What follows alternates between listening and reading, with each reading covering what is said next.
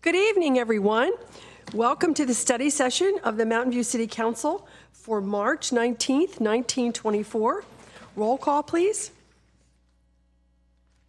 Councilmember Abe-Koga? Here. Councilmember Hicks? Here. Councilmember Ramirez? Here. Councilmember Ramos? Here. Vice Mayor Matichak? Here. Mayor Showalter? Here. You have a quorum with Councilmember Kamei absent. Thank you. All right. Well, item 3 is study session, and it's 3.1, the Displacement Response Strategy, Acquisition, Preservation of Community Ownership Action Plan, and Other Efforts.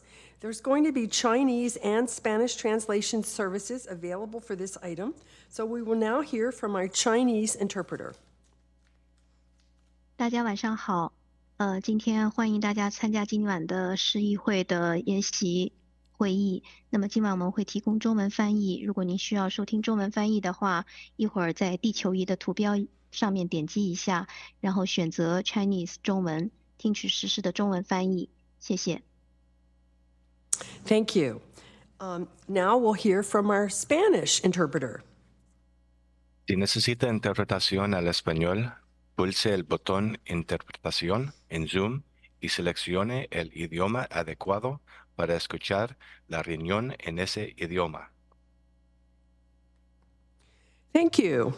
The purpose of this study session is to receive council feedback on the approach to advance the acquisition and preservation efforts, community ownership action plan, and other efforts to address tenant displacement. Housing Director Wayne Chen will present the item, and he's joined on the dais by by Community Development Director Dawn Cameron. Thank you. Good evening. Thank you, Mayor and Council. Again, Wayne Chen, your Housing Director. Thank you for this item, and also would like to thank the community and stakeholders who have been part of this process for the wide range of input and perspectives and your time and energy in your participation.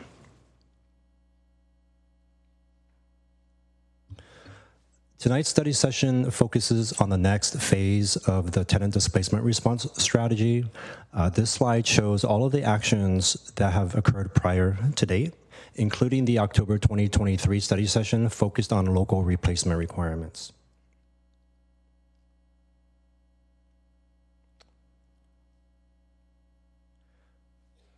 This next phase includes 3 focus areas that are listed in the city's housing element related to displacement response programs. They are reorganized in these 3 focus areas for ease of review. The first focus area is acquisition preservation, which includes unit and project goals as well as funding goals.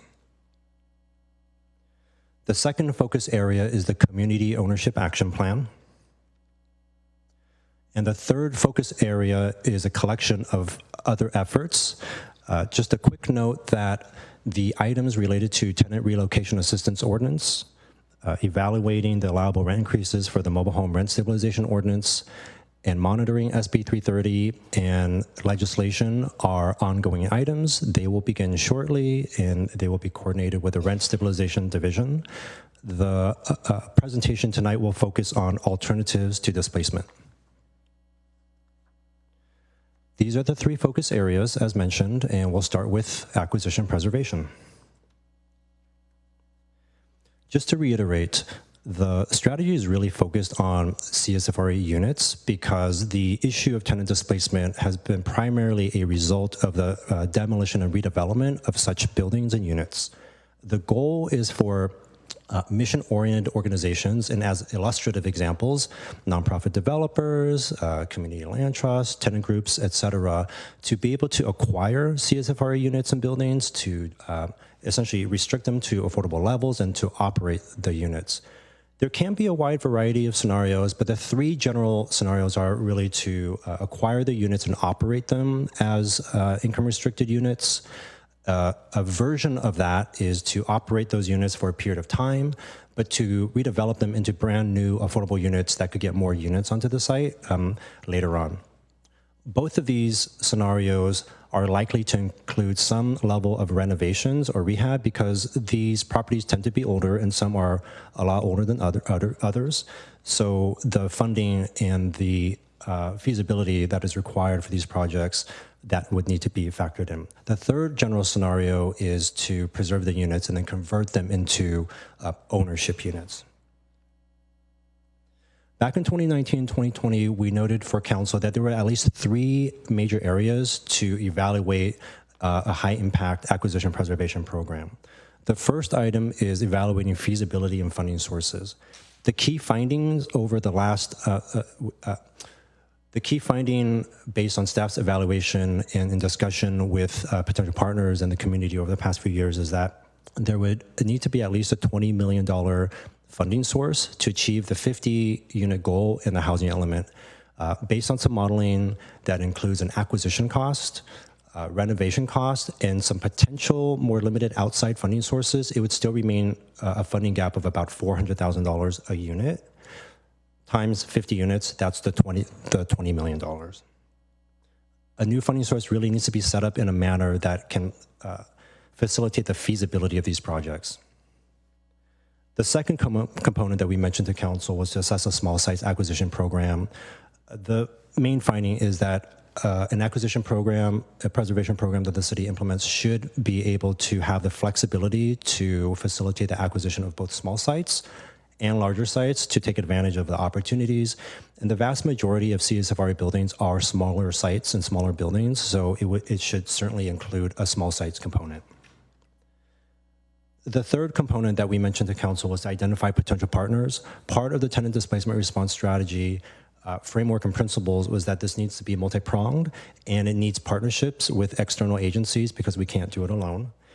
The findings that we have concluded over the past few years and certainly in recent work is that there's consensus that there needs to be building up of the infrastructure and the organizations and the capacities that are capable to actually conduct this work in Mountain View. There are emerging organizations around the region, in the state, in the South Bay, and in Mountain View specifically. There is a lack of that capacity currently, but we know folks are looking at creating that capacity. And there is an interest and willingness among external partners to evaluate and explore funding partnerships, but there has been pretty clear indication that it requires a policy and funding commitment from the city. Council has exhibited this policy commitment with this strategy, and the next step is the funding commitment. Staff's recommendation as a result is that the city contribute or set aside up to $4 million in city funds to catalyze external partnerships for at least $16 million of external funding for a total pool of $20 million minimum to hit that threshold for 50 units. The idea is to have this funding pool created by June of 2025, which would align with the Community Ownership Action Plan. The conditions, again, would be, at least to start, it needs to be funding that allows projects to be viable. And one of the components is that it's either low or no cost. It could be loans or grants, and that the funding stays in the project for the long term, because we have assessed that that is one of the barriers where an organization needs to go out and find another source just a few years afterwards to replace the funds. Some additional considerations: there would need to be appropriate requirements and guardrails to access the funds. This is quite complicated activities to both acquire the sites, to be able to do the renovations. Potentially, if there's temporary tenant relocation, there needs to be some expertise around that. And then there's the long-term operations of the buildings and the units as well. Staff does recommend that a third-party administrator be used to hold the pool. And to the extent that there is a very high priority for community ownership models, that this funding be made available only when the action plan is created. The funding could be made available sooner if there is more established models that are more familiar to us that we can fund and evaluate, and that there are entities that can undertake the work. So the first question is if council supports the $4 million in city funds to catalyze outside funding for a total of $20 million minimum. The second focus area is the Community Ownership Action Plan.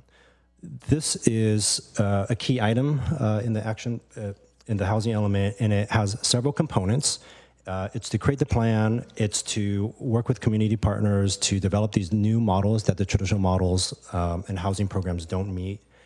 It would require identifying not only the city's responsibilities and roles, but also external organizations. There needs to be a schedule that would allow acquisition to occur, and it's to be created again by June 30th of 2025. In staff's initial assessment, this would be a unique, comprehensive, customized plan for Mountain View. Part of the scope of work would include a best practices research and looking at what else may be done to build into the model, but just based on an initial scan, there does not appear to be something quite like this elsewhere. There would be a stakeholder engagement component to develop what would be the models, to define terms, identify goals and funding, identify the capacities and the infrastructure that are needed to actually undertake this work. Just a quick note on the stakeholder engagement. The focus of this would be to really focus on the details of the action plan itself. There has been community input and a process for developing the overall framework of the displacement response, but that's much broader and not focused on the details of the action plan. So this would include tenant groups, but also property owners, folks with expertise in doing financial analysis and looking at other models, other sort of community-oriented organizations as well. So it would be a wide range of folks with expertise that can help us build a plan that's tailored for Mountain View. Staff is recommending that the Opportunity to Purchase Act item, which is also an item in the housing element, be incorporated into this process rather than be a standalone item. Very briefly, what is Opportunity to Purchase Act? There are a lot of details that can go into it, but at its core, there's two components. One is a noticing requirement for property owners to notify qualified groups that they intend to sell their properties. Number two is for the groups to be able to have the first right to make an offer on the site.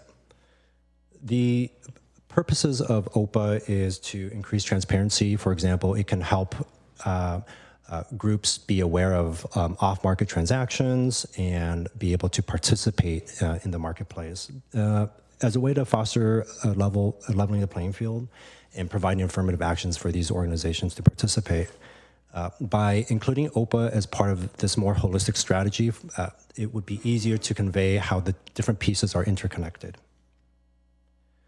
The recommendation is for a consultant-led process to create this community ownership action plan because there are a wide range of components, which includes outreach, but also more technical aspects, and it would be, again, a unique plan. Staff has made a funding request, a budget request, using housing funds to be able to support this work, and if approved, we would begin immediately in the new fiscal year. And again, there's a June of 2025 completion date. Some considerations here is that the action plan, again, be completed before funding any projects related to community ownership models. Staff certainly understands and intends to work with a sense of urgency to develop the plan, but it should not be in haste. There is a significant amount of learning that is still going to be involved in part of the process, and we would want to understand a variety of perspectives, needs, approaches, and constraints. And the city would need to understand what actual models the city funds would go towards supporting, and that is not going to be known until the plan is developed. SB 330 has in part slowed down some demolition projects that helps create a little bit of space to create the plan. So the second question is, does council support this recommendation, or is there any input on the scope? The third focus area is other efforts. Again, we will focus just on alternatives to displacement. The recommendation is to focus on true first right of return options, meaning how do we make first right of return policies real? How can we help tenants who have the ability to exercise first right of return to actually get back into the new units in a redevelopment situation? The second piece is alternative units for displaced residents. 4 years ago, we noted that we would like to have conversations with existing landlords to set aside units. We would like to resume that conversation, but we think it would be beneficial to broaden the range of options which includes other types of partnerships and potentially another interim housing project. The final one is displaced resident preferences as part of alternatives to displacement. Recently, Senate Bill 649 was passed, which allows cities to implement a local ordinance for preferences. That can include the city's existing live-work policy, make it an ordinance, and then also include a preference for displaced tenants. So we would need to evaluate what that would entail, what kind of housing models would be able to be covered under that. So question 3 for council is if you support staff's recommendations under this alternatives to displacement item, or does council have other direction? This is a summary of the council questions, and here's a summary of the items with the timelines involved. That concludes staff's presentation, and happy to answer any questions. Thank you.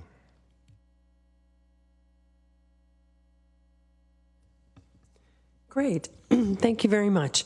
So, because it's a study session, we start with public input. And any member of the public joining us virtually or in person who would like to provide comment on this item is welcome to come forward. If you would like to provide comment and you're on Zoom, click the raise hand button, or submit, if you're here in person, submit a blue speaker card to the city clerk. We will take the in-person speakers first. And for the study session item, everyone will have 3 minutes. For other items later on, we will set another time limit. So, I see Cliff Chambers and Aiden Miller are first on my list, so welcome, Cliff. Thank you. My name is Cliff Chambers, a resident of Mountain View, and I'm representing the Mountain View Coalition for Sustainable Planning. Thanks, Wayne. This was an excellent staff report, and MSCSP really fully endorses your main goal of having nonprofits, community land trusts, tenant-based groups to acquire the CFSR units and convert them into affordable and preserving them for the long term. It's something we really support. We really support the main recommendation of providing the $4 million of catalyst funding.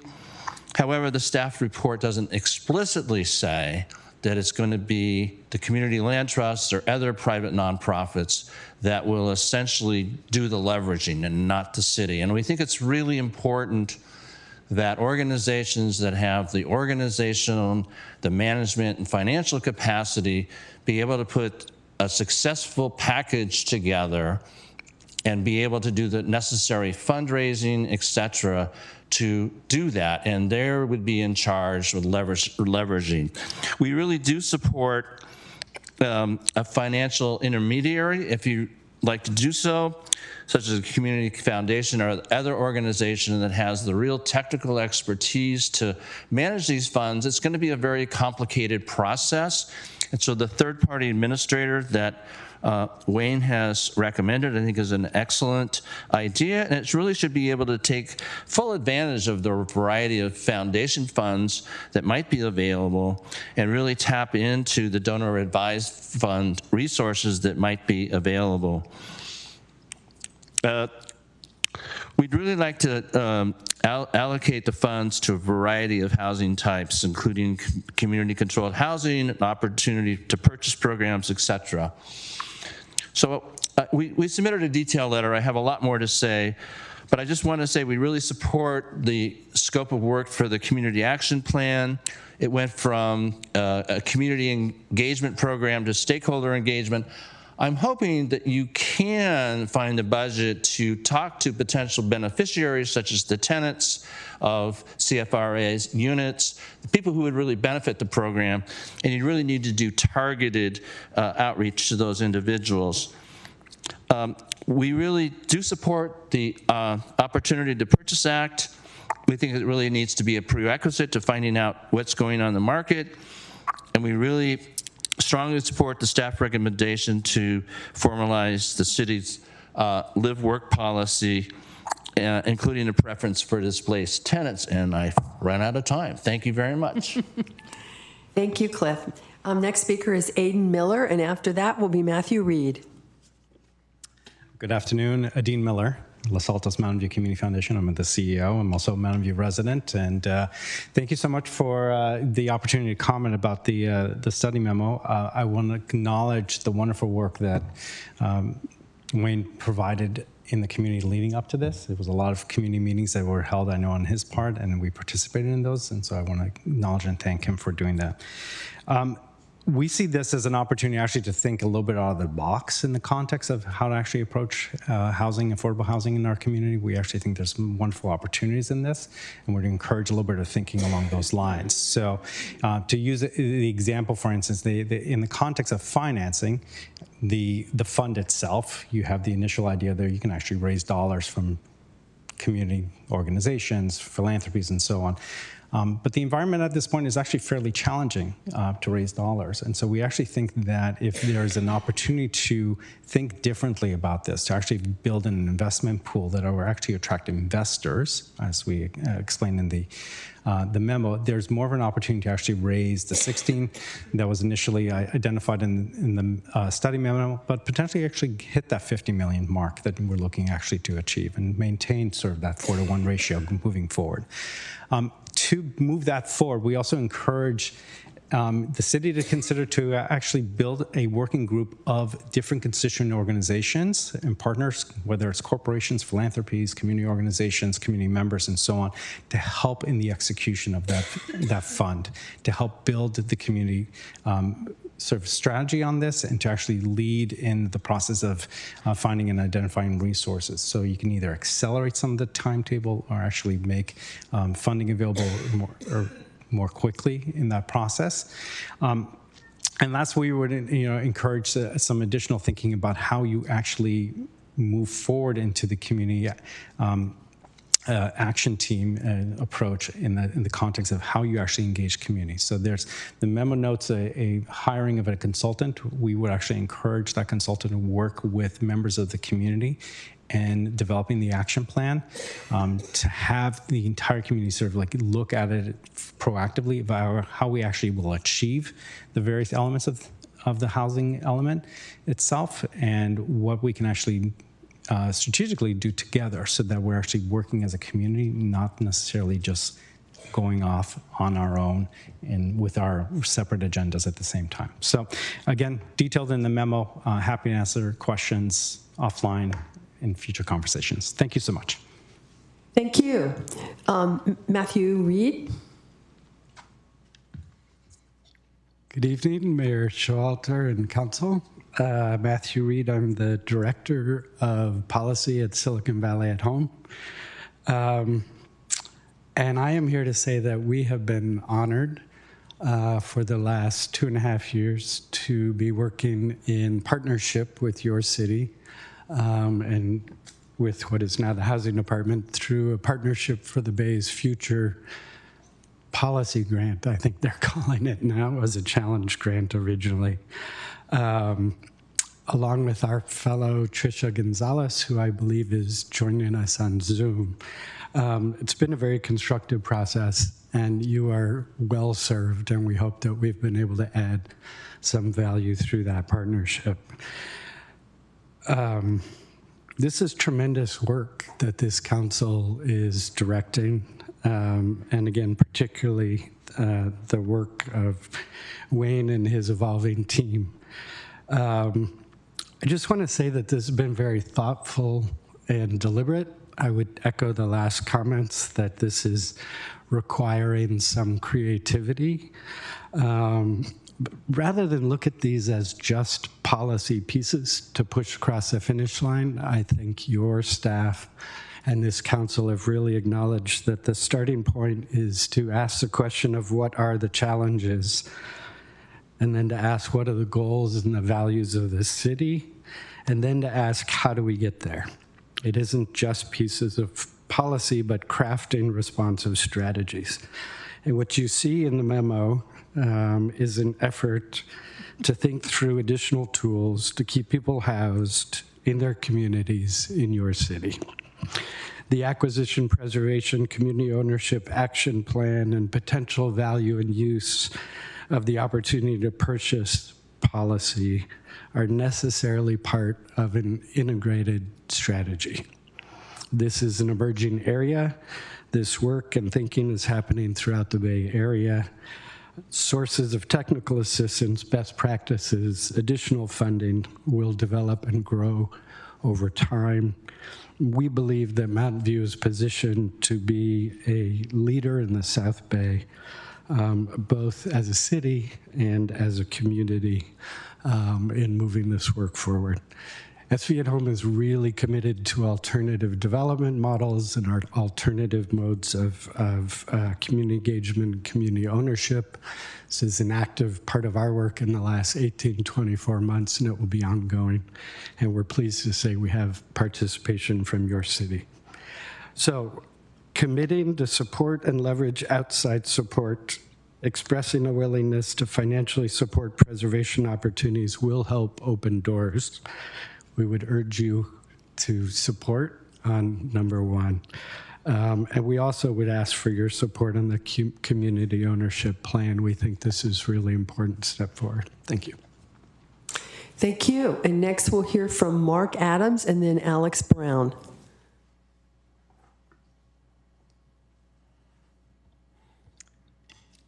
Good evening. My name is Mark Adams, and I am a resident of Mountain View and a member of the Mountain View Tenants Coalition. I came to Mountain View relatively recently, 2.5 years ago, for a job in a local nonprofit.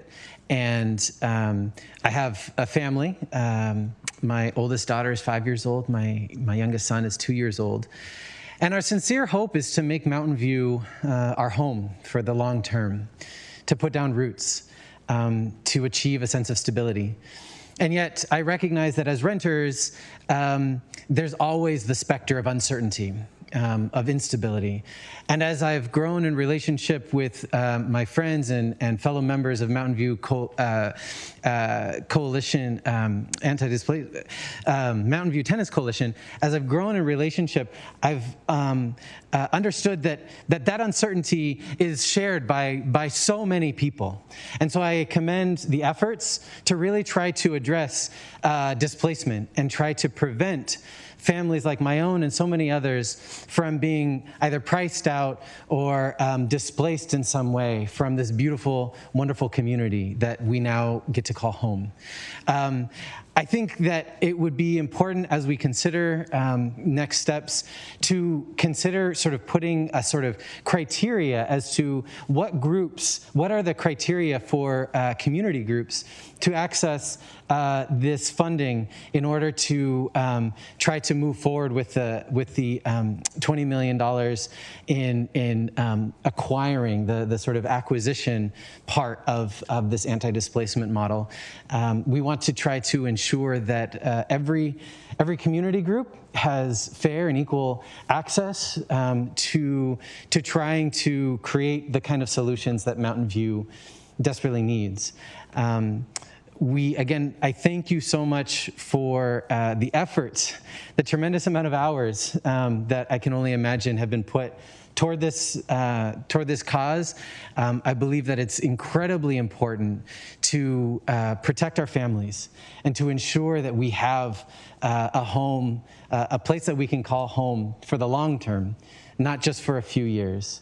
Again, I commend the efforts, and my hope is that we ensure that whatever process is developed is a fair process that ensures adequate input from all parties. Thank you. Thank you. Next is Alex Brown and then Anthony Chang. Hi, friends. Mobile home resident, you guys know. Wanted to thank you for what you've done so far to help the mobile home community and keep people in their homes. I think this is a very important next step because park sales and closure can be really disruptive to a lot of families. If you think that's hundreds of people who would just be forced to try to find a place to live when we already know that there isn't one.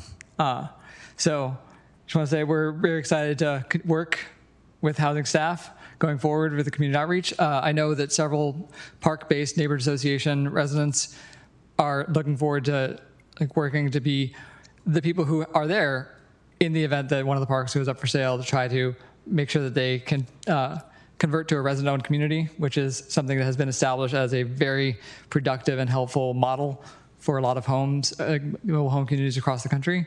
If you haven't seen it, A Decent Home, check it out. I'm biased because I'm in it for like 3 seconds.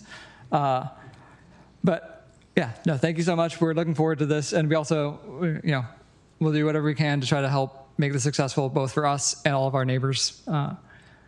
So thanks. Thank you. And next is Anthony Chang. Hi, Mayor Showalter, council members, housing staff. First, I just want to say thank you so much for all of the work of the city over the last few years to try to respond to our housing crisis, and especially work on displacement in our community through all of the different tools available to the city, including the production of new affordable housing, implementation of the CSFRA, work of the Rent Stabilization Division of the Housing Department, and more, and including kind of this work on the displacement response strategy. And just really want to also echo just to underline kind of like the work that the city has done to listen to working class folks from communities of color, immigrant communities, front lines, folks that are on the front lines of risking of being displaced in our community. Oh, I forgot to say my name, Anthony Chang. I'm here as a volunteer with the Mountain View Solidarity Fund / Mountain View Community Land Trust. And I think the comment that we want to make in addition to the letter that was sent in to City Council was that in addition to it being like directionally very positive in terms of addressing displacement in our community, that there are ways in which the work of the city to support really the community-led efforts to be able to have community ownership of housing and to prevent their own displacement and have that self-determination. There's ways that this can be implemented that makes it harder for communities, for working class communities to be able to actually do this work, and ways to make it easier. And I think that's the spirit of all of the recommendations that we made, is really about how to make it easier for working class grassroots community groups to be able to access the resources that the city might be able to make available. So it's great to like the staff recommendation on allocating $4 million for acquisition and preservation. I think among the things that we would hope that you all will discuss and consider is that specifically the acquisition and preservation money, having it go towards community ownership of housing, whether that be community land trusts, mobile home park residents looking to buy mobile home parks, tenants organizing to buy buildings, building upon what Alex from the Mobile Home Alliance and Mark from the Tenants Coalition said. There are groups that are on the front lines of displacement and working towards how to build their own vehicles and containers to be able to tackle that. And the city can play a very important catalytic role in doing that. And at the same time, like, we just can't like lean on like the existing like NOFAs of other cities. Like we understand that there's risks or that there's a creativity that needs to be taken, and listening to community groups and asking what they actually need to make these processes simple and accessible enough is really important to making sure that these community projects can happen. Thank you. Thank you. And I think that's all the in-person speakers. Is there anyone else in the chambers who would like to speak on this? Okay, not seeing anybody. We'll go to the Zoom speakers. I am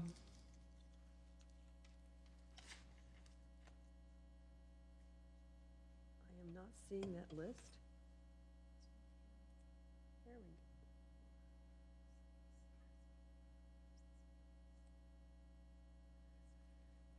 Clark, can you help with this, please? Could you call on the first speaker? Philip Cosby.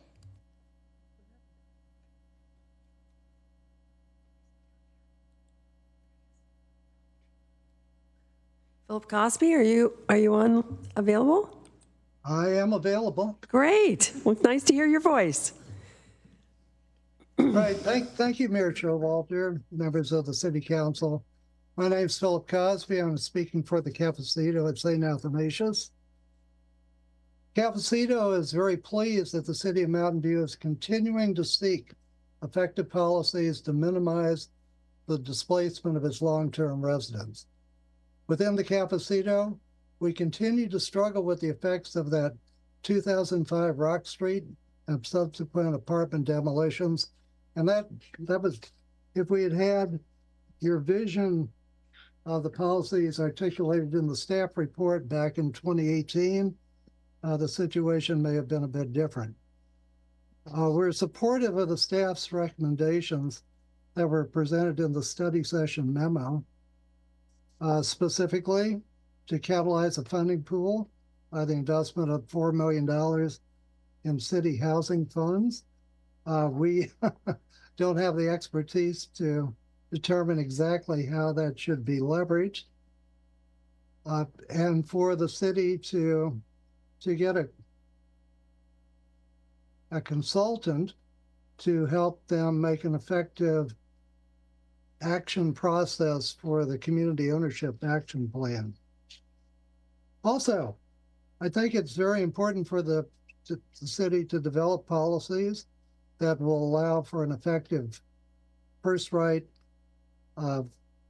options for tenants to be able to return to their upgraded apartments, and to evaluate options that would provide down payment or closing cost assistance to displaced tenants returning to ownership apartments. It would have been great back in 2018 if we had had displaced resident preferences for affordable housing, but alas, we did not. So it would be good for the city to develop a policy based on SB 649 and to continue developing partnerships with developers and with a broader range of options for where a displaced tenant family would be, during the period that their apartment was being renovated. So thank you for your good work, and we look forward to some progress over the next few years. Madam Mayor. Thank you. Okay, the next speaker will be B. Hansen.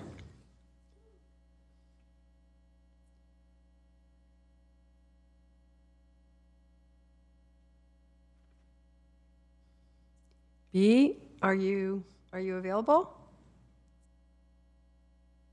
Yes. Great. Hello, Council.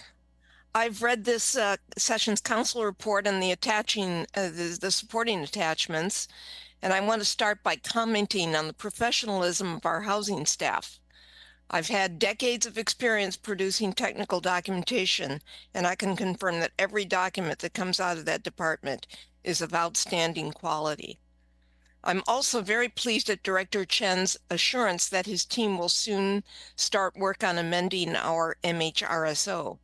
But tonight, I'm especially grateful for the inclusion of mobile homes in the OPA objective in the Housing Element Program 3.2. Of our 6 mobile home parks, 3 have residents who have already expressed interest in buying their parks. We know that such a project in any of our parks would be a years-long process, but there are already 183 resident-owned mobile home parks in California, so we know it can be done. We spent years getting mobile home rent stabilization in Mountain View, and we expect to spend years on preventing displacement of our residents by learning how to acquire the land under our supposedly mobile homes. Tonight, we're not asking for help. We're just here to listen and learn. Thank you all for your continuing support. Yield my time. Thank you, B. And the next speaker is Tim McKenzie. Hi, all. I'm Tim McKenzie, he, him pronouns. I've been in Mountain View for almost a decade now.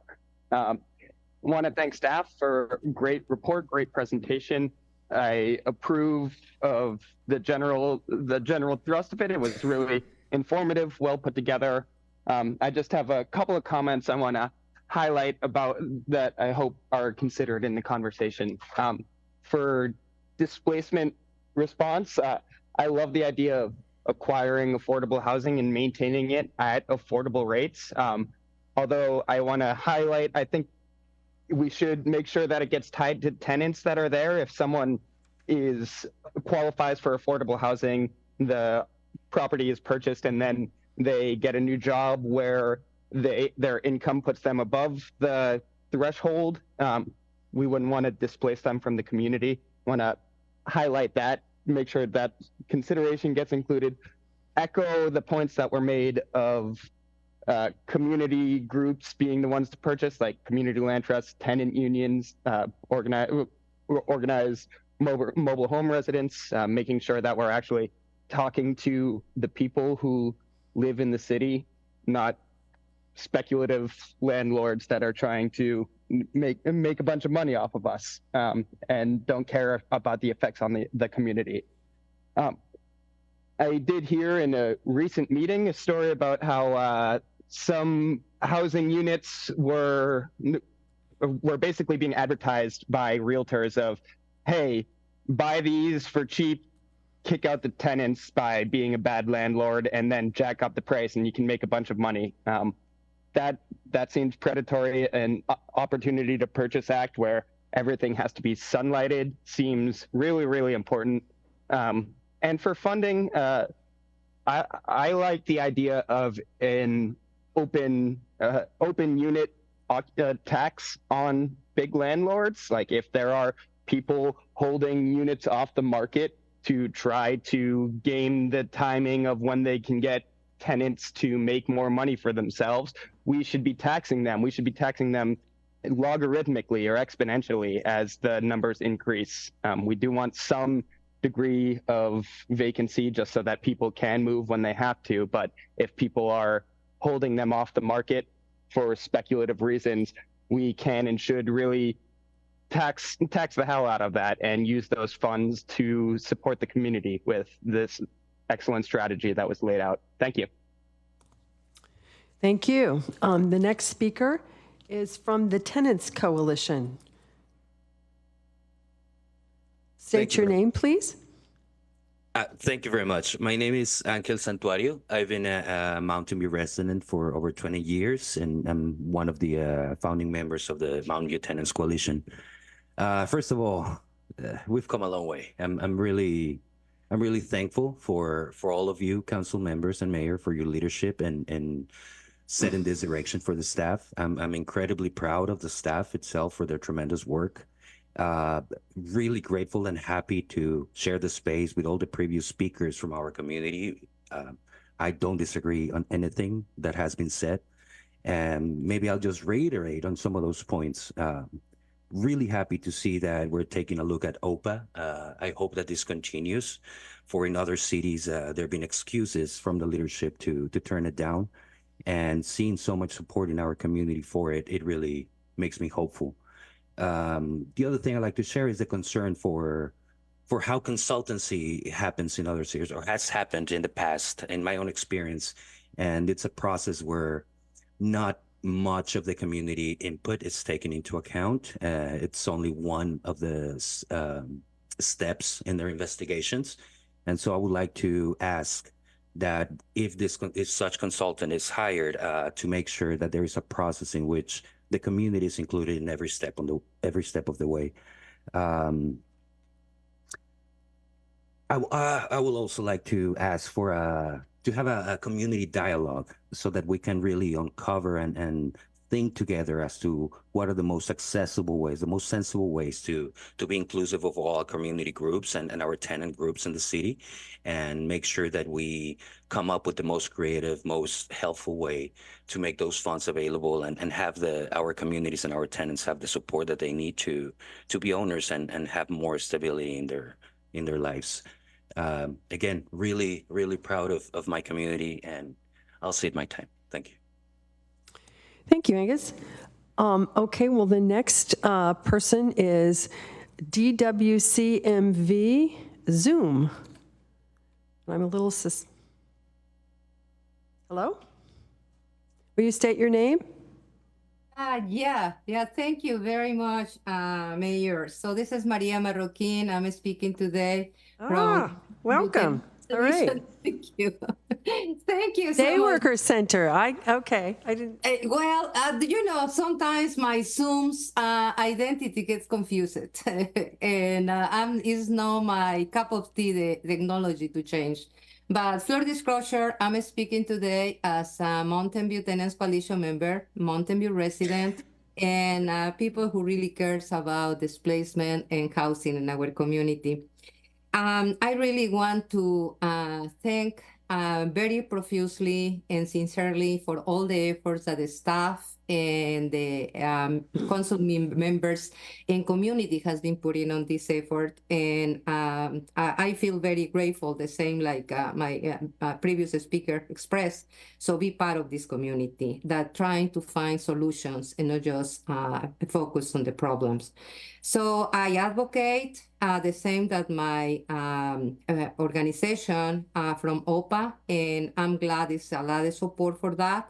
I echo almost every single word that has been pronounced today, but specifically, I want to echo the Dean Miller for the Los Altos Mountain View Community Foundation, Matthew Reed, of course, Mark Adams, of course, Angel Santuario, and Tim McKenzie, because their ideas are really great. And I believe is what we need just to get above all this sad situation that doesn't look so promising if we are not able to get together and collaborate. So we submit our letter just expressing our points of view, and we are cognizant that this is just the beginning to long way conversation.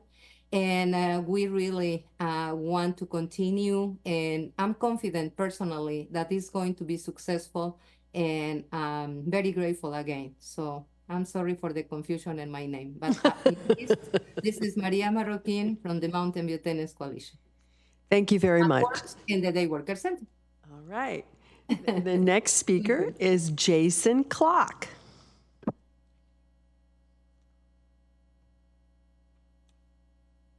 Hello, can you hear me? Yes. Go ahead. Sorry. Hi, yes, my name is Jason Klock. Thank you very much, Madam Mayor and council members, for the opportunity today to speak to you. I'm a resident at Sunset Estates Mobile Home Park, which is a 55+ age community. I appreciate the study very much, and I'm glad that mobile home parks are included. The first right of purchase would help our senior homeowners feel more secure, knowing that if their park were for sale, they could buy the land they rent to end the unnecessary annual rent increases, especially for those that have fixed incomes. Thank you so much. Thank you. Okay, well, I think that brings us to the end of our speakers. So we'll close the public comment part of this item and bring it back to the council. So we start, next would be with the council having an opportunity to ask questions and then discuss and provide feedback on the questions that have been put before us. So I see Councilmember Hicks has her name up first, so go ahead. Yes, thank you. And before my question, I just want to thank staff for all the work on this. I'm usually not a thank you person, but there was a lot of work that went into this, so I'll thank you this time. For those who don't know all the ins and outs on how council works, we do have an opportunity to ask questions in a written form before tonight, and I did ask most of my questions at that point. But I do have one kind of out-of-the-box question, and that's our Mariposa housing, which I believe, you can correct me if I don't remember right, it's maybe naturally affordable housing and was owned by Prometheus, and Alta Housing has taken it over. Would that be a property that might in the future be in any way appropriate for community-controlled housing You don't have to know the answer because it's somewhat it's outside of the realm of the 3 questions you're asking us. Thank you for the question. I think that project is illustrative of the type of projects that could be controlled by a land trust or a similar community-oriented organization.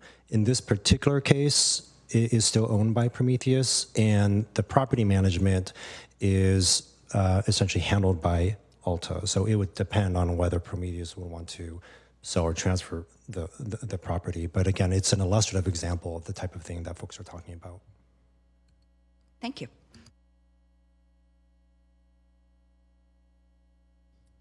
Any other questions? Just, can you remind me, how many units is Mariposa? There are 50 units. It was 48 CSFR units originally that then was, they already owned it, so they simply preserved it and deed restricted it. Prometheus implemented a temporary relocation process to do the renovations and then added 2 units on site, converting a space. And that was in part to satisfy the units that would have been created at the Tillery project. So for a total of then 50 units. Okay, thank you again. Councilmember Abe Koga. Thank you, and thank you to staff for this comprehensive report. I asked a couple of questions. Wanted to get a further clarification. So one of my questions had to do with mainly the funding gap of the existing pipeline affordable housing projects. It's about $50 million being reevaluated. So then the $5 million, or was it 5.9 that we received in grants, would that be, was the plan to apply that to the $15 million gap originally? This really would be a policy decision for council to make, which priority that it would wish to use the funds for. A couple of things did come together advantageously for staff to identify this as an opportunity and then provide a recommendation for council. Number one is the fact that we were able to successfully apply for $5.3 million in state funding, which allowed us to recommend reducing the amount of city funding for 3 projects. And then separately, and much more recently, hearing about and identifying the opportunity to potentially catalyze outside funding if there were an initial city amount to catalyze. And then there are also the target dates in the housing element that are more specified, while the future land dedication sites that are in the city's pipeline, there is more flexibility to implement those future sites. So based on that, that really informs staff's recommendation. It is ultimately a policy decision. It could be put towards the future pipeline. There are other items that we've identified in terms of finding additional funding sources as well. Ultimately, it would be up to the council. Thank you. So in regards to the funding pool, I understand the $4 million and then the $16 million. I guess my question is, what sources of funding are we looking at for that $16 million? I've heard state, federal, frankly, some of these foundations, but in my time, I've done this for many years now, there hasn't been much that's capitalized, and especially in the private sector. For planning purposes, yes, I know that we've received, but I'm still waiting for the funding to actually build units. It hasn't shown up, at least in what I've seen. So what are we looking at to get that extra $16 million? Thank you. So staff recommends being flexible about the types of funding sources, but with a priority to focus on funding sources that the city may have less control over. So for example, state grants are things that we can apply for. So we would sort of set that in a separate category. The types of funding that we have been thinking about in terms of funding partnerships would be potentially with philanthropy or tech funds or employers, or potentially with other public sector partners, although we have had success in that, for example, the Measure A MOU. So the idea is really to catalyze new sources of funding that may not have existed before, and then to structure it in a way to create a funding pool with characteristics that will allow the ability to unlock more acquisition preservation opportunities. I think with Council's leadership in setting this as a priority item has allowed us to lay an initial foundation with community members, with potential partners, and having this conversation and creating the space for this. And one example is with Dean Miller's comments in terms of how the funding pool could move forward with a group of mission-aligned organizations to help unlock these new sources of funding, such as philanthropy. So those are really the top areas that staff have been thinking about. And we would separately still continue to apply for state grants and federal grants as well to supplement the 20 million pool, because there will still be other funding needs that need to be pulled together. Do you see much in terms of state and federal funding in light of like the state's deficit? I know there's a housing bond measure being proposed. The federal government, unfortunately, come November, we don't know what will happen. So what's the outlook on all that? I would say that we are in a very dynamic environment where there is some uncertainty. There are funding sources that we have already applied for. Just to give an example of more near-term items that we are tracking, including the state's pro-housing incentive program, a separate HUD, also called pro-housing program of up to $5 million, and then continuing to work with our elected officials, both at the state and federal levels, for annual funding requests. And that has been pretty successful over the last 3 or 4 years. So we would continue to engage in that. And then separately, we understand Council has an interest to continue to engage legislatively at the state level. And so we would look to continue that effort in terms of how we could support or help advance state funding as well. So I think there are a variety of pieces that we are looking at. We are trying to be scrappy. We're seeking to be opportunistic of the funds that are available and being able to chip away at it. We think we've already made a meaningful dent. There is still more to be done, but we would envision continuing that strategy.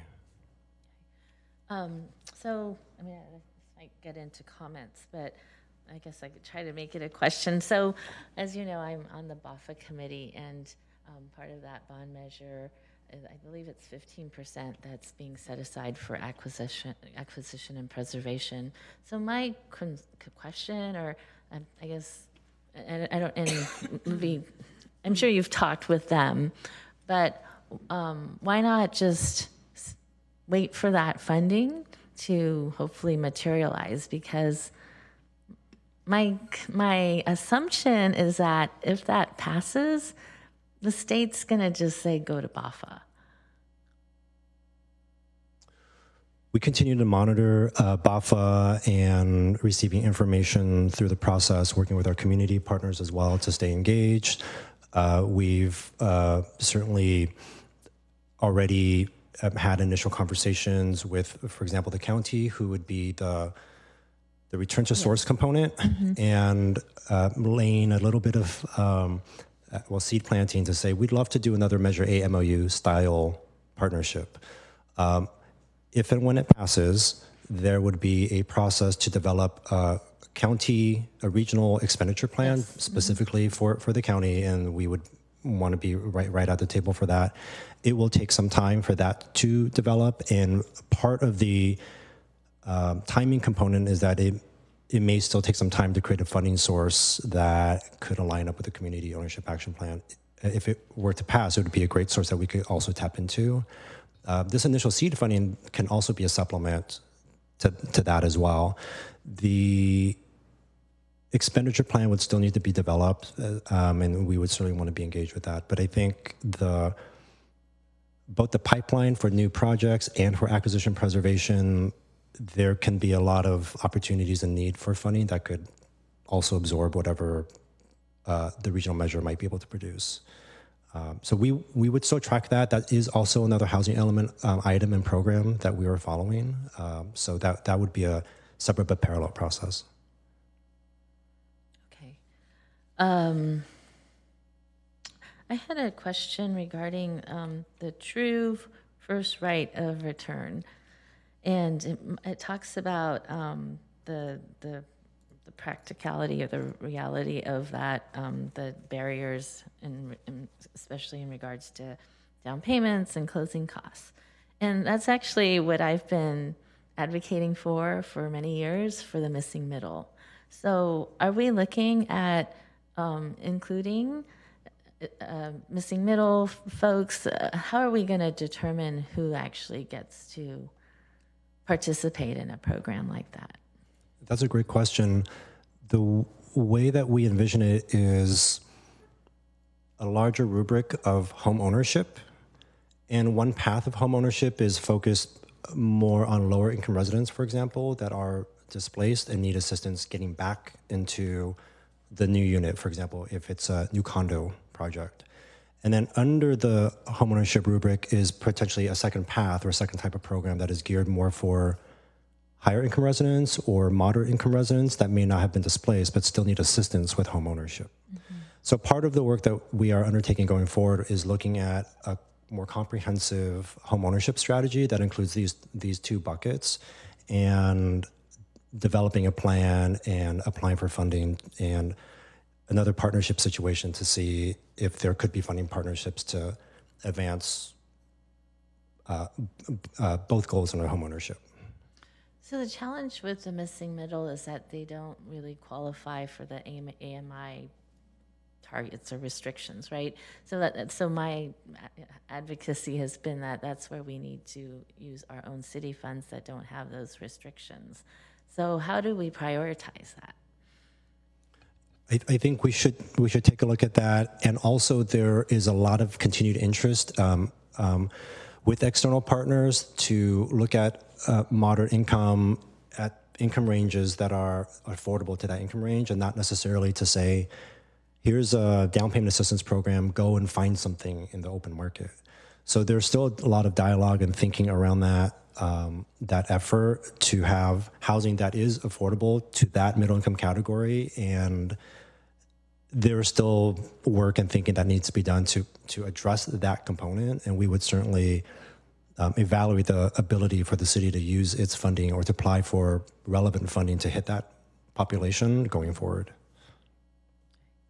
And then finally, in your conversations with HCD, perhaps, and have you been able to get a sense? Are there other cities looking at doing the similar types of initiatives, or are we the only ones really doing this? With regarding displacement response? In the action plan that we're looking at creating. We believe that there are communities around the region, excuse me, and in the state that are looking at pieces that relate to this. And there have been a lot of studies and resource manuals created, for example, by other community land trusts, sort of more established land trusts that have provide educational materials and resources. There is an effort, for example, to have community land trusts be supported and growing the capacity elsewhere. And I have seen various examples of cities and cities partnering on different innovative models to promote tenant stability. So our assessment is that there are cities around the region and the state who are looking to work on similar things. The action plan itself as a product may be unique. We'll know more once we potentially have a consultant on board to help us do best practices research. Okay. Thank you. Okay. That brings us back to Councilmember Hicks with another question. Yeah, I like Councilmember Abekoga's line of questioning and triggered another one for me. So it sounds like the Bay to me, the Bay Area Housing Finance Authority, that bond that'll be on the ballot this November, that's going to make a big difference for all this, whether it passes or not. You can tell me I'm wrong if I am. But, and November is not that far from now, like we'd still be working on, I assume, on the plan. So in terms of deciding, you know, you said it's council's responsibility to decide to allocate what amounts of money go to, you know, which things, whether it's different parts of our housing element or the community-controlled housing. It seems to me that in November, we get a great deal of input on that, you know, how we think about that. If it passes, you know, there may be ample money to allocate to both, and if not, we kind of have to recalculate, is what I'm thinking after hearing that line of questioning. But if I'm thinking wrong, or if you have detail to add, please tell me. I think folks are hopeful, but also monitoring the polling for BAFA, and I understand there's different amounts that are being polled, whether it's $10 billion or $20 billion, and that's being closely monitored. Just to answer the first part of your question, assuming a $10 billion measure, if it were to pass, what that would mean that there would be $1.2 billion returned to source to Santa Clara County. Then the county would be required to create an expenditure plan, and that's where cities will come in and engage. We have heard already that the county is interested in building off of the Measure A MOU model, which we had certainly helped to work closely with them in partnership to develop that kind of model. And if that were the model that the county is looking to do, we would be looking at engaging in that, determining what's the opportunity for a dollar amount that could be programmatically allocated to the city, both for our pipeline and for acquisition preservation. So I think monitoring the polling and staying informed about how that's going is certainly going to be important. This is one option for the city and the city council to determine if we could strategically deploy our funds that may not depend on BAFA passing. And then to the extent that the tenant displacement response strategy is successful, and council is interested in looking at expanding what is in the housing element for more preservation opportunities, then there would be more resources that would be needed to accomplish that if the 400,000 per door holds and perhaps it increases. So if doing some rough calculations, one can get a sense of how much money would be needed if there were more units in addition to the 50 units. Thank you. I also have a question, and that's that, well, even if BAFA does pass, which I sincerely hope that it does, that still doesn't mean that, I mean, that still means we would have to make sure that the governance and financial savvy and expertise to do these projects was still in place in the organizations that we're going to give, that we were going to give the money to. So that's really something that if we go forward with this now, we're essentially helping our community get a little bit of a leg ahead. That's a good point, and part of the assessment too is whether the funding that the BAFA funds could fund would also align with community ownership models. I think that would just be a question. A funding pool that could be created here could be tailored for that. And if the BAFA measure were to pass, then we would include that into the conversation, but it's not clear what the community ownership models would be and how that would fit into the eligible uses under BAFA. And maybe it would, we would just need to do the analysis. Great. All right. Well, I think that brings us to the end of the questions, the council questions. And now we have 3 questions from staff that we all need to respond to. And so I see Councilmember Ramos. Thank you, Mayor. Okay, so we're going to start with the council question number 1. I do support committing up to $4 million in city housing funds to leverage for the $16 million to make a total of $20 million.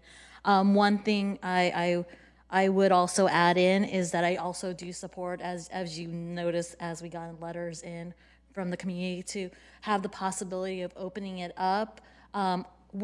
What I would really like to see is maybe some, as we're looking at a community ownership model, we are going to be working with, I don't want to say it's less sophisticated than like these larger nonprofit developers, but they're going to be more of your average person. And so as we're looking at streamlining how to use these funds for people, like we need to know like what is the barrier for the average person to understand how to access these funds. I think that's one thing we want to look through.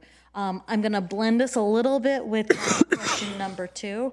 So as I mentioned with number 1, that I wouldn't mind people having access to it before it turns into the beautiful $20 million pot.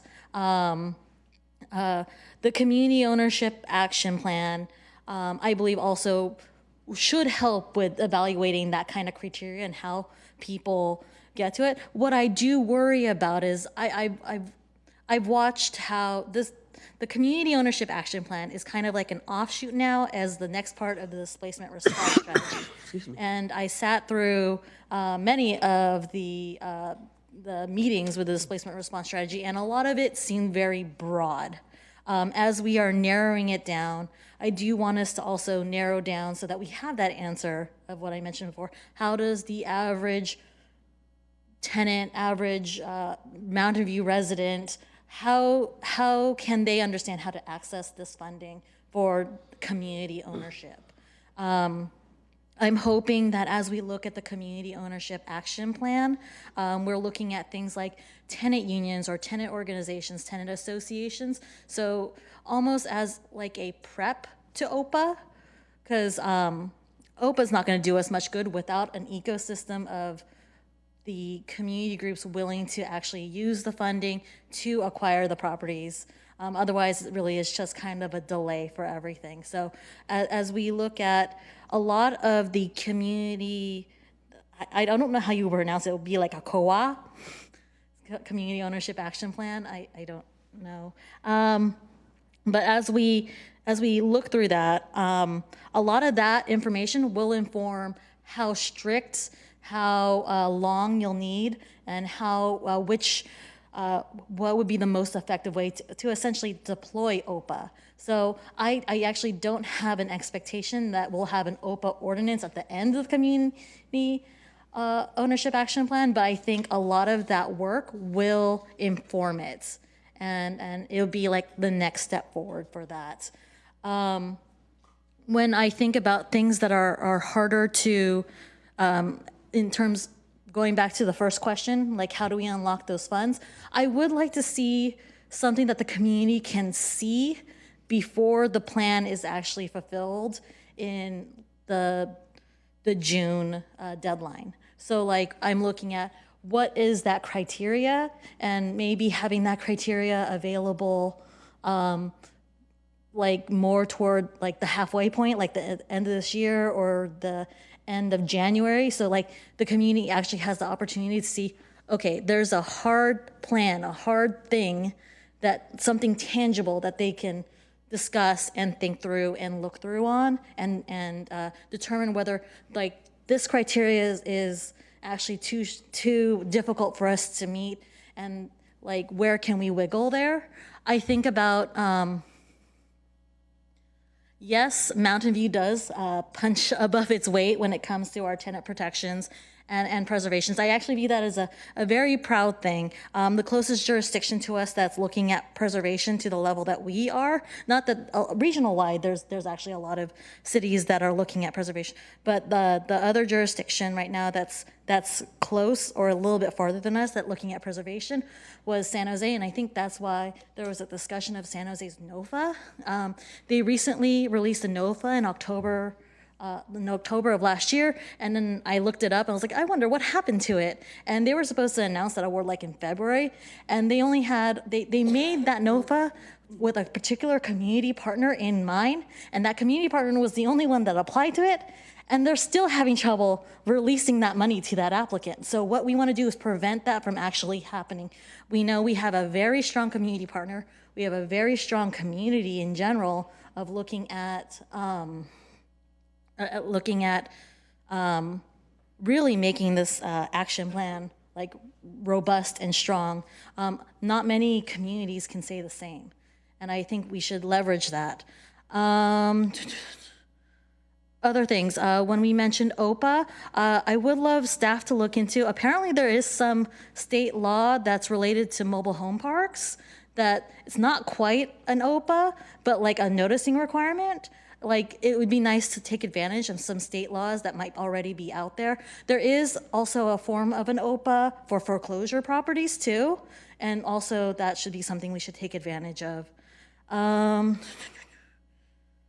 As we go. All right, and then the last one, in question number 3, I support pretty much all of staff's recommendations on alternative to displacements. I'm excited to get a lot of our housing element items through. I think it will really benefit the whole city as we move forward.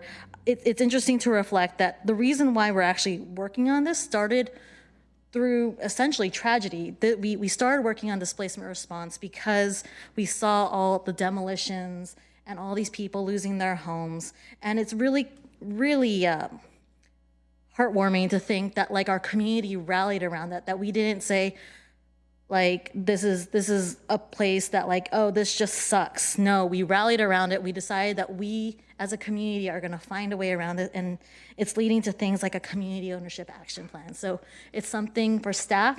I think it would be, you should be very proud of your work. Our community should be very proud of our activism, and our council should be very proud of the leadership, not just the current council, but the councils even before that, leading to that. So thank you so much, and onward. All right, next speaker is Councilmember Hicks. So I want to thank staff and everyone as well. You know, I don't know if it's possible, is it possible to put the questions that we're answering up on the screen so that members of the public can follow them more easily? So I guess I'll just start off with full disclosure. I worked for a community land trust for 10 years prior to moving to Mountain View. It was a land trust, and still is, a land trust in Alameda County called the Northern California Land Trust. It did community land trusts and other community controlled housing, and I encourage everybody to Google it. If you Google NCLT, you'll find an Indian organization that has nothing to do with land trusts. So Google NCLT land trust and you'll get it. But it will show you a good idea of what land trusts can accomplish. They've been around for 50 years. So, you know, they have a lot of staying power. You can look at the page, their staff and expertise, and get a good idea of where we may be headed with this. So that said, I'm a strong supporter of community-controlled housing as part of our displacement strategy. And also, you know, I've seen over the years what they can do for racial justice, community empowerment, building generational wealth for families, communities, and cities. We were mostly funded by the city of Berkeley and worked a lot with the UC Berkeley Planning Department. And when I talked to folks there, they wish they supported us more sooner. And I believe that Mountain View has actually even a stronger and more organized community than the cities of Berkeley and Oakland did at the time that I worked with them. So I think we can do it. So, as for answering the 3 questions, I basically agree with second everything that Councilmember Ramos said. So for question number 1, yes, I do support that funding. I think we may not need to wait to attract the full 20 million before we give some funds out, so I'm open to that possibility. Perhaps we could first give a smaller amount out as a pilot project, but you know, it also depends on how we're doing in terms of attracting the funding. I strongly support developing something like the San Francisco Accelerator Fund, and was also, you know, some kind of public-private partnership for attracting funds, and was also impressed with the comments by Mr. Miller from the Los Altos Mountain View Community Foundation regarding a working group to locate resources. Second question, do I support staff's recommended community ownership action plan? I do, yes. The staff report says the community ownership action plan will be completed by June of 25. I don't know whether a process for a pilot could be completed before that. I actually don't. I want to be respectful of staff's time, so I'm just throwing that out there. I know you have a lot of other things to do. I also think we've already done a good deal of outreach. So, Mr. Chen, I was happy to hear you say that the consultant would kind of be jumping off of that, not repeating that work, but jumping off of it to hone what we need to do, kind of the guidelines for getting money for community-controlled housing. I also believe that the Community Ownership Action Plan needs to spell out the infrastructure needed to receive funds, such as being a nonprofit, having housing accounting skills and project development expertise on hand. That was actually super important for the viability of the organization that I worked with. So that's something I'm going to be looking for. And so and then I would also look through the lens of making just kind of doubling down on what Councilmember Ramos said, the lens of making it easy to apply while at the same time assuring that there's the proper infrastructure to run well. I think you're kind of balancing those two goals. And question number 3, do we support staff's recommendation related to alternatives to displacement? I do, and I'm particularly under that question, that part of the staff report, I'm particularly interested in the discussion around SB 649, which will allow us to develop a local preference policy that also respects fair housing law. That just seems, that discussion seems to me really important for Mountain View. And I'm also wondering whether the consultant can play any part in that, in helping us out with that discussion. I don't know whether it's better for staff or the consultant to handle that. So those are my, I think those are all my answers and comments. Thank you. Great. It looks like Vice Mayor Matichak is next, and I know she is having some problems with my voice. Her voice. So we'll. Yeah. So apologies. I seem to have caught something, but I do feel much better than I sound. I appreciate how much information was in the staff report, as well as all the information that was in the council Q&A. I thought I would have more to say, but I felt like those both answered so many of my questions. So I am going to keep this fairly short for several reasons. Question 1, yes, I think this is a very reasonable plan. And I understand and appreciate that the city has to have some skin in the game. And so we do need to have some money that we put in to attract the rest of the money. And I wouldn't want to do anything that would limit the amount of money we could attract. So timing will be key. The second question, yes. And I do want to make sure that when we look at the Opportunity to Purchase Act, that we're taking a comprehensive look at this, both the pros and the cons, because while I get that there's a lot of pros, I've also heard that there are some cons. And so I want to look at it from all of the different players' perspectives to make sure we're striking a good balance with that. And third, yes. And I also appreciate SB 649. This is my 8th year on council, and I think we always talk about local preferences. And so it's nice that we can actually now move forward to a greater than extent than we could in the past. That's it. Thank you. Very good. Thank you, Vice Mayor. And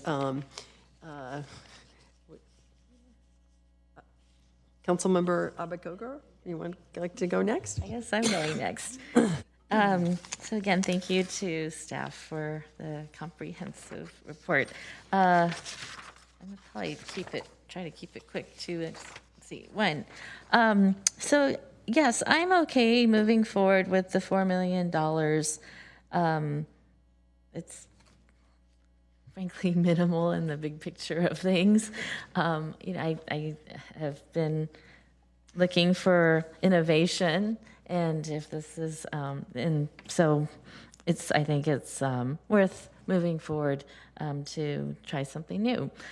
I will say, though, and I was looking at the timing of all of this. So number one, there's a question about whether BAFA includes preservation, acquisition, and even OPAs. It does. So the 15% of the funding is going to be set aside for acquisition preservation. So I was looking at the timing, and if the measure were to pass, we are looking at the first tranche of funding to come out in 2025 as well. So it seems to line up quite well with our timeline. So in light of that, you know, I think makes sense to move forward. Now looking at what the action plan is, if it is to help set us up to be able to, you know, get to be in a good position to get the funding from BAFA, I think that's fine. It's work that we would probably have to do anyway. So I'm fine moving forward with that. I know there's this question of, well, if there's, you know, should we release the $4 million earlier or not? I'm not wedded to holding on to it, but to be honest, in all practicality, I just don't see funding coming in before. I have a feeling, I get the sense, everybody's holding off until we figure out if BAFA passes or not, or even this housing bond, state bond measure, which, commentary, that's causing a issue because that might make it harder for BAFA to pass. But regardless, I think, November is when we'll know. That's really the earliest. And so we're looking at June 25, so 6 months difference. And it sounds like looking at the organizations, as mentioned, there's not a lot of organizations that do this already. And I think there's still some prep work that needs to be done with some of the organizations that are trying to, get up to speed to be ready to do it. So I think timing wise, it's fine to hold off till 25. So I guess I pretty much answered that. Yes. And then alternatives. So I agree with Councilmember Matichak about OPAs. I've heard pros and cons. I know San Jose debated it and it didn't go through, so I'm still questioning what happened there. But I definitely think we need to look at all approaches and make sure it is a balanced approach. The other one, again, as I mentioned earlier, I really am. I do expect us to look at that. That program for, the true first right of return, but to really include the missing middle piece to that. I guess I look at it as, the missing middle folks are probably more capable to get into an ownership product and with less resources. And, you know, for me, I've always wanted to try to get as many folks housed, as many folks, you know, into these programs as possible to maximize our dollars. And so that would be my preference, frankly, is to look at how to do this for the missing middle first. So that would be my commentary on that program. But to be honest, my biggest concern here is staff time. I think it said 1.5 FTE. And, you know, I appreciate the interest, and I don't know what, I thought I saw something about what we're required to do based on what we put in the housing element versus what we can explore. And that my concern is that how much staff time is this all going to take? You know, this is really great on one hand, but then on the other hand, I get, you know, we hear from staff, we're short-staffed, we have turnover, we have retention issues. There's a, you know, staff resource issue here. And so that's my real concern. We're going into, you know, a period, an economic period where we're not going to have big surpluses like we've had, and we just discussed the budget the other day. And having, you know, I know you all have heard this, but having been the person who was here during lean economic times, I really believe we need to be mindful of our resources. And so that's going to be my biggest concern here, is that I hope that this does not stretch out our staff. I do question, frankly, there are organizations like SV at Home, they're represented here. Some of this work, I think, what couldn't these organizations do? I believe BAFA staff is actually working on some of this too. And so I want to make sure that we communicate and we're not doing redundancy and we're not, you know, we're not overlapping, and we can supplement what's already being done, but I don't want us to duplicate efforts. So let's be very clear and mindful of that. Thank you. Thank you. And that leaves Councilmember Ramirez. I'm not in the queue, Mayor, but I'm happy to go next.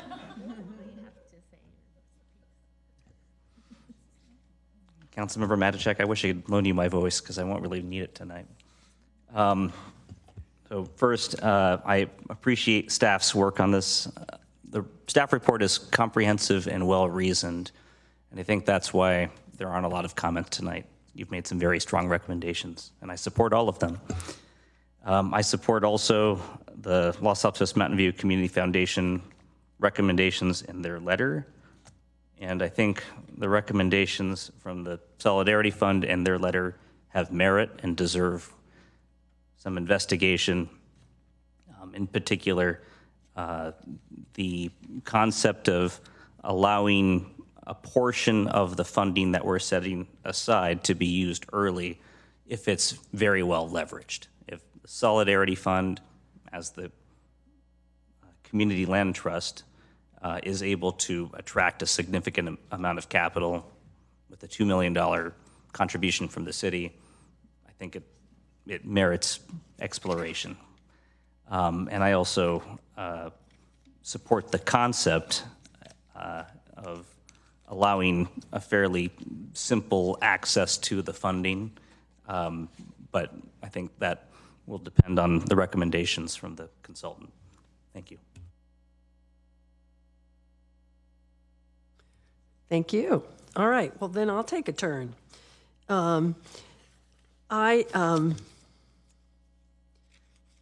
As we all were, impressed by the caliber of this work. We've been working on affordable housing and displacement issues for many years, and our staff has developed a great deal of expertise, and it was really evident in this report, and we appreciate it. And it also is one of those things that it makes a big difference in the quality of our life. I really became aware of how serious displacement was in 2015 and 16 when I was serving on the council, and all of the push for rent control came through. And it just was really, as I tried to understand what was behind all of the stories that I heard. It was all about the fear of displacement. And of course, rent control has helped a lot. But there are other aspects to it, and that's what one of them, that's what we're following up on now, and that's as it should be, because government is really supposed to do things to help the people that live under their jurisdiction. So I'm really pleased that this is what we're working on. I also see that we're kind of establishing an ecosystem of community housing purchase groups. We've got one, at least, that's jumped up and is the Fondo de Solidaridad, that is very, very organized. We have some others in the mobile home parks that are getting going, and there may be others out there that I don't know anything about, but I think that's really fundamentally what this is about. It's developing an ecosystem and of these groups who can take advantage of funding that we hope will be available through this BAFA bond measure and through through other means, like federal funds, et cetera. So that's, I just wanted to say that as kind of context. This is really important to me, and I know from all the people I've heard from, it's really important to a lot of people in our community. So, question one. Yes, I do support the $4 million set aside. I think that's an excellent idea.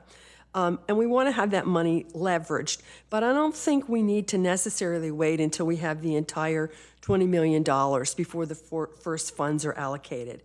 It may be possible to give the money out before we have the $20 million and allow a pilot project. And I certainly would be interested in letting that go forward.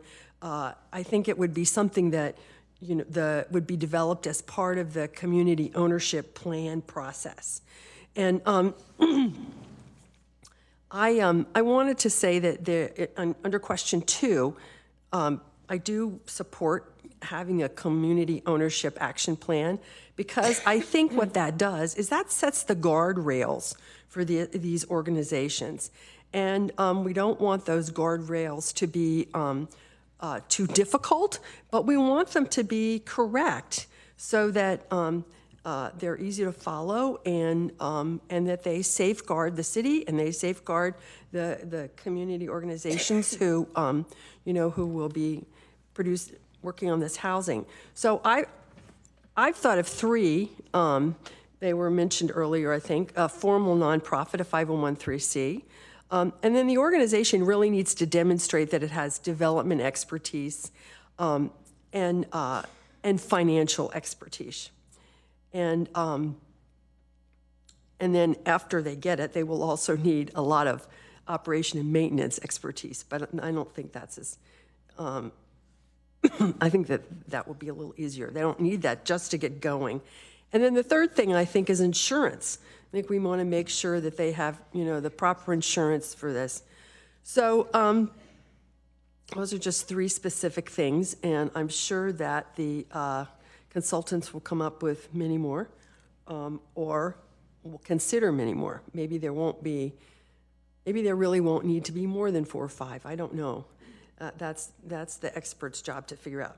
And then the third question, does the council support the recommendations related to alternatives displacement? Yeah, I'm really glad to see this list of things. And as has been said, following up on SB 649, that what allows local preference is something that we hear again and again in Mountain View. And I think it's so important for getting the buy-in of our community members. So that, I think, brings us to the end. Now, was this clear enough so that, does anybody else have any more comments? Looking to the right and left, it looks like, is this clear enough for you, Mr. Chen? I think so. Why don't I go ahead and summarize what I heard, and then also if Ms. Cameron also has anything to supplement, I welcome that as well. Okay. Overall, what I heard was support across the council questions. Some of the themes that we heard was that there's an openness to earlier availability of funding, that the accessibility of funding be accessible and simple to the extent that it can be, but with appropriate guardrails and safeguards. There were some other comments about SB 649 being of particular interest under alternatives to displacement,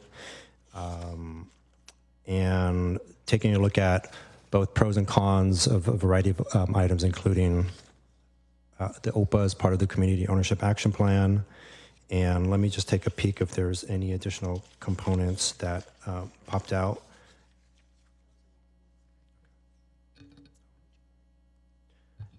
And it looks like Ms. Cameron is confirming that those were also the main areas that she heard as well. Okay, well, thank you very much for your work. And, council member.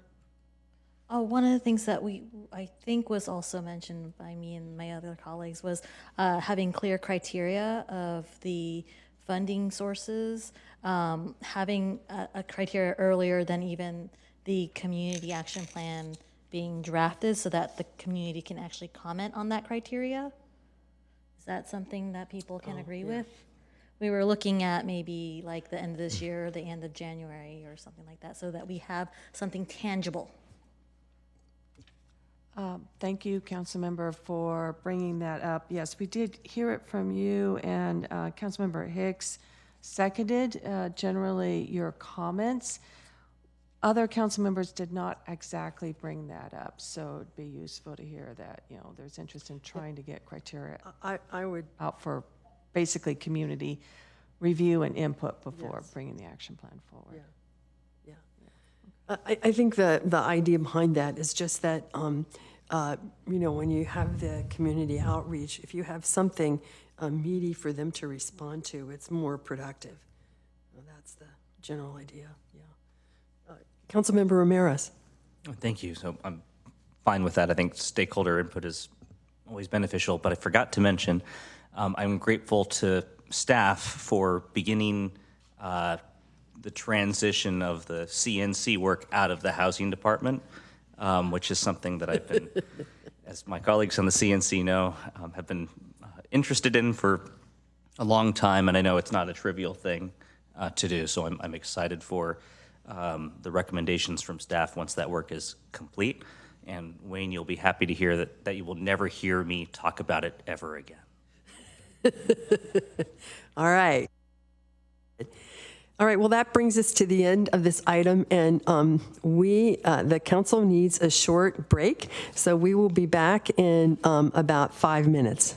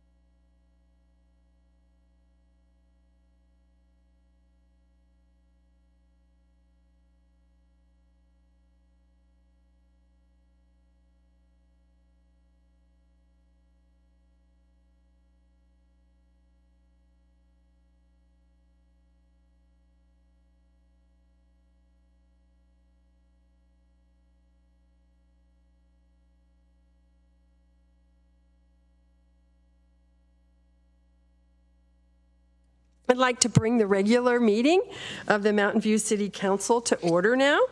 Good evening, everyone. Welcome to this special meeting of the Mountain View City Council of March 19th, 2024. Please join me in the Pledge of Allegiance. I pledge allegiance to the flag of the United States of America and to the republic for which it stands, one nation, under God, indivisible, with liberty and justice for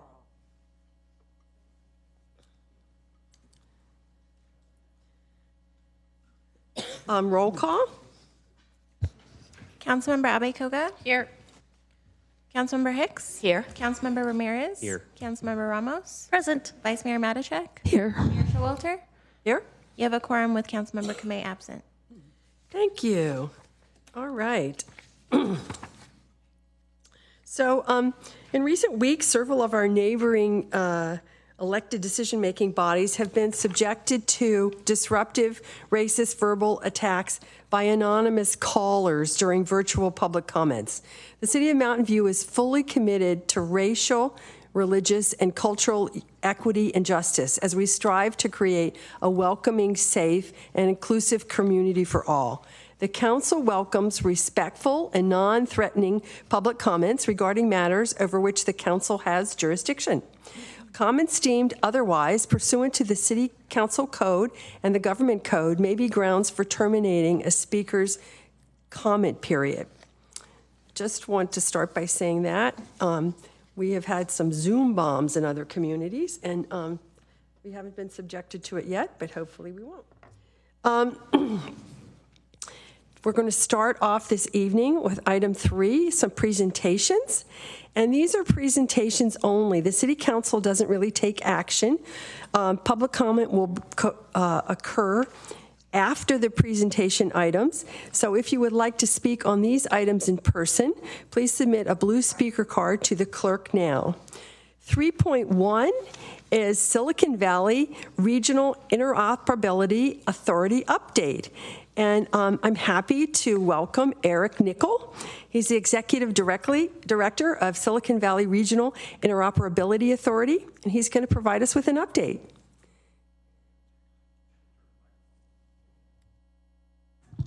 There it is.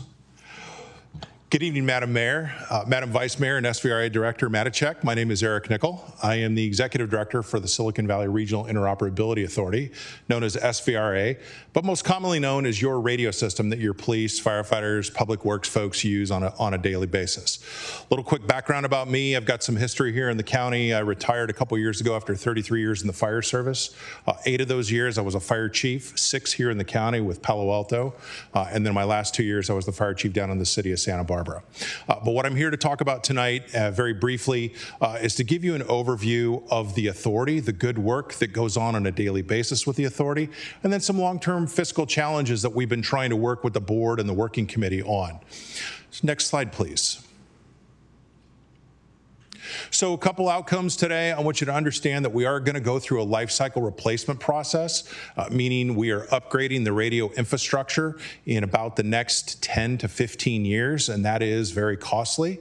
And then I also want to provide you with some extra information so that you can support both working committee members, of which you have a representative on, as well as the board of directors, with feedback and planning on our reserve funding approach. Next slide. So here's the members. It's virtually every city within the county, several large special districts, the largest being VTA.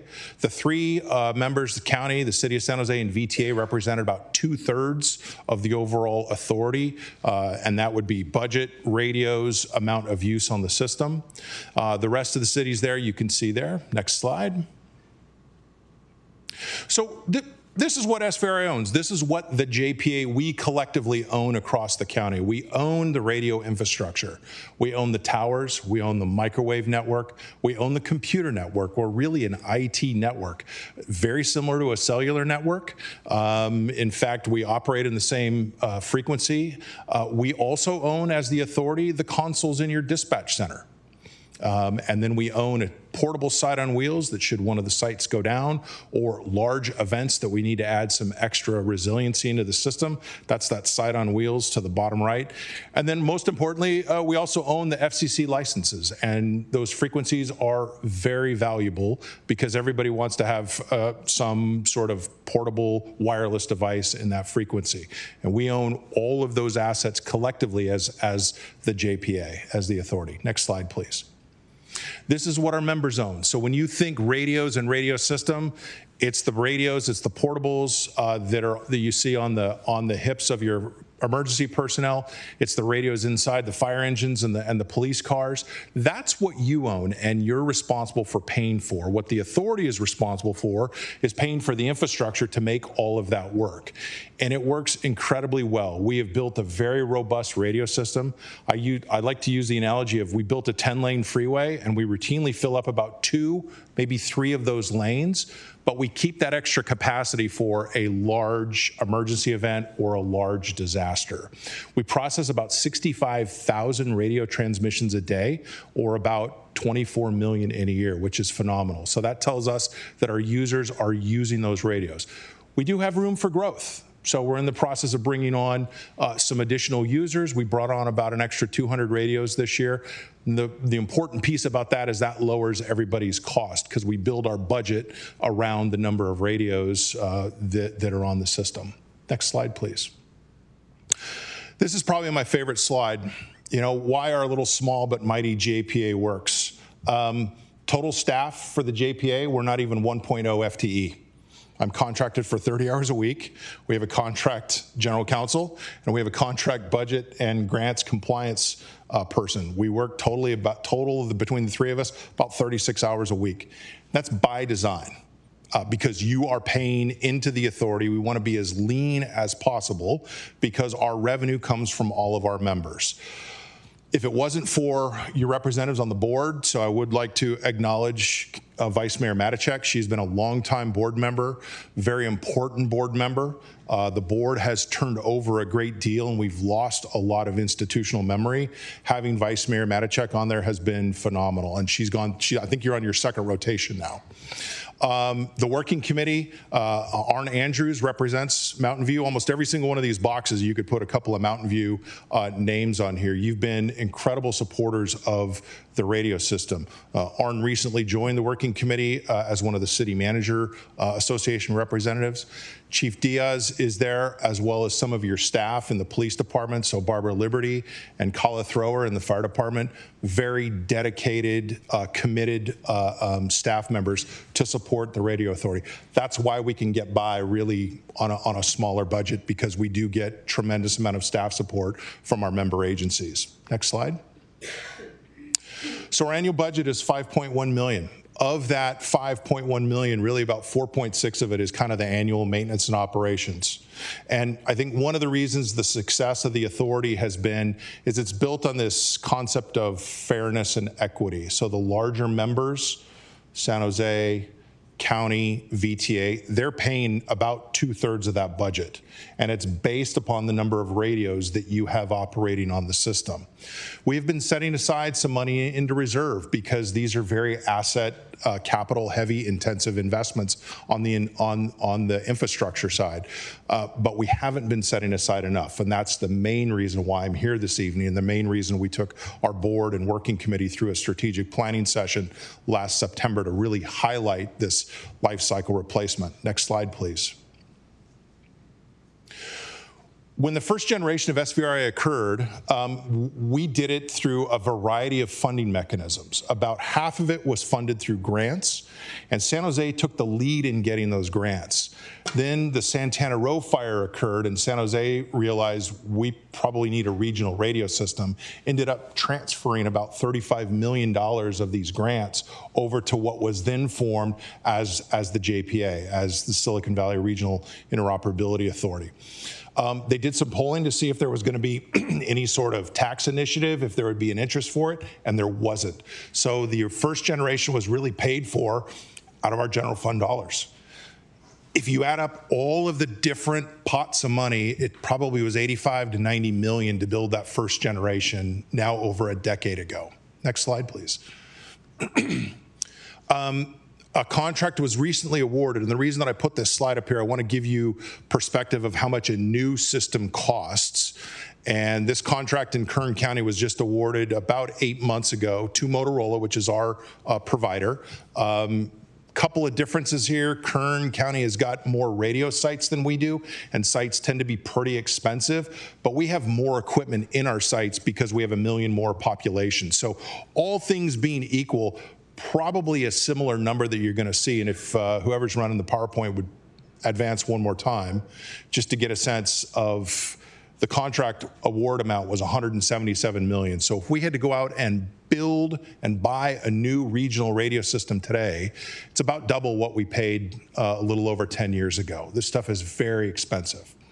The good news is we only have to do this once every, well, we will probably never have to do anything again this big, but the infrastructure is only replaced every 20 to 25 years, whereas you're buying radios pretty much every year, and you're spending more on buying the radios than the infrastructure. It's just not as dramatic because you've broken it up over 20 years versus, in 20 years, we have to write some big checks. So next slide, please. We do know that we're going to have to upgrade. We're nearing the end of the service life for the current radio system. We obviously have to be concerned about cybersecurity. It is an IT network. We've had 2 of our members since I've been in this role that had cybersecurity incidents. Thankfully didn't get into either dispatch or any of the radio system, but we do have to concern ourselves with that. So the new radio system obviously is going to have the best cybersecurity protection. We also know that of that $4.6 million that I showed you was our annual budget for maintenance and operations, about more than half of that goes to Motorola for this system upgrade agreement that we're going to have to renegotiate in 2028. The next slide is probably the take-home one. If you only remember one thing, here's kind of what the timeline looks like and the dollar amounts. In the blue are the capital costs that we're going to have to continue to put in to maintain and operate the system. The green color is the new system upgrade agreement, and that we will in 2028 update that. All told, we're probably looking right around $50 million between now and 2038. And how do we pay for that? We have about $6.5 million in reserve in the authority right now. We're putting away $400,000 to $500,000 a year. Do the math. We're going to be short if we don't change and increase the money that we're setting aside in reserve. So these are kind of the big milestones. I do think that Motorola's schedule is a little optimistic. We will probably stretch this out a couple years, but I just want to make sure that whoever is in this seat in 2038 or in my role in 2038, that we're not going to our members, and let's say you're normally paying $150,000 a year, that we come and say, guess what, you owe $2.5 million this year and the next 5 years because we didn't do any of this advanced fiscal planning and setting aside reserve funds. So next slide, please. I do want to stress, and I said this earlier, you probably have spent and will continue to spend more in your annual radio purchases than you will spend for the infrastructure. The only reason it doesn't rise to the level of the executive directors speaking to you this evening is you're doing this annually versus once every 20 years. But I just want to make sure and put this on all of our screens that we do have to set aside money for the infrastructure cost. Next slide. So the board, during the retreat, came around this concept to perhaps a stair-step approach that we're setting aside about 10% of our annual budget now into reserve, that perhaps next year would go to 15, the year after 20, 25, 30. I do think the board they continue to debate this. They haven't changed their policy yet. The proposal for this next fiscal year will be 15%, but we've been able to save some money in some other areas, so you will see a flat budget compared to what you spent this year. We're just setting aside, reallocating more money into the reserve fund. I'm not sure where the board's going to finally land on this. The board has asked me to do outreach. So I spoke to the City Managers Association, 3 or 4 weeks ago, spoke to the Fire Chiefs Association last week. The Police Chiefs Association I need to get back to because they only got about the first half of this back in September before the board kind of coalesced around some of these other items here. And then we'll be speaking to the Cities Association in early April. We've spoken to the big three member agencies to talk to them, so we're really trying to get the word out that, hey, there's some big dollars coming down the road here, and we need to start seriously thinking about how we're going to set aside this. The board may be open to financing. I mean, one of the things that the board is proud about is the first generation of SVRA was built with no debt. That may not be an option next time. We don't know. The board hasn't made those policy decisions yet. So that's kind of where the board is thinking, is perhaps a stair-step approach that we slowly increase, but also maintaining some flexibility that if there is a tough fiscal year, that perhaps we back off for that year. It's not a contract, as Arn has reminded us in the working committee. Next slide. So next steps, I've already shared with us. We'll go ahead and go to the last slide. I think I'm done here. So again, just a reminder, the desired outcomes, understand that we have to replace the infrastructure cost for the radio system to keep it working effectively for our member agencies, and then really to be here to be supportive, which you already have been on the different groups within SVRA that make it work. Really, I think the challenge for some of our policymakers, in addition to all the work that you do as council members and all the different boards and commissions that you sit on, this is a very technical system, and sometimes it can be a little intimidating. And so we just want everybody to be informed and be very transparent and supportive of our working committee and our board members. So that's the end of my presentation. Thank you. Thank you very much. Would any council member like to say a few words or ask a question? Council member Abikoka. Thank you, Mayor, and thank you very much for the presentation. I was on SVRA back in the 2010 era, so I guess it was the first gen system. But I just wanted to clarify, get a clarification. So when you talk about reserve funds and the annual costs, there's no revenue generation. So is it purely the agencies that are a part of the JPA who Correct. pay into the... We are now starting to see a little bit of revenue generation on our reserve fund dollars now that there's interest rates, but it's, I think, nominal right now, probably be less than 100,000. But yes, the revenue is generated solely from our members, which is another reason why we're looking for additional members to join, like public works departments. We have the capacity in the radio system. San Jose International Airport, the operations team is joining. That's about 200 radios.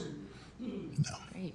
And then are there grant opportunities at this time with especially the federal government? Yeah. So the strategy with this, if you add up the money that we're trying to set aside, even under the most aggressive reserve funding pattern, we're probably going to have a little more than half of what we need.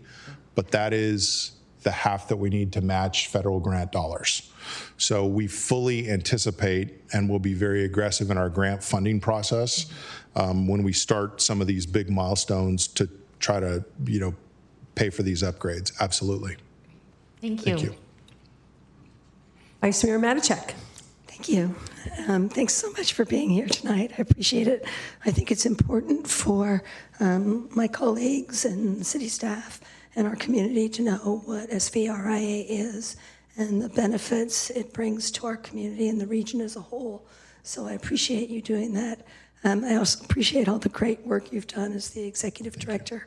The work's been great, and it's also just a pleasure to work with you. So thank you very much. Thank you. Okay, thank you very much. We really appreciate it. Thank you. Keep doing the good work.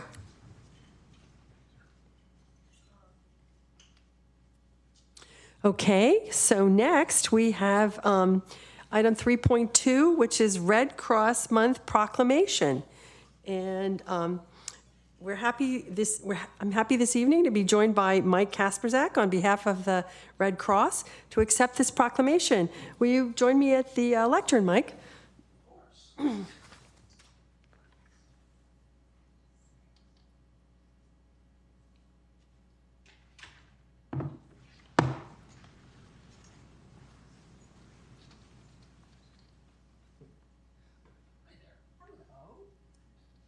face everybody. So, whereas during Red Cross Month in March, we recognize the compassion of people, whoops. Never done this before. No, we recognize the people of compassion in Mountain View and reaffirm our commitment to care for one another in times of crisis. This generous spirit is woven into the fabric of our community and advances the humanitarian legacy of American Red Cross founder Clara Barton, one of the most honored women in our country's history, who nobly dedicated herself to alleviate suffering. And today, kind-hearted individuals in our community exemplifying Barton's commitment as they step up through the Red Cross in the Northern California coastal region to provide a beacon of hope for our neighbors in need. Through their voluntary and selfless contributions, they make a life-saving difference in people's darkest hours, whether it's delivering shelter, food, and comfort during disasters, providing critical blood donations for hospital patients, supporting military families, veterans, and caregivers throughout the unique challenges of service, saving lives with first aid, CPR, and other skills, or delivering aid and reconnecting loved ones separated by global crises. We hereby recognize this month of March in honor of all those who led with their hearts to serve people in need, and we ask everyone to join in this commitment to strengthen our community. Now, therefore, I, Patricia Showalter, Mayor of the City of Mountain View, along with all of my colleagues on the City Council, do hereby proclaim the month of March as Red Cross Month. Okay, would you like to say a few words? Yes, and can we do a photo op? Of course, we can. Yeah.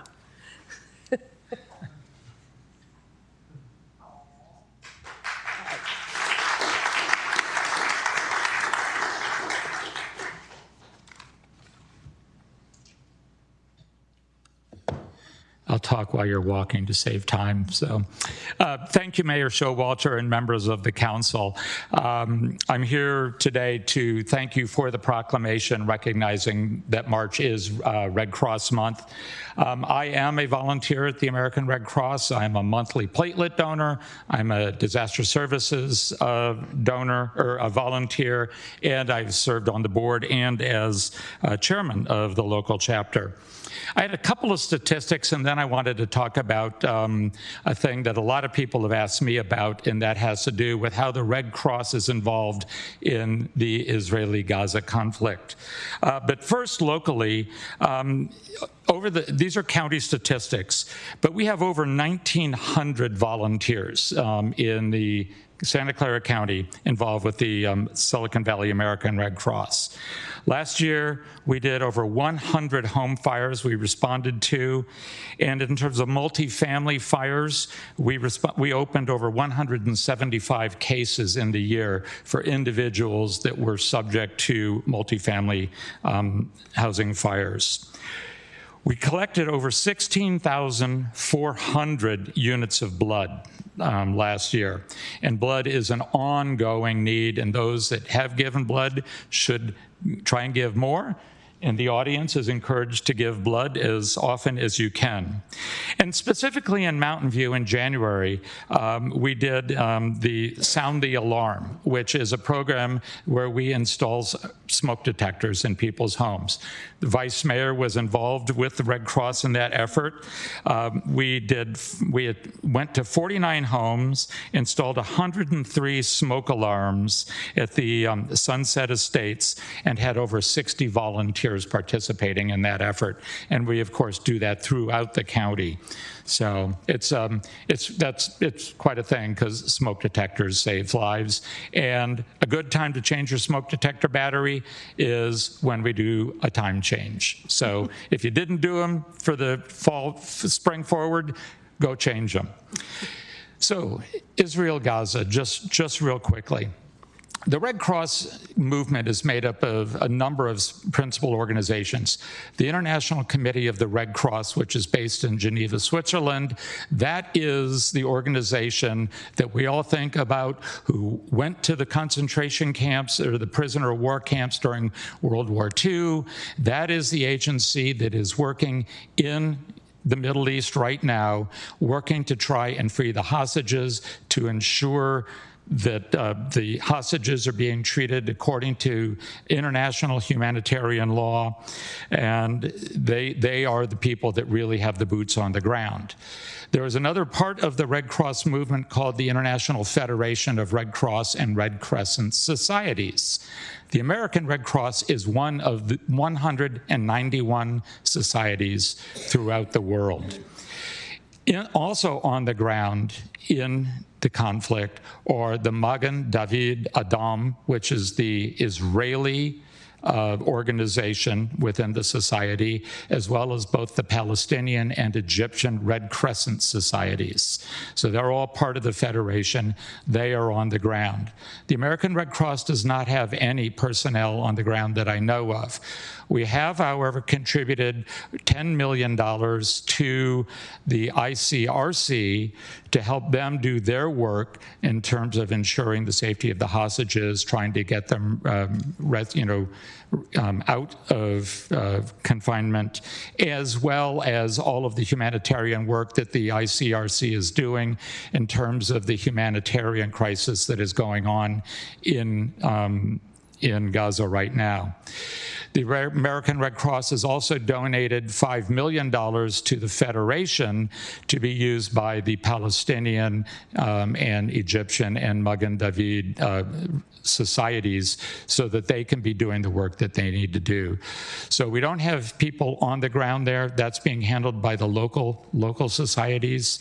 But the Red Cross movement is very much engaged in really honoring our 7 fundamental principles, which are let's see, the principles of humanity, impartiality, neutrality, independence, voluntary service, unity, and universality. And the humanity, impartiality, and neutrality are really critical, important points. I'd be happy to answer any questions, but I know you want to get on with the evening, but seeing none, thank you very much, and thank you again for the proclamation, Mayor. Okay, thank you, and appreciate all of that information. I think it's also appropriate that this is Women's History Month, and Clara Barton, of course, was a very famous woman who founded the Red Cross many years ago. Okay, so 3.3, we have another proclamation. This one is for Youth Arts Month, and we're happy to be joined this evening by Executive Director Adriana Marisal and Vice Chair of the Board, Sharmiala Erakaya, on behalf of the Community School of Music and Arts, to accept this proclamation. Will you join me at the lectern, please?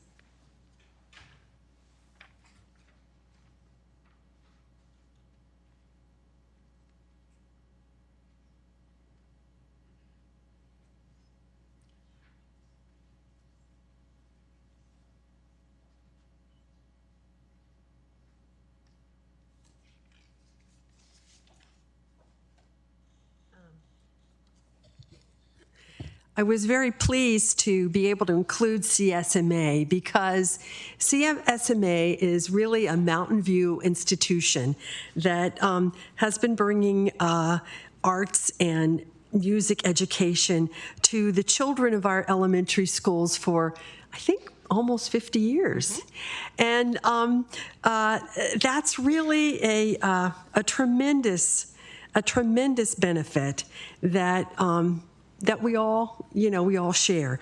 They also offer all sorts of classes, and there's a choir that adults can take part in, and arts, and it's a wonderful facility. And it's on a slice of land that used to be owned by the city of Mountain View. Well, anyway, so arts education includes dance, media arts, music, theater, visual arts, and it's necessary and required component of every California student's education to develop well-rounded, lifelong learners who contribute to the prosperity and quality of life for the local and global communities. Through well-planned instruction and activities in the arts, children develop initiative, creative ability, self-expression, self-reflection, thinking skills, discipline, a heightened appreciation of beauty, and cross-cultural understanding. Our community is committed to supporting the arts to inspire, and prepare students for success. And March is nationally recognized as Arts Education Month, which is an opportunity to celebrate the benefits of teaching the arts to students, as well as to recognize the contributions of arts educators in our community. So whereas CSMA celebrates over 50 years of services to the arts in Northern California and is one of the largest community arts schools in the country, the school reaches nearly 30,000 students annually. And whereas CSMA provides arts education for all elementary school students in Mountain View each week in both music and art, from transitional kindergarten through 5th grade. Now, therefore, I, Pat Showalter, Mayor of the City of Mountain View, do hereby proclaim the month of March as Youth Arts Month. And it's a privilege to meet you in person. We had a nice conversation over the phone. We'll get a picture. Yeah, let's get a picture. Oh, yes, thank you. The details are important. Yeah. And then if you'd like to make a few Thank you. Thank you so much. My name is Adriana Marcial. I'm the Executive Director for CSMA, which is an absolute honor for me. And I am so pleased to receive this on behalf of CSMA, and thank you to the City of Mountain View. CSMA has served Mountain View residents, as was stated, for over 56 years. It's grown from a grassroots organization to a $7 million widely respected arts organization. We were very proud of that. And after 5 temporary locations, including an elementary school campus provided by the city, in 2004, we opened our current campus on San Antonio Road after an amazing community-wide effort to provide a permanent home for the organization on land leased by the city. Today, CSMA serves over 28,000 people annually, including 8,000 Mountain View residents.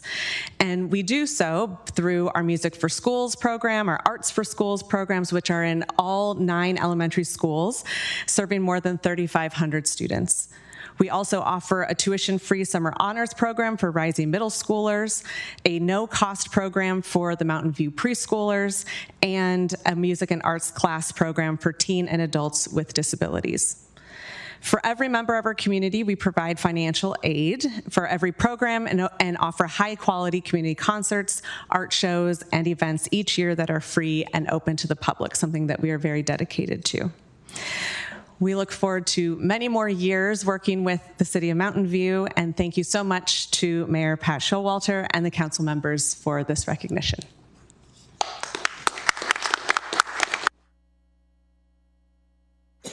Okay, now we always take public comment on, first I should say, would any of the council members like to make a comment?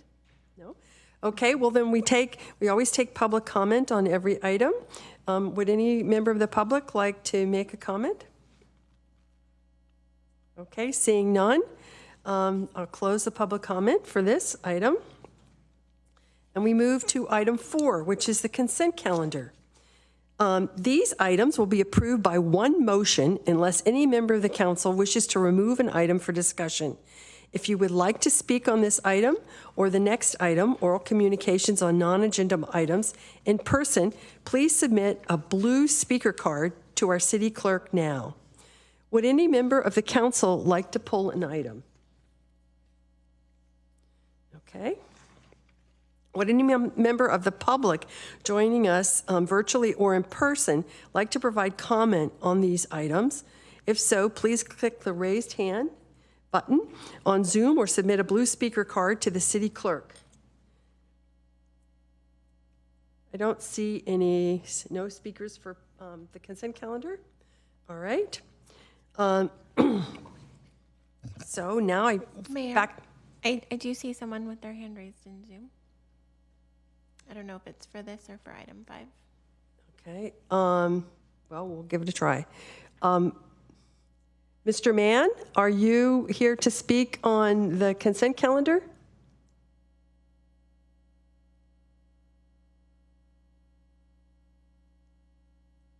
No. Okay.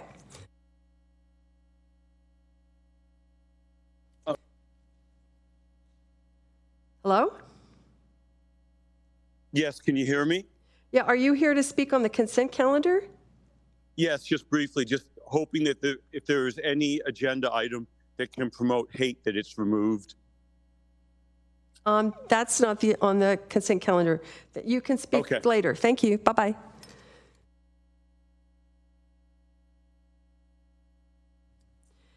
So we have a mover, and we have a motion from Councilmember Abikoga, and we have a second from Councilmember Ramirez. Are there any comments from the council members? Seeing none, I think it's time to vote.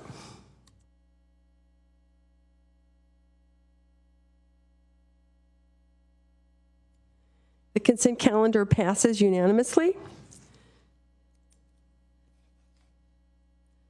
All right, so now we will go to item 5, which is oral communications from the public. This portion of the meeting is reserved for persons wishing to address the council on any matter not on the agenda. Speakers are allowed to speak on any topic within the city's subject matter jurisdiction for up to 1.5 minutes during this section. State law prohibits the council from acting on non-agenda items. If you would like to speak on this item or the next item in person, please submit a blue speaker card to the City Council clerk now. Okay. So tonight, there are likely to be different perspectives on current issues expressed. And it is the expectation of the council that everyone will be treated with respect and civility, and that we will all listen to what everyone has to say. We will ask that there is no clapping, snapping of fingers, booing, or anything along those lines. We are just going to respectfully listen to each other's comments. So with that, we have several people listed here in the council chambers. Hunan Robin and Gran Arkin, the first two speakers.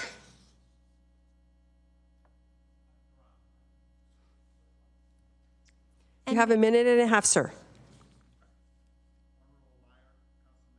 Fellow Mountain View residents, my name is Iran, and I've been a proud member of this community of Mountain View for the last 9 years, along with my wife and 2 children. We reside in Shoreline West. On February 21st, this council issued a statement addressing the tragic Israeli-Hamas war. You condemn the appalling violence, mourned the loss of innocent lives, called for hostage release, while wisely avoiding partisanship on this complex conflict. As you recognize, our community holds passionate but diverse views. Tragically, my own family was directly impacted. I had innocent relatives taken hostage, raped and murdered by Hamas terrorists on October 7th, a reality far too many Israeli and Jewish families have endured. While I don't fully agree with your February 21st statement, it has an important component, uplifting all residents and rejecting hatred, anti-Semitism and Islamophobia, an approach aligned with Mountain View's values of fostering an inclusive community, which is why I urge you to uphold that previous statement, introducing a new resolution demanding an immediate Israeli ceasefire as pro-Hamas groups insist omits crucial context and would only divide us further. Instead, I call on this council to denounce the disturbing rise of anti-Semitism we are seeing locally in our schools and neighborhoods, and continue rejecting inflammatory rhetoric while showing empathy to all affected. As city leaders, you must remain focused on local issues impacting all Mountain View citizens equally, not take politically lopsided stances on complex international crises beyond your jurisdiction.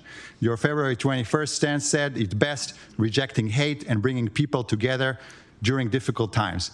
Let that be this council lasting principle. Thank you.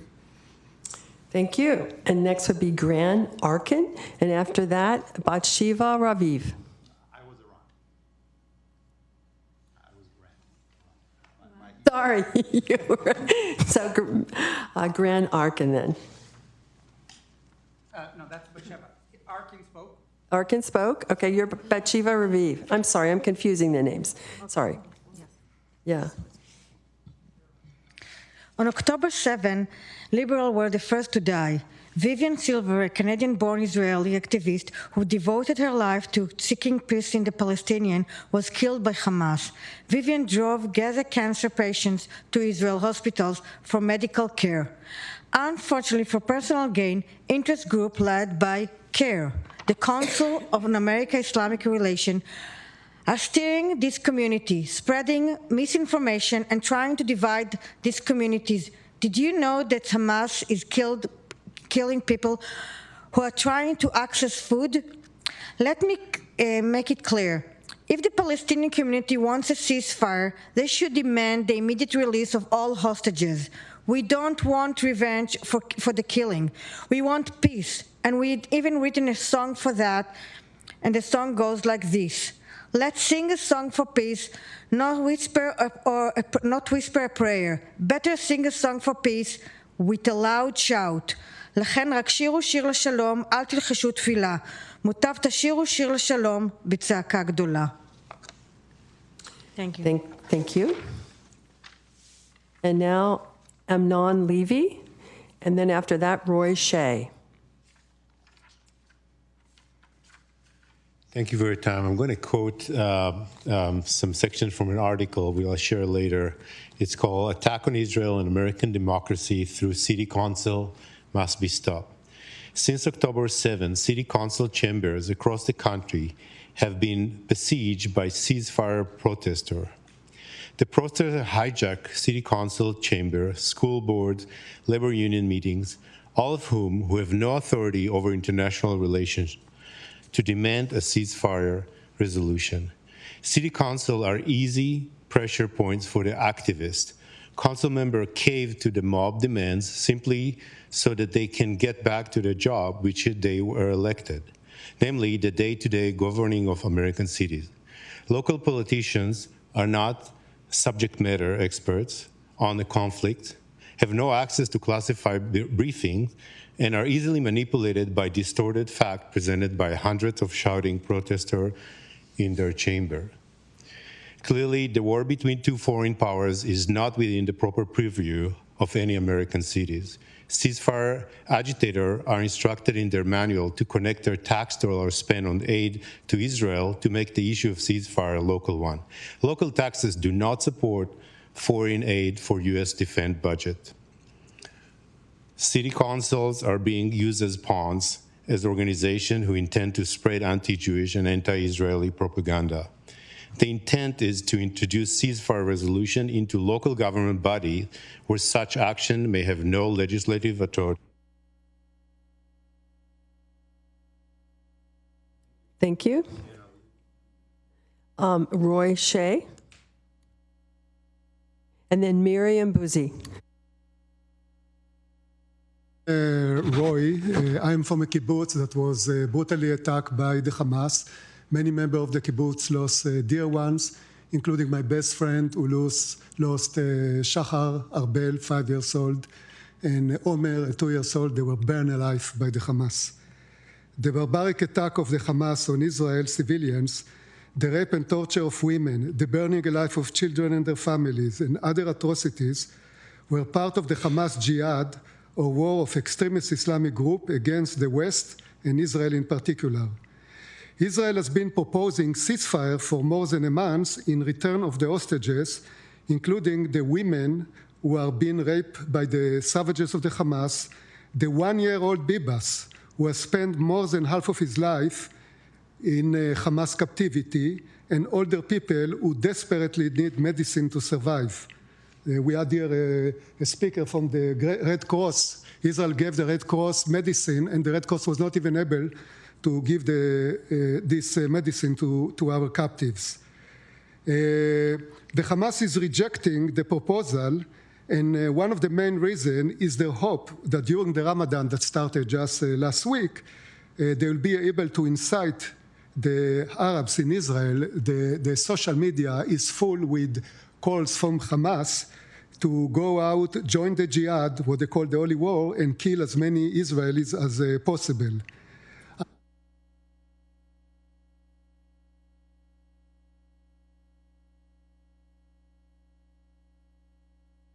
Thank you for sharing your thoughts. Okay. Miriam Buzzi. Can you hear me? Mountain View is a beautiful city and a well-run city, and I speak as somebody who studied urban planning. And I love being here. And I don't want you to jeopardize this and bring more divisiveness into our community. If you delve into these issues, it is inevitable that that will happen. Ceasefire resolutions have morphed into increased anti-Semitic incidents in Oakland, in Berkeley, and beyond. We see attacks, we see Jewish businesses, windows being broken, and it starts with an innocuous ceasefire resolution somehow. Other cities in Santa Clara County have not passed these resolutions. One very wise city has decided to make a resolution not to have any resolutions. I think that's a good approach. I think that's the best resolution you could pass. Otherwise, it's a slippery slope. Your concerns about staff time and resources applies to this as well. There's so much hurt in this room on both sides. There's so much misinformation. We are all suffering, and we wish we could just reach out our hands and talk together with our Palestinians. We are not against Palestinians. We are against terrorists who are trying to commit a genocide. And they are determined, and it is their charter, to destroy Israel and commit a genocide. Thank you. Thank you. And Tal Shalom, and then Mihal Miznik.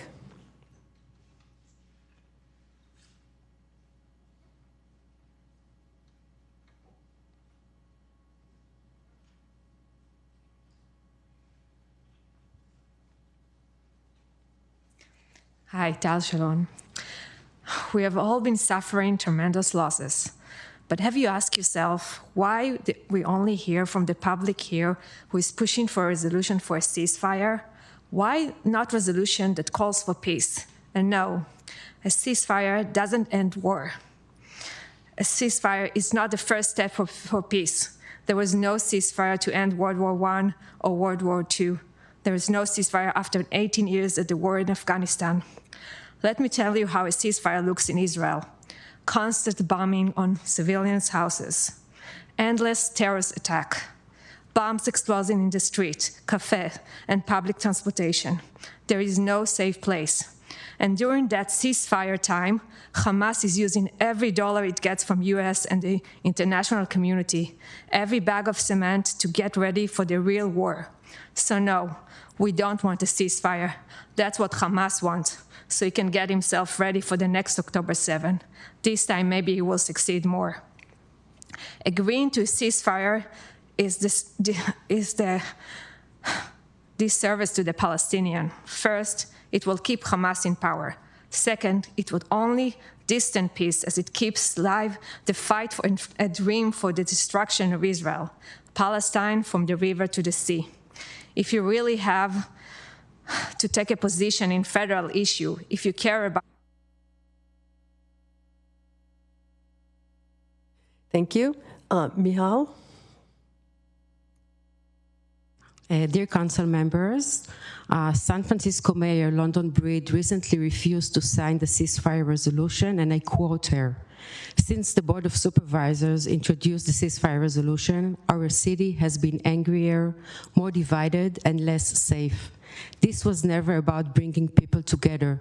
It was about choosing a side." Sadly, demonizing, heartlessness, and abject anti-Semitism have, it seems, become political and socially acceptable among certain subset of activists.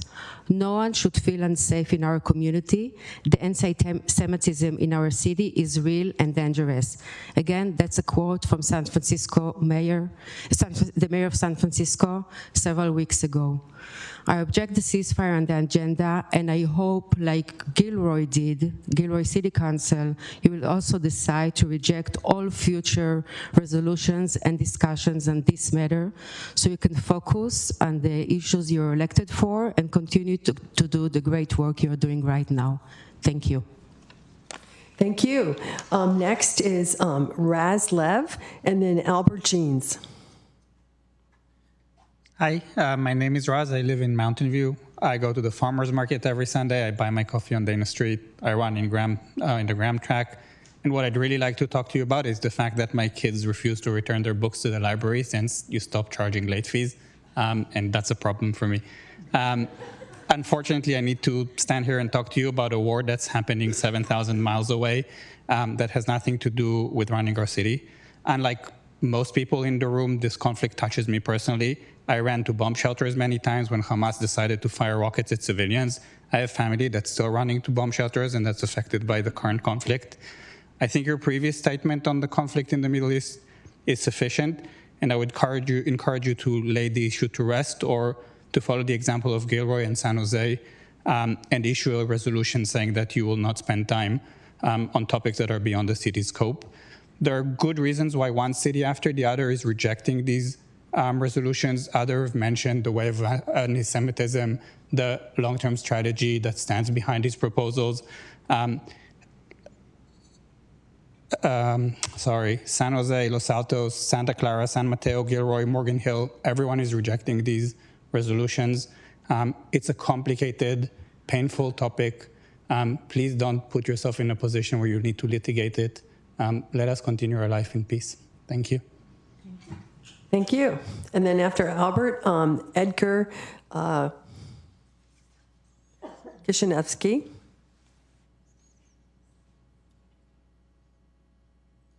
I have slides.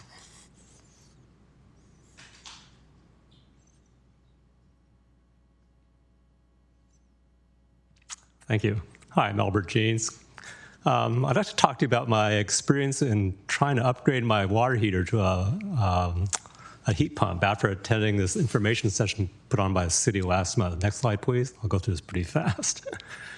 Yeah, heat pumps work. I'm a mechanical engineer. Even though gas is like 6 times more expensive than electricity, gas is cheaper than electricity by 6 times for the same amount of energy. Heat pumps are far more efficient than just heating water using an open flame, so they make sense.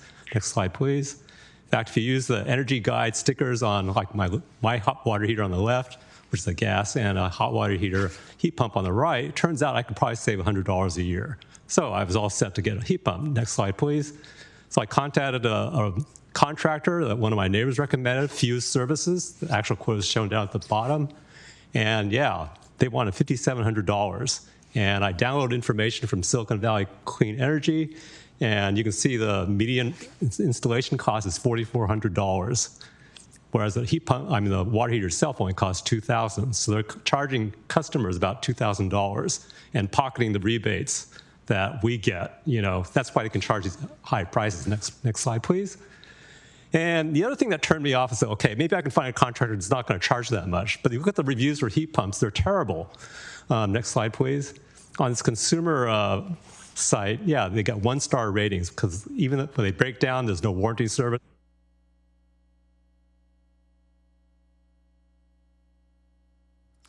Okay, Edgar, and then after that, Eli Gavra. Thank you, Mayor, Vice Mayor, and Council members. My name is Eddie Kishinevsky, or Edgar Kishinevsky. I'm a community member, father to 3 grown-up kids, 2 who have grew up playing soccer under MVLA. Following the City Council statement from February 24 about the conflict in Gaza and Israel, I would like to thank you, the Council, for standing united against hate and being firmly committed to the principle of creating a community for all. I would like to ask, please, that the Mountain View City Council remains committed to protecting and uplifting all members of our city, reject inflammatory and hateful language, and to not meddle on international politics, and to keep the city united. Thank you. Thank you. Eli Gafra. Yeah, hi. Dear Mayor and Council members, the Israel goals in the justified war against Hamas is actually that the ceasefire will not enable to accomplish are eradicating the Hamas terrorist organization that actually are responsible for those atrocities on October 7th. Second is the return of the hostages, the people that were kidnapped, the Israeli citizens that were kidnapped back then on October 7 by Hamas. and that are Hamas holding without any human rights. And the third one is simple. The Gaza will never again be a threat to Israel.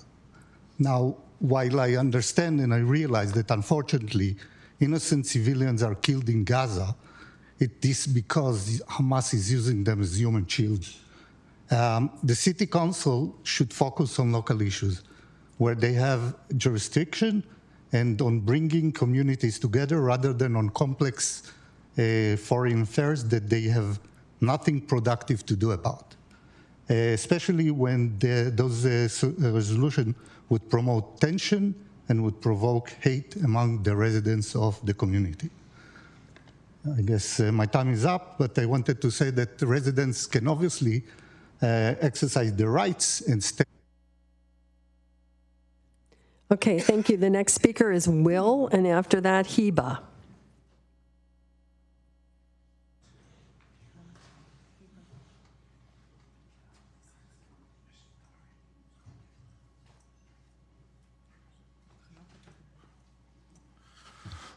Is this working?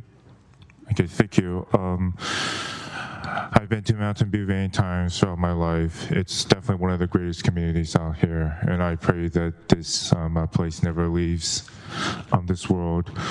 I understand that there are a lot of concerns about, not wanting to get involved in politics, but at the same time, we have to be honest. There is a massive humanitarian catastrophe going on in the Gaza Strip.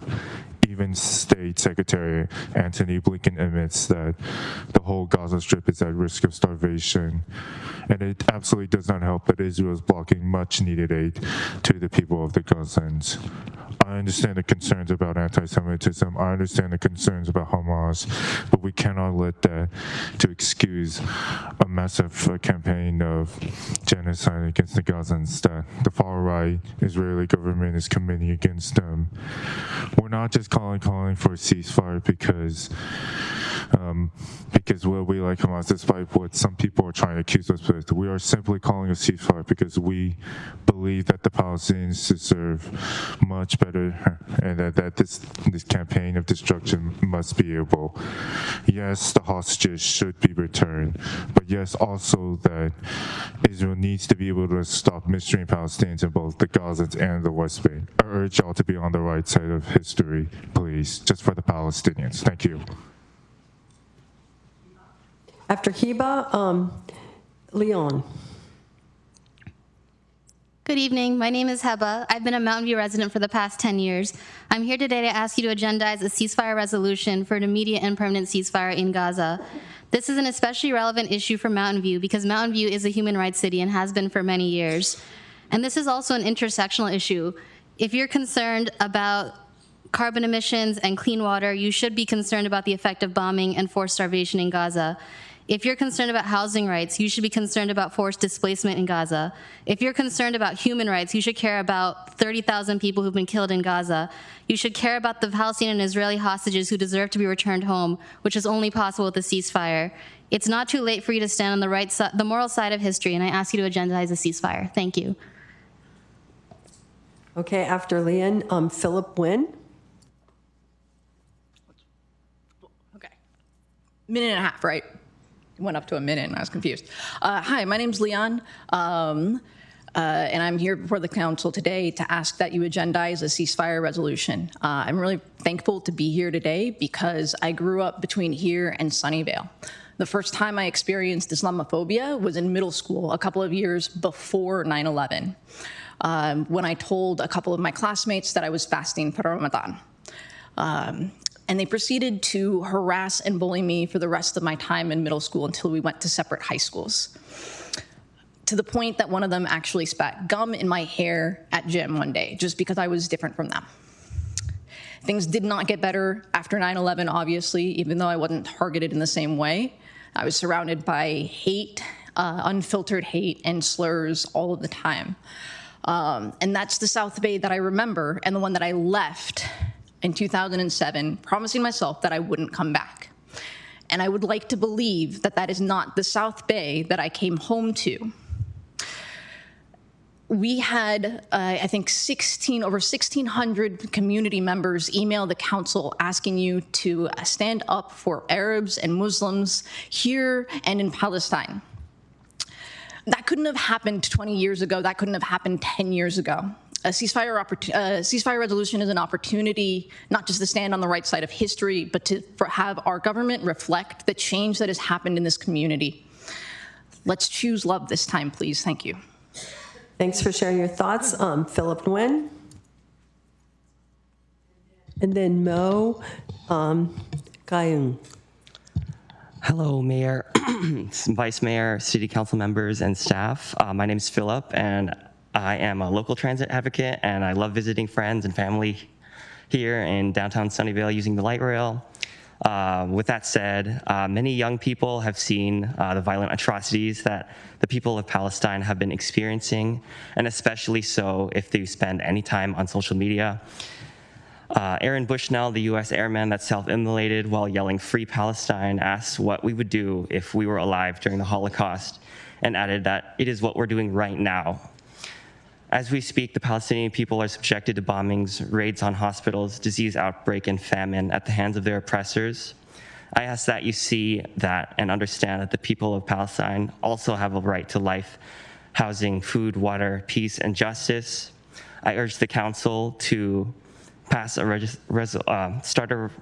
resolution for immediate permanent ceasefire and allow for critical humanitarian aid to the people of Gaza. This is a local issue since our tax dollars also go towards weapons that cause the horrifying reality of the genocide and the ethnic cleansing that the people in Palestine are experiencing. There should be no business as usual when the genocide continues. So please do the right thing and fight for the lives and children and people of Palestine. Thank you. Thank you. Mo is next, and then Ms. Smith-Kahn. Hi, everyone. My name is Mo, and I'm a Burmese immigrant in the Bay Area. 3 years ago, I found myself oceans away from home while my friends, family, and community dealt with the terrors of a military coup. To this day, we are fighting for democracy while U.S. politicians and the general public remain silent. But over the last 2 months, I have watched Zionists weaponize my country's plight to argue against the need for local governments to act on foreign matters, spouting, "Hey, you didn't speak for Myanmar," or "insert country. Stop talking about Palestine and clean up our streets here." I want to make it clear that as a Burmese immigrant with homes both here and there, do not stop talking about Palestine. The incredible surge in support for every single one of us is nothing but necessary, Palestinian or not. Our struggles in Palestine, Myanmar, and the US are all interconnected. I see Americans and the Burmese alike connecting the dots of state violence and imperialism and fighting for a free Palestine, because in our thousands and in our millions, we are all Palestinian. Take care of your people here. Listen to your constituents here. Free Palestine. Thank you. Ms. Smith-Kahn, Mr. Smith-Kahn. And then Margaret Oliveira Barton will be next. Hello, council members. I stand here as a father of 2 small children. Every day on the news, we've been hearing the Palestinians' deaths, children's, pregnant women, 30,000 dead, 15,000 of them being children. My kids ask me, why are children being killed? I have no answer for them. I'll read you Samer, father from Gaza, speaking about starvation. My son had stopped eating from fear, and he has become so thin now. All the time he asks me, "Daddy, are we going to die?" There is nothing I can do to help them as their father. I don't know what to say to them.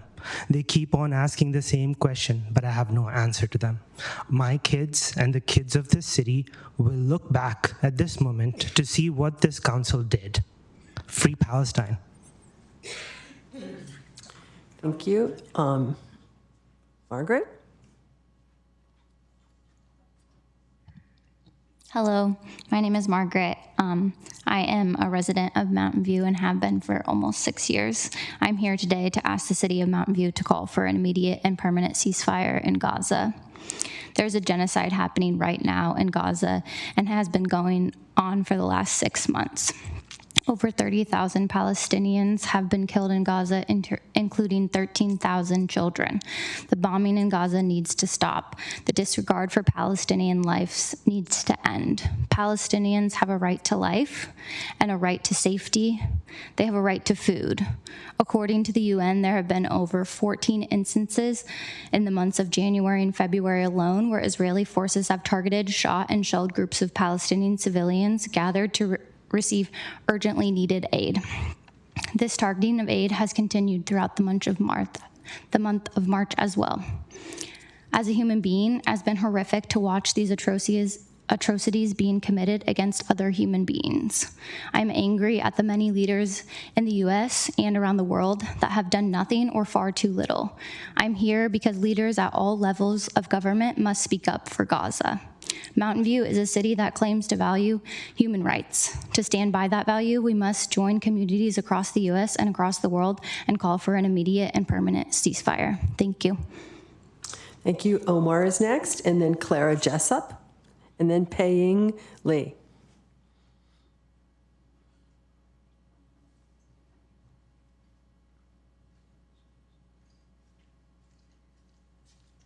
You said Omar, right? Cool. Good evening, Council. My name is Omar. I spoke to you about a month ago, and if you remember, at that moment in time, I shared that 70 relatives were killed in Gaza. Since then, it's been more than 80. Last Thursday, my uncle died, not from being bombed or shot, because he had kidney failure. He needed kidney dialysis for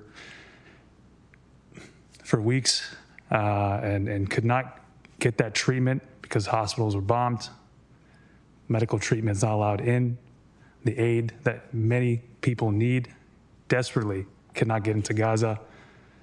3 weeks before that, my aunt died from a similar health issue, a lung infection, and also needed kidney dialysis. These easily preventable deaths that escalated just because they don't have medical treatment. So I just want to raise the question to you: if your family was dying in this day and age from basic things such as starvation, lack of medical aid, medical treatment, for things that we can go to Kaiser or El Camino Hospital and get treated immediately, would you support the bare minimum of calling for a ceasefire? It's not an attempt at a political solution. It's just saying, hey, allowing the humanitarian aid, stop the collective punishment of over 2 million people, the bare minimum. That's what's being asked here. Thank you. We're sorry for your loss, sir. Clara Jessup.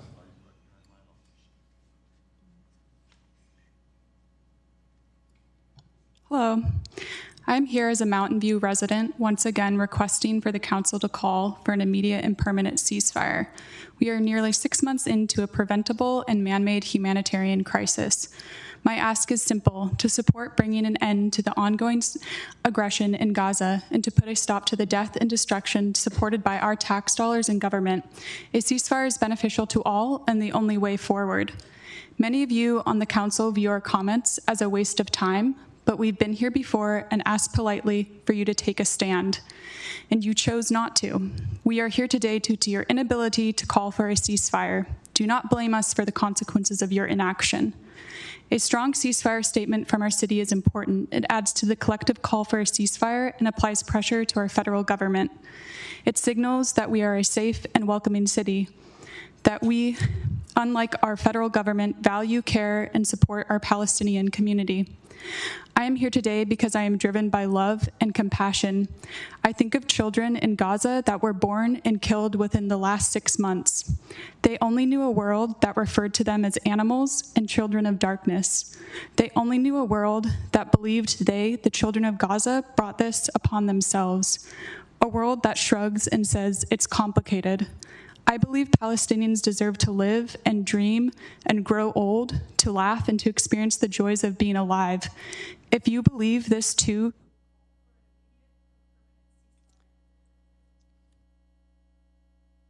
Next up is Pei-Ying Lee.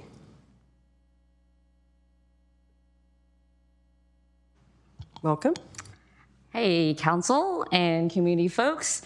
We're here to call for an immediate and permanent ceasefire. The community, everyone here today, we share outrage, we share anguish, we share all these range of emotions. If we are looking and focusing on the reality of people experiencing the harshest conditions from siege, bombardment, no infrastructure, fatality, disease, starvation, famine, the UN Secretary General and many, many aid organizations agree on the dire, dire humanitarian crisis.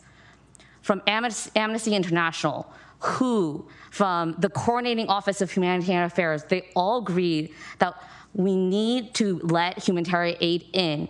We cannot bomb our way into peace. All of us here, building upon your city's statement, building upon our human rights, we are calling for a ceasefire because it is the first necessary step.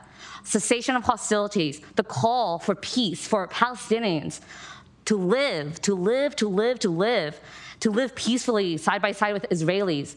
The call is important. We can join this. We are joining the community across the nation, across the world. We should and must call for immediate and permanent ceasefire. Resolution, proclamation, statement.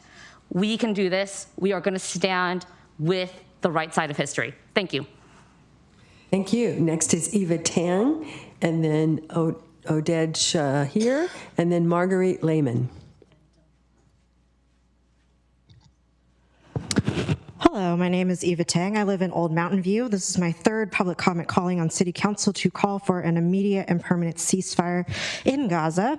The original call was not coming from random paid activists out of nowhere. We are people who not only voted for you, but also donated to your campaigns and walked countless hours to get you more voters so you could sit here at the dais. We are people who have lived in Mountain View for years and who plan to live here for decades more. We have asked you kindly, met with you one-on-one, and played by your rules. We kept it to just Mountain View residents and kept it quiet, but now we are all here. Thank you so much for coming. The sleep you will lose hearing all of us tonight pales in comparison to the sleep lost by residents in Gaza because they are starving, living amongst rubble, and not sure when the next bomb will drop over their heads. Some of you don't think this is Mountain View's problem to solve, but you could not be more wrong. Corporations like Google, who profit off of this genocide, sit on Mountain View's soil. Blood covers the hands of Mountain View workers. But if we're okay with collecting blood money, let's levy a tax. Let's do 40% on all contracts with militaries of other countries. If you're looking for new revenue streams, there you go. It's not hateful or divisive to call for bombing and shooting and a man-made famine of 1 million people to end. Our call does not come from hate, but rather from love. I love my Jewish neighbors. I also love my Palestinian ones. So once again, in case you forgot, we are calling for, and everyone...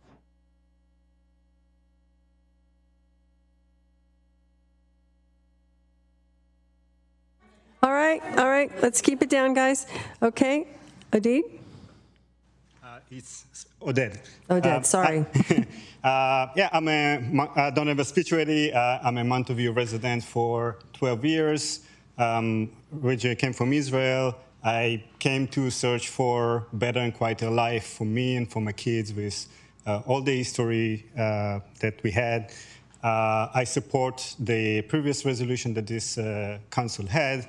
I don't think the council need to deal with international matters. But if we want to do anything, if there is anything we can do to bring all of us together and talk about peace in this community, we all live here together. If we can celebrate Ramadan and Purim at the same time, that would be great. Thank you. Thank you. Marguerite, and then Maxwell. Hello, my name is Marguerite Lehman. I live on Ortega Avenue, and I am proud to live in a city as welcoming as Mountain View. The first time I made public comment was because of RV residents on my street and wanting to support my neighbors who live in RVs. And I've continued over the past year and a half to deliver meals to those RV residents. So I'm very proud to live in Mountain View. I often comment to my partner how lucky we are to live in a city as beautiful as this one, with friendly neighbors and in a community that cares and looks after one another. It is in that spirit of looking after one another that I came here today. I'm here to call on City Council to agendize an immediate and a permanent ceasefire resolution. Looking after one another is vital to the fabric of our community, and it is a quality that does not spontaneously occur. It must be fostered carefully. It reminds us that we are not self-sufficient, that we need each other. It is my duty to look after my neighbor. It is my privilege to stand side by side with others who feel the same. My Palestinian neighbors need all of you now, City Council. They need to know how you will look after them and their families, both here and abroad. My neighbors need to know you respect and honor their humanity, that you have hope for Gaza, that you will not turn away from their pain. They need to know you will take a stand for peace. The city's statement issued late last month was inadequate. Call for a permanent and immediate ceasefire in Gaza. Thank you. Next speaker is Maxwell Sutton, and then Paz, and then Eleanor Tamari. Hi, my name is Maxwell Sutton. I live on Ortega Avenue, and I've lived and worked in Mountain View for 5 years. I also help deliver meals to RV residents with my partner and love living in this city. I join others in urging City Council to agendize a ceasefire resolution and call for an immediate and permanent ceasefire in Gaza. I believe a ceasefire resolution would demonstrate that Mountain View is a city where we value the humanity in every person and stand up for what's right. This issue does not require us to know everything about the history of Gaza or be experts in international affairs. We are only obligated to act in accordance with our conscience. My conscience tells me that I am obligated to speak up for peace, that bombing hospitals and refugee camps is never okay, and that starvation must stop. I call for a ceasefire in Gaza because staying silent weighs on my conscience. Issuing timid statements that neglect to mention a ceasefire is a way of trying to play to both sides. I urge City Council, listen to your conscience, stand up for peace, and call for an immediate and permanent ceasefire in Gaza. Free Palestine. Thank you. The next speaker is Paz, and then Eleanor Tamari, and then Sharat Lynn.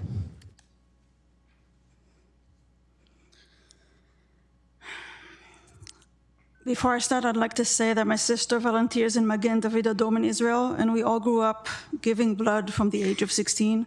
I'd like to thank any efforts made by the Red Cross. I think the guy left. But thank you for any efforts made by the Red Cross and anyone really to free the hostages kidnapped from their homes in Israel on that horrible October 7 day. And now, good evening, Council. I'm a long-time local resident and had my 4 amazing kids born here in El Camino Hospital. My older 2 are now in college, where they are unfortunately experiencing anti-Semitism. I'd like to ask you to continue to focus on local matters, much like those we just listened to before this. This is truly what you were elected to do, and I thank you for that. I'm going to change what I meant to say and reference some things that were just mentioned here. I heard some in the crowd, and the guy just before me, calling to free Palestine. Do you know what free Palestine means? Do you know what free means in this context? It is a jihad call. It is, in fact, a genocide call for the complete elimination of all non-Muslims in Israel. That's a hate call to kill over 7 million Jews. That's almost half of the entire Jewish population worldwide. Yes, there's only 16 million of us.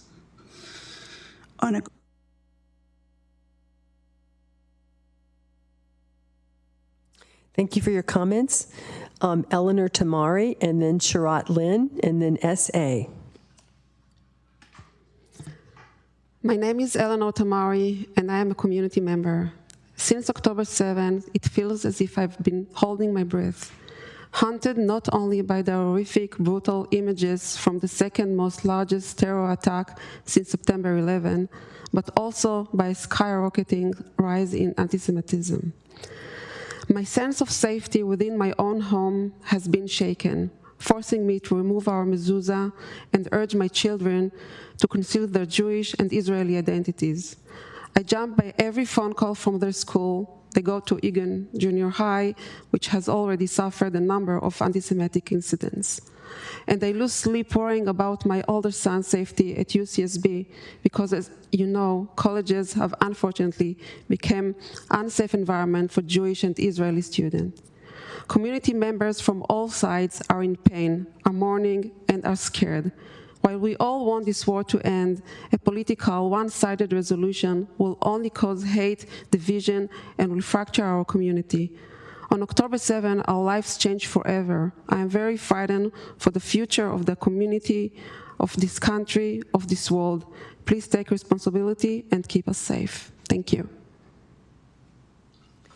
Thank you, Sharat Lynn, and then S.A., and then Jonas Gorber.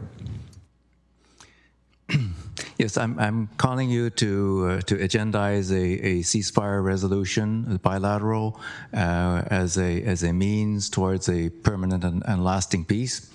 And I'm going to take a little bit of a different approach because there are, I acknowledge that there is a rise of hate incidents on both sides, and I myself 2 months ago was the target of an anti-Palestinian or anti-Arab attack, and it had nothing to do with a ceasefire.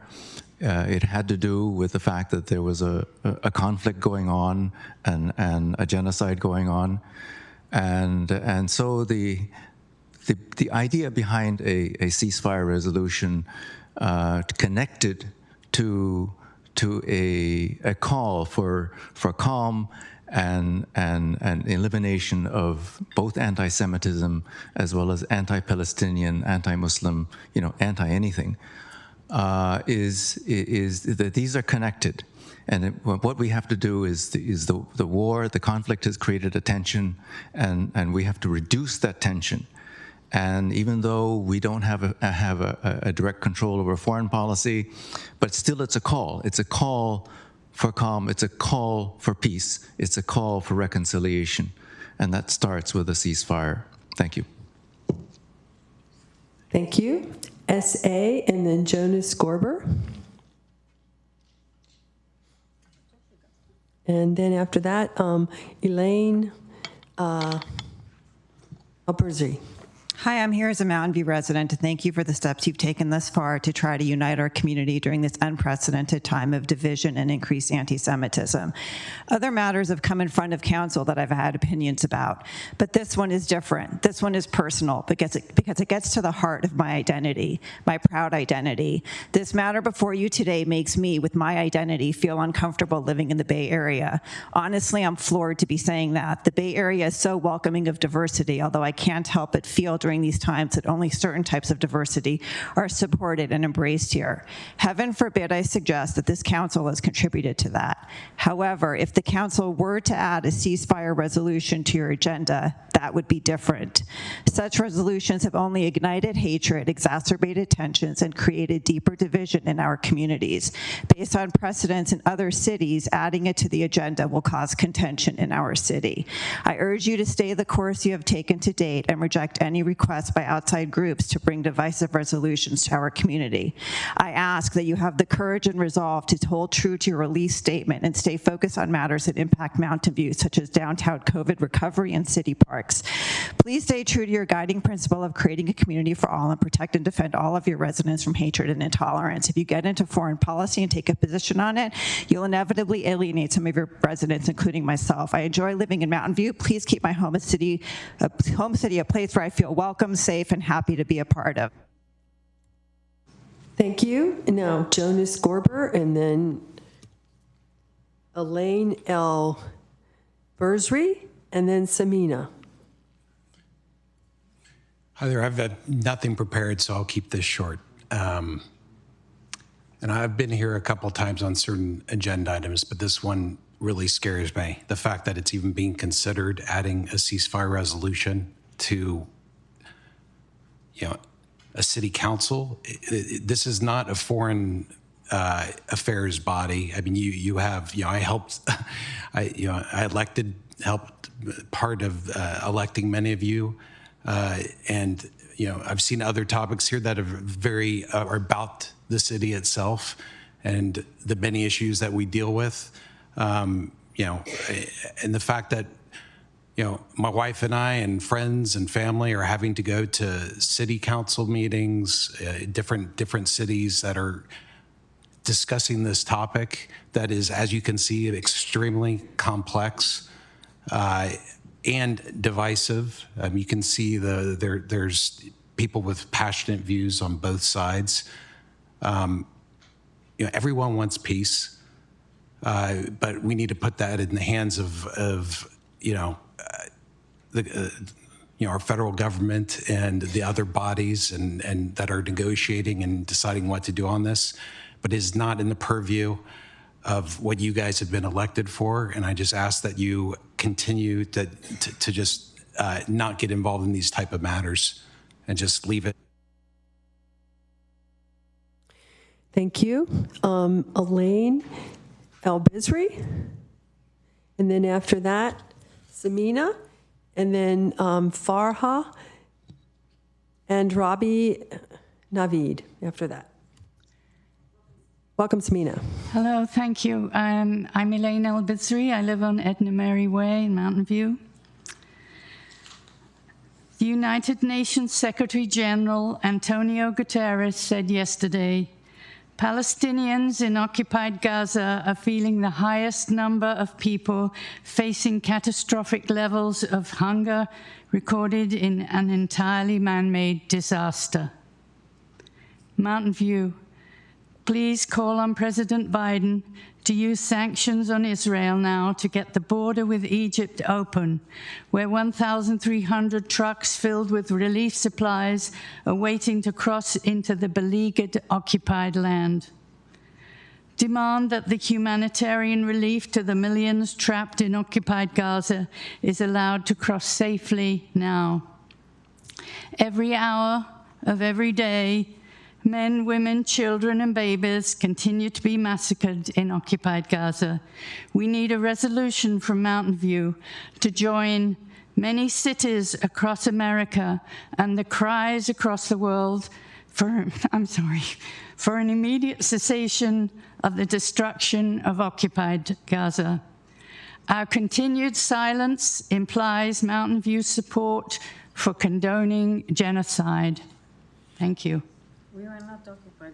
Elaine, thank you for your comments. Next is Samina, and then Farha, and then Joya. Hello, my name is Samina Usman. I have 2 children who go to Mountain View High School. We are celebrating the month of Ramadan, where we're fasting from morning till evening. And while we're feeling the pangs of hunger, we recognize that we have food at the end of the day. I know I have something that I can break my fast with. However, for the 2.2 million Palestinians living in Gaza, they do not have that. They don't have anything to break their fast with besides eating grass or eating animal feed. You have a starvation of 2.2 million people, and that is all caused because of we are complicit in that. We are absolutely complicit in that. And you have 30,000 plus people who have been killed, 14,000 children. You know, the fact that because of all the food supplies and medical supplies are being prevented from entering the country, you have people who are undergoing C-sections without any anesthesia, or you have children who have amputations occurring. Over 1,000 children who have had amputations with no anesthesia. I don't know about you, but I need an Advil when I have a headache. I can't imagine what they're enduring. So this is a local issue because you have many residents who have family who are over there. This is a local issue because we are complicit in this genocide. We need to stand for justice. We need to stand for the right side of history. Thank you. And now Farha, and then after that, Joya, and then Ahmad. Hello, and thank you. My name is Farha, and I am the president of Mountain View Palo Alto Musalla, the local Muslim center for the local Islamic Center for Muslims. I'm here to ask on behalf of my community who have been experiencing intensified and increasing Islamophobia for the past 6 months. They're already experiencing it for the past 24 years since 9/11, but its intensity has increased now. We ask you to agendize and pass a resolution for ceasefire. This war, for a resolution of ceasefire in Gaza, This war is not only affecting the Muslims and Arabs of this country, it is also affecting all Americans. I would like to remember and honor the memory of Aaron Bushnell, a 25-year-old serviceman of the United States Air Force who died after setting himself on fire outside the Embassy of Israel in Washington, D.C. on February 25th, 2024. He was protesting against, and I quote, what people have been experiencing in Palestine at the hands of their colonizers. And he declared that he would no longer be complicit in genocide. As an American serviceman, Mr. Bushnell was probably trained to defend innocent people and be willing to sacrifice his life, upholding liberty and justice for all. And that is what Mr. Bushnell attempted to do with what he called an extreme act of protest. In our pledge of allegiance to the flag of the United States of America, we uphold. Thank you. Your time is up. Julia, and then Jonathan, and then Tim McKenzie. Hello, my name is Julia Frida Eskenazi, probably why you introduced me as Julia, and I'm a longtime resident, and my kids are in the MVLA district. Please do not include a ceasefire on the agenda. This is not the way to end the suffering. Hamas has said themselves they will use the time to rearm and carry out October 7th massacres again and again. Please instead push the world community to remove Hamas and free the Palestinian people from its brutal ruler. Please support our community, all of our nationalities and religions. A resolution would only serve to fuel the anti-Semitic incidents which have skyrocketed. The Palestinians could have had a functioning government by now. The Israelis left in 2005, but instead Hamas took all of the abundant aid and built an extensive tunnel system used to terrorize the Israelis. They said publicly that the Palestinians are not their problem. The UN should take care of them. Worse, they use the schools and hospitals knowingly for their military operations, putting their citizens in harm's way. Tragically, many UN workers were found to be active Hamas terrorists and reporters. The reason very few Israelis have died, the Israelis have built bomb shelters. The Israelis have a rocket interceptor program, but it's not for lack of no rockets. They've been throwing in rockets from Gaza and the north from Hezbollah, thousands of them. Fatality numbers are provided by Hamas themselves. It was recently found to be fabricated. Additionally, Thank you for your comments. Jonathan, and then Tim McKenzie. Is Jonathan here?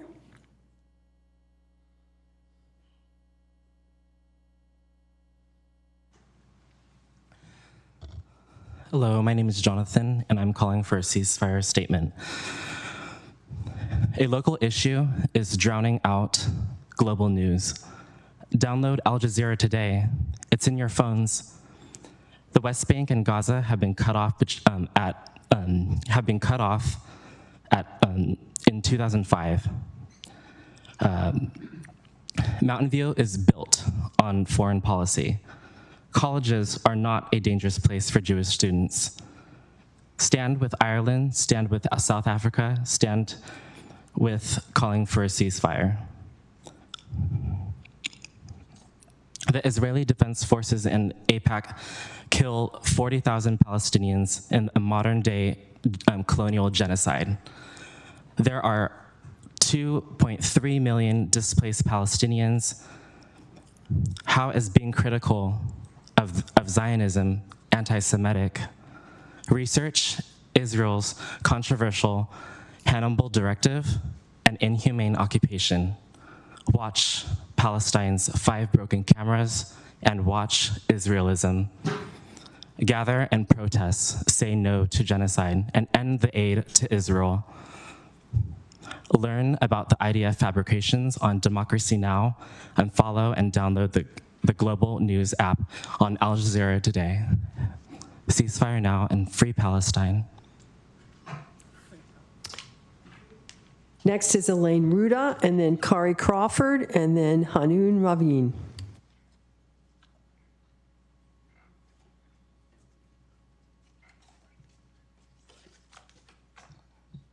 Hi, my name is Elaine, and I'm here to ask you to call for an immediate and permanent ceasefire in Gaza. The UN recently released a statement that 1.1 million Palestinians are at imminent risk of starvation and death. Do you know where another 1.1 million people live locally? Not San Francisco. San Francisco only has 800,000 residents. 800,000. Can you imagine all of San Francisco and the surrounding neighborhoods dying from starvation any moment? Over 31,000 Palestinians slaughtered, half of which are kids. This is 40% of the current Mountain View population today. Slaughtered in hospitals, even when accessing food from trucks. There is no safe place in Gaza, no sanctuary.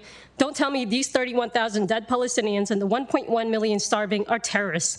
This madness did not start the last 5 months. As an example, Palestinians haven't had free and safe access to water since 1967. They can't build their own water infrastructure. All of that is owned by Israel. They can't drill new water wells, access fresh water springs to the Jordan River. They're not legally permitted to collect rainwater either. Rainwater. What does the US do? We send in our money, your money, my money, everyone's money here. $300 billion to fund this occupation, this colonialism, this genocide. Israel is the largest recipient of US funding. This is a local issue because it's my tax dollars that's being used to commit this massacre, and I prefer it spent on education, parks, healthcare, locally and nationally. I do not want to be a part of this, and you shouldn't either. This is not a divisive issue. People are dying and under occupation. It is not divisive to want that to stop. The Zionists forwarding emails to the city council saying that this is divisive. Ms. Ruda, your time is up. Thank you. Tim McKenzie. And then Hanu Ravine, although did you speak before? No. Oh, okay, you didn't. A longtime resident of Mountain View, regular city council commenter. I recently just watched the film Israelism with my partner, and I learned a lot. I highly recommend you guys check it out. I was unaware of the extent of the propaganda campaign waged by a foreign country on the citizens of the United States to conflate criticism of the policies of the nation state of Israel with anti-Semitism. They're not the same. My partner is Jewish. She's from New Jersey. She grew up in New Jersey and went to the same high school as her mom and her grandmother. To try to claim that she could only be safe in Israel because of her Jewish identity is itself incredibly anti-Semitic. It makes me feel like I'm speechless on that topic. And I want to, like, there are real issues of anti-Semitism and Islamophobia, like right-wing, far-right attacks on the people. Though that's where the danger lies. Criticizing the nation state policies of a nation state that is waging a war using weapons sent through our tax dollars that's why we're calling for a ceasefire. We started with the Pledge of Allegiance today. The actions of the nation state of the United States, we're standing for, so we're part of it. It's local. Thank you. Evening. My name is Henok, and I'm a business owner in Mountain View. On February 21st, the Mountain View City Council issued a statement about the conflict in Gaza and Israel. I fully support the statement, which was released in English, Spanish, Chinese, and Russian, states that the Mountain View City Council remain committed to protecting and uplifting all members of our city, reject inflammatory and hateful language, and support our neighbors who are in great pain. Mountain View is a human rights city committed to respect for all human dignity and equal rights. And we reject Islamophobia, anti-Semitism, and discrimination in all its forms. We stand united against hate and are firmly committed to our guidance principle of creating a community for all. We encourage all residents to show compassion and empathy during these difficult times. Thank you. Thank you. Kari Crawford and Aaron T. And then Alex Brown, I think will be our last speaker in person, and we'll go to Zoom. Mr. Crawford. Hi, thank you. I am here to ask you to agendize a call for a ceasefire in Gaza because to people of color, this genocide is American history repeating itself. Whether we say Black Lives Matter or ceasefire now, Zionists and other white supremacists will call us divisive. White supremacists, don't call me that. Yes. You can kick me out, I will not be called that, I'm sorry. And there's black Jews. There's black Jews. Did you know that? There's a limit to free speech. We didn't interrupt you. Now don't interrupt. Okay, everybody, we're listening respectfully to each other. That's the process here. You need to just be quiet and listen. Yeah, I'm sorry. If you don't want to do that, it's okay. We'll all understand. If you don't want to listen, if you want to get up and leave, that's fine too. Okay, Mr. Crawford, you have about a minute left. They claim that we are only being divisive, but clearly they've forgotten their history, because we, people of color, know that we are not the source of this division. Because this division started when certain rich Europeans lied to poor Europeans about who they are and about who other people are. Literal Machiavellian princes created the us's and the thems, the terrorists, the savages, the criminals, super predator, to enable, to manipulate people into doing the dirty work of conquest and genocide. It was first between Europeans, and then it was between Europe and the rest of the world, and that's what caused the genocide of native peoples here in America, in South Africa, in Australia, and now Israel, or Palestine. And over again, black people, Arabs, indigenous peoples, and people of color have been trying to get through to them, asking them, why are you killing us when we are not the ones using you? But since they never listen to us anyways, they need to hear it from people like you.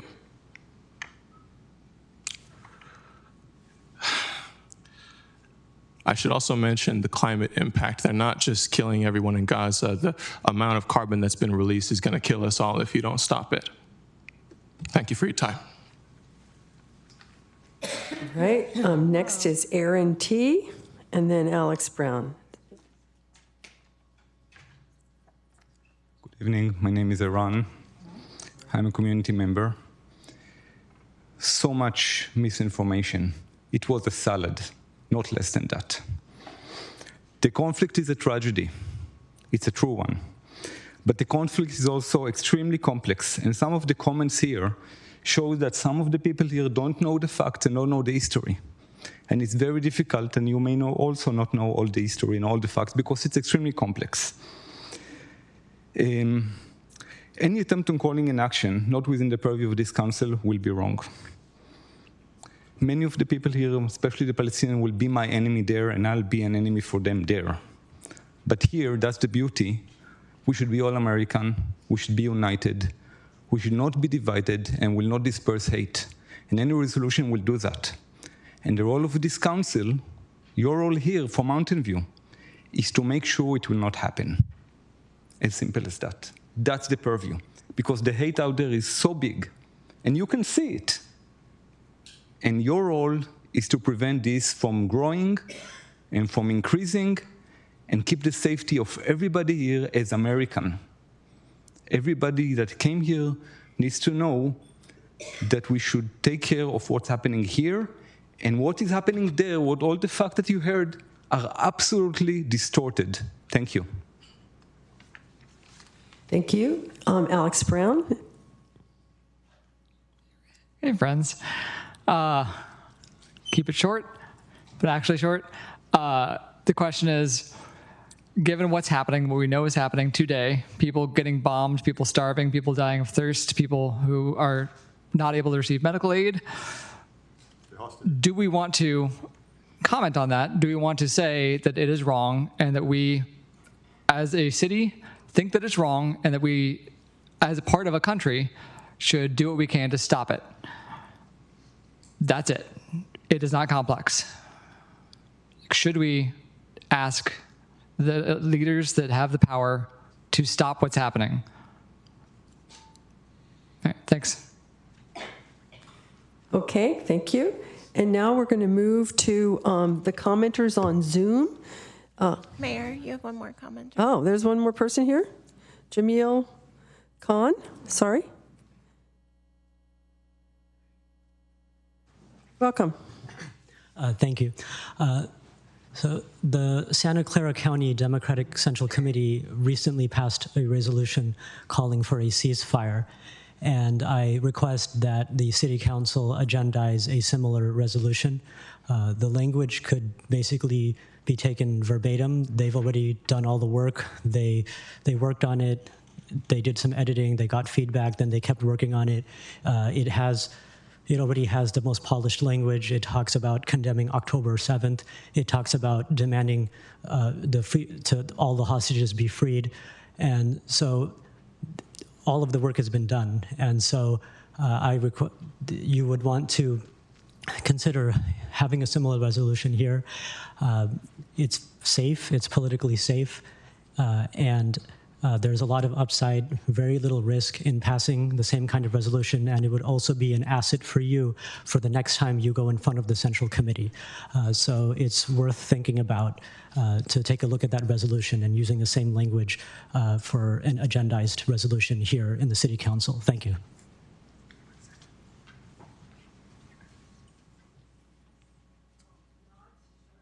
Anat Chardon.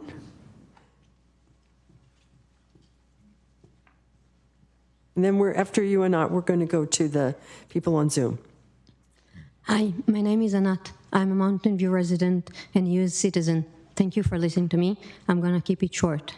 October 6th, there was a ceasefire. Hamas broke it. They took as a hostages a baby, less than 1 year old, who celebrated his birthday as in a tunnel, maybe. Maybe he was killed already.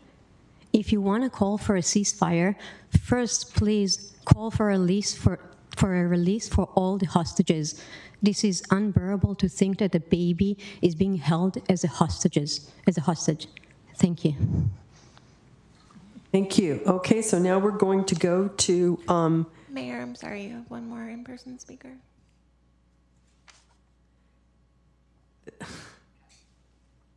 Orit. This is no more in-person speakers. You're the last one tonight. Thank you. Wow, I feel the pressure to say something. Okay. Yeah. So I listened, and I'm observing that there is a lot of name calling, a lot of saying them, and I'm very worried about what will happen if hate is going to be fueled. And we have power here in forums like this to decide how we are going to fuel our culture and our norms. Trying to do things that have been complexed for a very long time, and trying to think that here we can solve something and everybody else might be ill-informed, can fuel this type of discussions where there is a lot of name calling and asking for hate. So I ask for this council to be responsible and to remember that at the end of the day, we all go outside and we want to have a good life here and to have peace here with each other. Thank you for sharing your thoughts. And now we will go to the folks on Zoom. Will be Bruce England. Thank you, Mayor. Second, get to my notes. Bruce England, Mountain View resident since 1997, although I've lived here prior to that a few times as well. I actually welcome these discussions at the city level. So much change that we've seen in this country historically has started locally, certainly far more than from within the federal government. And it's up to us, the local levels across the country, to send messages to Washington if we feel adequate actions are not being taken, such as in this case, establishing a ceasefire, ensuring that humanitarian aid is allowed to be distributed where it's sorely needed, and setting conditions on military aid where it's used against innocent civilians. Even if needed actions are being considered, our voices will serve to bolster a resolution on the part of our decision makers. The crux of this issue, as far as I'm concerned, is that people are dying and suffering throughout that region and needlessly. And yes, environmental impacts are also significant. What is happening is not due to a natural disaster, but to human actions solely. All indications are that everyone in the region, in and adjacent to Gaza, will continue to suffer, and likely increasingly so, if the current state of affairs is allowed to continue and escalate. We do not live in a vacuum, and we in Mountain View must speak and take a stand. And that's what's happening tonight, so I'm all for it. Thank you. Thank you. Next speaker is LM. Hello, can you hear me? Hello, can you hear me? Yes, we can. Okay, sorry about that. If you wouldn't mind restarting, I appreciate it. I'm having some Wi-Fi issues. All right. My name is Elle. I am Jewish. I moved to Mountain View as a teenager, and Mountain View is my home. I am so proud to have worked with this council and ACLU's People Power to pass the Mountain View Freedom City Sanctuary Ordinance in 2017. Your commitment to stopping state-sanctioned violence against immigrants is the same value I hope you can uphold now. To say no to a ceasefire is to say yes to continued killing. That is the definition of not ceasing fire. This is a local issue because our individual tax dollars and city investments and companies enable the massacres happening today in Israel. We know Mountain View is a Google city. Google signed a contract to develop Project Nimbus with Israeli government and the IDF. The surveillance system kills people. Investigative journalists have repeatedly reported that AI surveillance tech is being used to find targets for Israeli airstrikes on Gazans. These are not precision targets of militants. They're precisely targeting hospitals and ambulances like the Red Crescent ambulance that attempted to rescue toddler Hind Rajab. More importantly, we've seen hundreds of people killed in the repeated flower massacres, people in northern Gaza attempting to get food who are being indiscriminately killed by airstrikes, children who are not even 1 year old. There is no justification for that. Just like this council repeatedly condemned Mountain View's complicity in Japanese internment on the anniversary of Japanese people being taken away in Bay Area Caltrain stations, I encourage this council to investigate these companies for their complicity in war crimes, agendize the ceasefire resolution, ensure that no city money is being used to support genocide. I am Jewish. I am an anti-Zionist. Not all people who are Jewish support Israel. Anti-Zionism is not anti-Semitism. We owe no allegiance to public relations policy. Thank you for your comments. The next person is Vadim Katz.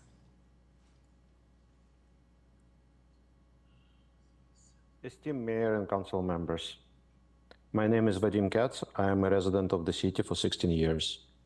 I am urging you to reject all calls for ceasefire resolution. City Council has no competency in international affairs and thus has no business to issue resolutions calling for specific actions like ceasefire. However, if you choose to engage in this activity, please consider this. Calling for ceasefire is equivalent to supporting terrorism. Hamas, Islamic Jihad, and PLO before them have taken advantage of Palestinian people by targeting Israeli civilians with suicide bombings, knife attacks, rockets, and on October 7th, they amplified it with rapes, mutilations, and kidnappings of men, women, and babies. They knew they would fail in their open goal of removing Israel from the land between the river and the sea. Their goal was to solicit defensive action that every state is obligated to take to rescue their citizens and prevent such attacks in the future. This is why they built tunnels and set military infrastructure underneath, within, and above hospitals, schools, nurseries, mosques, and other civilian centers, thus converting them to legitimate military targets by international law. The higher the death count of Palestinian women and children, the better they accomplish their strategy, because of the people here tonight who are quoting Hamas Health Authority on the casualty numbers. The only way to stop this violence is for Hamas to release all the hostages and surrender. Any support for a ceasefire is an active support for terrorism. Do not add your name to it. Thank you. Thank you. The next speaker is South Bay JVP. Hello. My name is Wendy Greenfield. I'm a Jewish woman who is grief-stricken by the horrors the people of Gaza are undergoing. Over 31,800 people, including 12,000 children, have been killed, and close to 74,000 people have been wounded in a land where most of the medical facilities have been destroyed. Last night, Israeli forces stormed the Al-Shifa hospital, where around 25,000 people were sheltering. The World Health Organization said hospitals should never be battlegrounds. We are terribly worried about the situation at Al-Shifa Hospital, which is endangering health workers, patients, and civilians. The population in Gaza faces starvation and associated diseases because of the restrictions on food, water, medicine, and fuel imposed by the Israeli government. Jewish tradition teaches that to destroy one human life is tantamount to destroying an entire world. Every citizen and every level of government has the responsibility to speak out to stop genocide. I urge this council to agendize a resolution for a ceasefire, which will tell the residents of Mountain View with loved ones in Gaza that we are with them in this moment of grief. It will help stem the rising bias directed at Muslim, Jews, and Palestinians by upholding the worth of each human being. It will tell the federal government that people and municipalities across the country want our tax dollars to fund the needs of local communities, not genocide. Thank you. Thank you. The next speaker is Sebastian.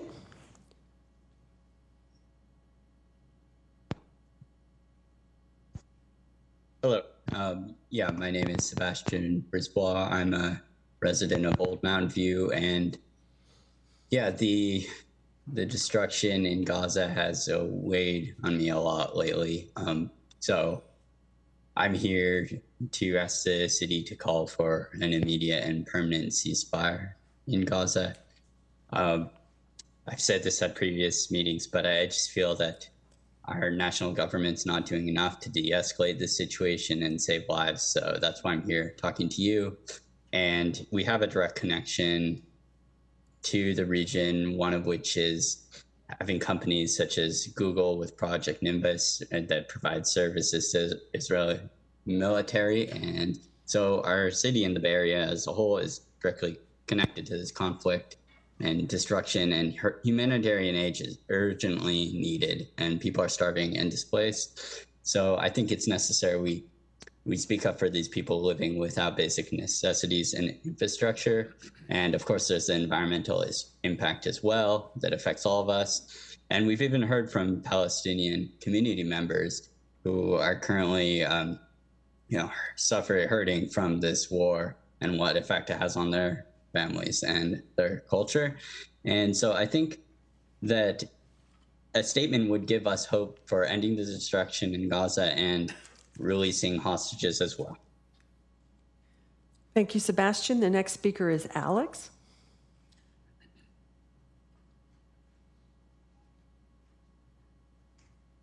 Good. Hello? Okay, great. Dear council members, I'm Alex Levich, a resident of the Mountain View area for the last 20 years. I ask you to not issue any ceasefire resolutions concerning Israel. This community has provided me with a sense of belonging, comfort, and security. On October 7th, it was shattered. Myself and thousands of others no longer feel safe, supported, or have a sense of belonging. Many are hiding their Jewish identity, removing Jewish symbols, and resorting to purchasing firearms out of fear of potential attacks. More anti-Semitic incidents take place in our area. At the middle school, Nazi pictures were posted on social media. Kids were chanting, "Heil Hitler, kill the Jews." Cars decorated with anti-Semitic rhetoric, protests in Valley Fair, a coffee shop in Oakland refusing service, and so much more. These actions have become increasingly common, highlighting a shared, justified fear within our community. To stop this persecution from happening, it requires the action of our leaders. We need you to focus on local communities' well-being, protect local constituents from persecution, and not take sides in a complex international conflict that has a lot of misinformation, strong opinions, and emotions. Ceasefire resolutions send a one-sided biased message that our local leaders only care about one community over another and prefer to spend their time dividing the community over focusing matters the city is directly responsible for. I urge you to not support the ceasefire resolution and instead make efforts to combat the growing anti-Semitism in our area. Thank you. Now, Brian M. Hello, can you hear me? Yes, we can. Hello, hi, thank you, Council, for the opportunity to speak to you. I have family in Mountain View, friends in Mountain View, and I'm here to support my community in Mountain View, to stand on the right side of humanity, and to ask our leaders to support a ceasefire resolution in Israel-Palestine. As others have stated, this issue is very local and has been affecting a lot of us, has taken a heavy toll on us. I don't know how to continue going on like normal, knowing that I am living through a genocide that I am paying for. I cook meals for my family every day, and I think of families that are eating animal feed, making fake falafels. When I pray, when I go to sleep, when I have a roof over my head, I think of the buildings, the neighborhoods, the schools, the hospitals, no safe place for Gaza. I have Palestinian neighbors. One of them has lost now 40 members of her family. Another one of my family members had family that is trapped in the last Catholic church in Gaza that has yet to be bombed. For those of you who don't know, it is Lent. Thank you for your time. Please, ceasefire now. Thank you. The next speaker is Saeed.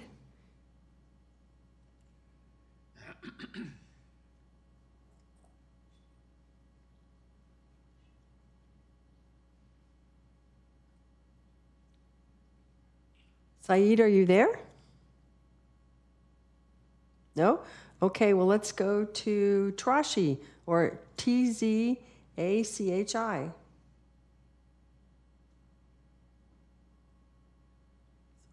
Hello, can you hear me? Yes. Yes, my name is Zahi Rosenberg. I live in Los Altos. I've been involved in the political arena for many, many years. Through my experience of dealing with foreign affairs, I've always had the ability to reach out to my Congress people and my senators in order for them to lobby them to push agendas such as foreign affairs. I don't think it's ever come to my attention that City Council should be a place where foreign affairs should be discussed, nor decisions should be made in order for us to make any impact on what's going on the other side of the globe. I think City Council should focus on the infrastructure, on the roads, on electricity, and the things that impact us from moving from one point to the other on a day-to-day basis. Bringing such a resolution will not make any difference, as if you were to sign such a resolution, what impact would it do? What will it do to our community? It will just rip us apart, tear us down, and really make us hate each other more and more, as it's happening right now through the landscape. I really appreciate the time for speaking here, and I call you not to agendize the ceasefire resolution. Thank you so much. Thank you. The next speaker is Val.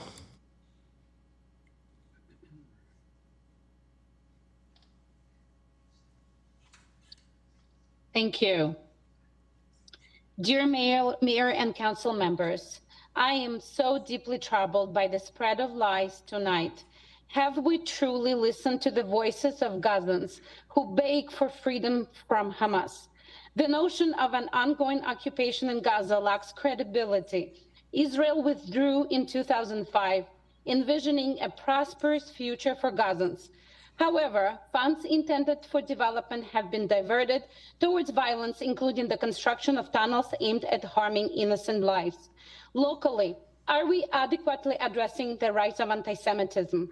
It's concerning that cities implementing ceasefires resolution experience a surge in anti-Semitic incidents. Despite the US's long-standing reputation for safety and inclusivity, recent events warrant our attention. Let's come together to assess the situation at the ground and resist calls for ceasefire, which only perpetuate conflict without benefiting our community. And it's disgraceful to use Zionism as a derogatory term and accuse Jews of discrimination. Jews have historically stood alongside Martin Luther King, feminists, people of color, and LGBT community. Exploiting Jewish suffering and pain for propaganda purposes is unacceptable. I feel like I live in 1930s, and I'm asking you not to contribute to hate and division. No to ceasefire. Thank you. Thank you. The next speaker is Olga.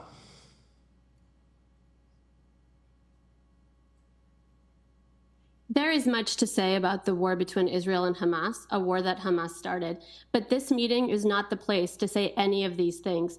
The City Council's role is to focus on local issues such as education and public safety, not comment on international affairs. You should strive to foster unity and focus on initiatives that bring us together, not divide us.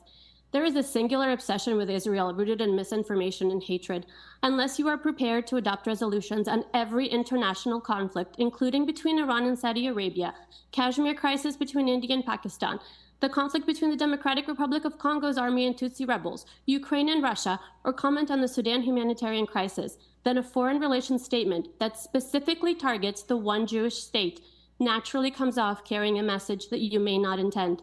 There are many loud voices on both sides of this issue. Following the temptation to involve a local city council into matters outside of its scope will pit neighbor against neighbor. I strongly urge you not to position the city council on either side of a foreign relations issue. Please decline to introduce or vote on any resolutions regarding the conflict between Israel and Hamas. Thank you.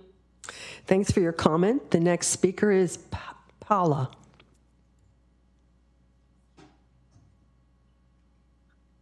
Hello, my name is Paula and I'm a resident of Mountain View living in the neighborhood of Wisman Station. I am calling in to demand Mountain View City Council to agendize a ceasefire resolution and urge you to issue a new statement and that remaining neutral is not going to cut it when literal lives are on the line. In your previous statement, you call what is happening an Israel-Hamas war and an Israel-Palestinian conflict. This is neither a conflict or a war. In order for something to be a conflict or a war, there needs to be more than one nations fighting. And the Palestinian people are fighting, but they're fighting for their lives. This is a genocide and an ethnic cleansing of the Palestinian people. And these injustices predate October 7th, which you claim in your statement to be horrified by, and we hear come up tonight a lot. Israel has been oppressing the Palestinian people since 1967 when they occupied the Gaza Strip and the West Bank, only to take more and more land as time progresses, stripping the Palestinian people of their basic human rights and making them feel like strangers on their own land. I ask you, are you not also horrified in knowing that the death toll of the Palestinian people is now at 3,000, with 43% of those being children? We urge you to please listen to me and the dozens of your constituents here and demand a ceasefire. Thanks for your comments. The next speaker is Matt Jack.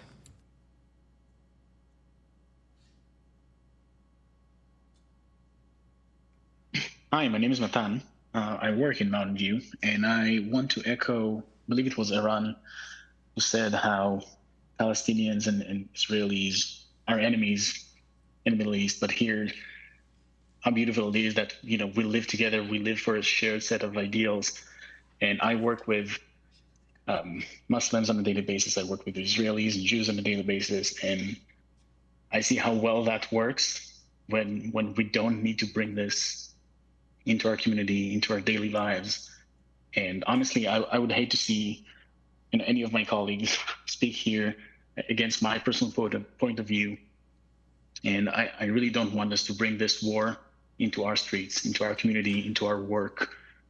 I think the damage that it will cause locally to our economy, to our lives, to our well-being is going to far exceed the benefit of issuing that kind of ceasefire resolution or statement.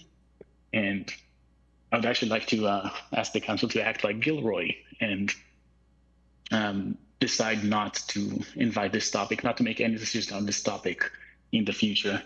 I thought that was a brave decision by Gilroy. And that's it. Thank you. Thank you. And the next speaker is Ann Yusril Chai.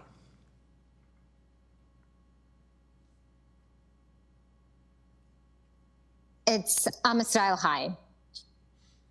First, I want to address some of the misconceptions that have been spoken previously. First of all, Jews are not white.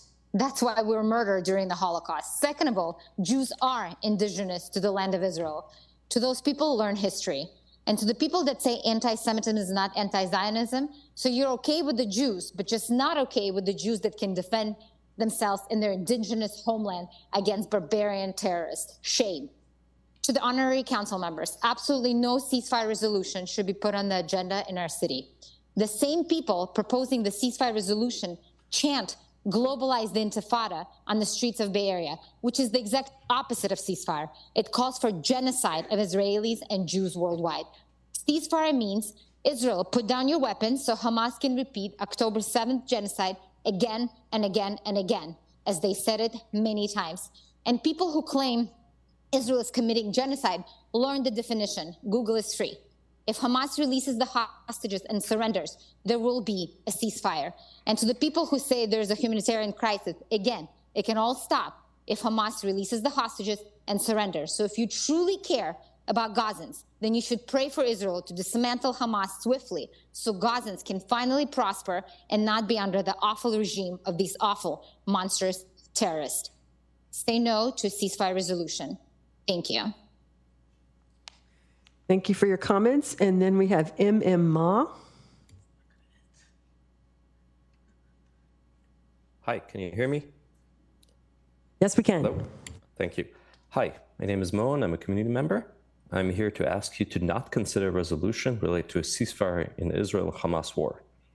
I want to ask you not to divide our community with any city council action related to a ceasefire. As leaders of this local community, you cannot possibly have any impact on the war in the Middle East, but debating this highly volatile issue here will sow hatred and division locally. You are risking creating an unsafe environment for residents in this city. I think most of us are hurting for the innocent victims on both sides of this war and would like nothing more than see a permanent peace in the Middle East. This resolution will not achieve that and will only cause more division. What's happening in Israel and Gaza is heartbreaking. However, these resolutions, however well-intentioned by some, leave a path of hatred and division in their wake. The city has worked very hard to foster inclusivity, open dialogue, and understanding, and I want it to continue this way. So thank you for keeping our city a safe place for residents, visitors, and everyone. And when you consider any calls for a ceasefire from like speakers here, many of them mentioned here, please remember, on October 7, Hamas murdered, raped, beheaded, and mutilated the bodies of innocent victims. Imagine if it was a family member of yours, this 1-year-old, being held in a tunnel somewhere. Would you call for a ceasefire without demanding that the hostages be released? All the esteemed speakers here forgot to mention all the hospitals, schools were found by the New York Times to be Hamas terror bases. Weapons were found in all the schools. Thanks for your comments. The next one is Nadiv. Nadiv, are you here? Or Nadav? Hi, can you hear me? Yes, thank you. Hi, my name is Nadav. I'm against the ceasefire resolution. Resolution will only divide the community. Please find other ways to bring the community together. We all want peace, but unconditional ceasefire with Hamas is still in power is not a solution. Hamas vowed to repeat October 7 massacre again and again, so ask yourself, how can you stop fighting against this terror organization before all the hostages are brought back and Hamas is being removed from power? Hamas is responsible for the suffering of the Palestinian people and the one demonstrated action of intent of genocide. The Hague International Court of Justice did not agree that what's happening in Gaza is genocide, nor there should be a ceasefire. And just for fun, Israel is the only Jewish state in the world, roughly the size of New Jersey, versus 22 countries in the Arab League and 57 countries in the OIC. Jews are the indigenous people of the region. My mom fled from Morocco, where there were 850,000 people back in the 1940s, now less than 3,000 people. 20% of Israel population is Arab Israeli, serves in the military, in the government. What genocide are you talking about? Last but not least, this is not about race, nationality, or any such thing. This is good versus evil. If Israel will put weapons down, they will be dead and Israel will vanish. If the other side will put their weapons down, we will live in peace. Thank you. The next speaker is Natalie Shatar. Hi, I'm joining this meeting today as a resident who has been living here for over 10 years. I'm a mental health professional who has been volunteering in different settings through the city, at the district, through CHOC organization, and I want to say that I'm very concerned about those recent conversations, the proposal to offer some sort of ceasefire resolution that, to be honest, has nothing to do with what the city needs to be focusing on and just creates more division between people instead of getting us together. This is such a complex topic, certainly not one that we can easily understand, solve, and just by stating statements that will create more division between us as people here, it will just cause more harm than anything. I'm hearing what people have to say here today, and it's just so concerning to me how people allow themselves to declare such drastic statements without actually being aware of the facts and the complexity of the situation. So I'm asking to just leave this complex situations to people who have the knowledge and skills to deal with that. And this is not our role as a city. We should be focusing on getting us all together. Thank you. Thank you. And the next speaker is Terrence. Hello, my name is Terrence, and I'm a community member. I would like to say that the state of Israel is one that transcends nationality and race because it affects all of us. Settler colonialism is an evil that plagues all, including Mountain View. This is why you should vote for a ceasefire. There's currently an entire health crisis, a bunch of premature babies, people being blown up in hospitals. It needs to be talked about and it needs to be passed now. The claims from Jewish community members saying that this is an attack on Jewish people, it is an attack on Jewish people because there are Palestinian Jewish people who are being killed right now in Gaza. Palestine has been occupied for 75 years as the US and the UK had poured all of their aid into creating a colonial state in the Middle East. This is 100% an everybody problem, and we should do everything in our power to make sure that we speak against it and that we undo it. And that goes for the US and the UK's military stations everywhere around the world that continue to exploit and kill people. Specifically pertaining to Gaza, just not even a couple days ago, the attack on Rafah, which was supposed to be an evacuation center, literally blowing up people who were already displaced, is unacceptable. There needs to be a ceasefire resolution. Thank you for listening. Thank you. And then we have Cole Mitchell. Hi, I'd like to demand a ceasefire. We are in the midst of a settler colonial project. We live in the belly of the beast in America, the same country that has massacred and genocided the indigenous Native American populations that were native to this land. And we are now sending our monies built off the backs of slave labor and history, hundreds of years of history of US colonialism, and we are allowing it to happen again. Be the change that you want to see and stand against this genocide right now. Thank you. Next speaker is Rabbi Landa.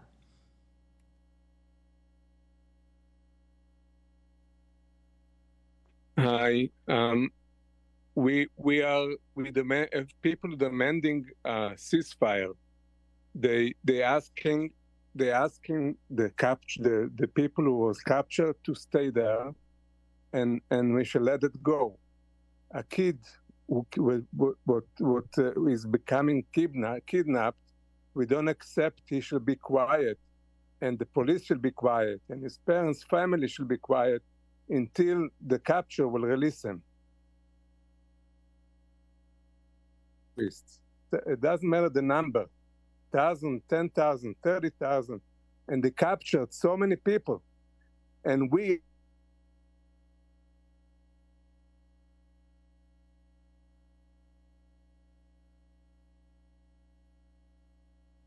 Rabbi, are you still there?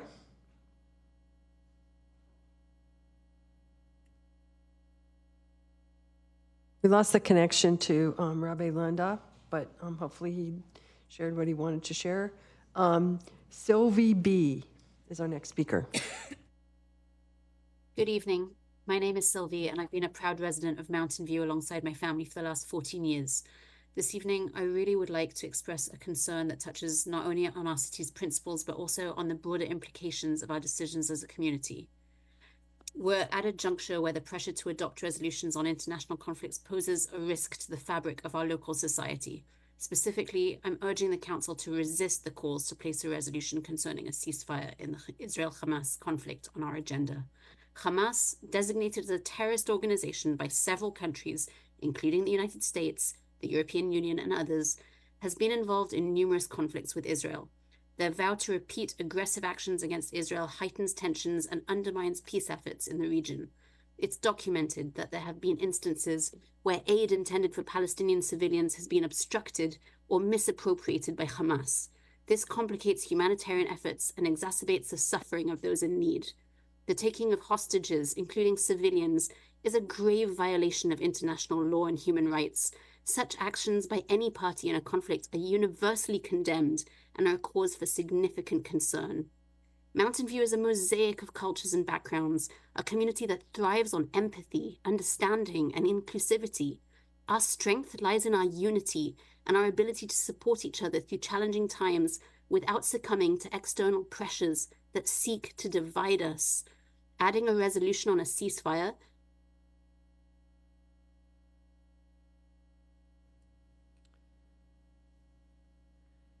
We have one, looks like we have one more Zoom speaker. Nikki? Hello. I am here today to ask this council to pass a ceasefire resolution. I can't believe we're still discussing whether or not we should be calling for a ceasefire when active genocide is happening and tens of thousands of Palestinians have been indiscriminately slaughtered. There is nothing divisive about calling for an end to genocide. In fact, that is how we seek unity in our community, by loving, supporting, and uplifting each other and those of us who have connections to that part of the world. There must be an end to this violence. This is unacceptable for us to allow to continue, and our country is complicit in it. Every state, every district in every state of the entire United States is sending tax dollars to our government, which is then being sent to fund and arm Israel as it indiscriminately slaughters Palestinians and carries out a genocide. That is why this is a local issue. This is not about global politics necessarily if we're funding a genocide. This money should instead be going to our local communities to support the needs of those communities rather than funding foreign countries' vengeance and violence. Not only that, we must take a stand to support Palestinians in our own community. Thank you for your time. Okay, that brings us to the end of our speakers. Everybody only gets to speak one time. We don't usually make a comment after public comment, but tonight is an unusual situation, obviously. I want to thank every one of you for your comments this evening. We clearly hear and recognize the pain and frustration that so many of you have expressed to us this evening, and we mourn the loss of all the innocent lives of both Palestinians and Israelis. Mountain View strives to be a community for all and remains united against hate. We reject discrimination of any kind.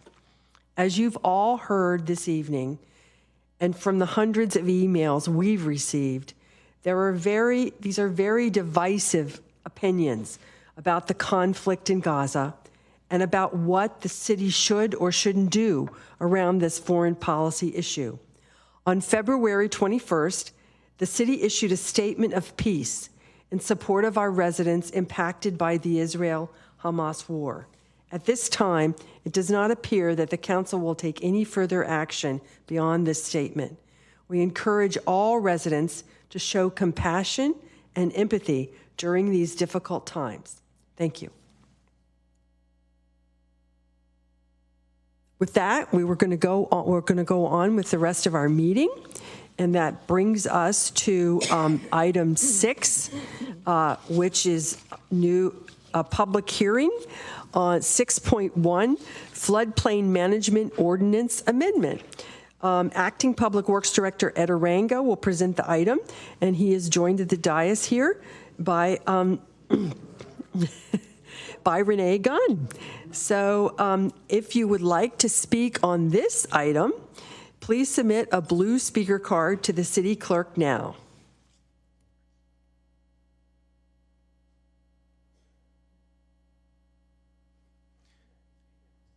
Please go ahead. Thank you, Mayor. Again, Ed Arango, Acting Public Works Director.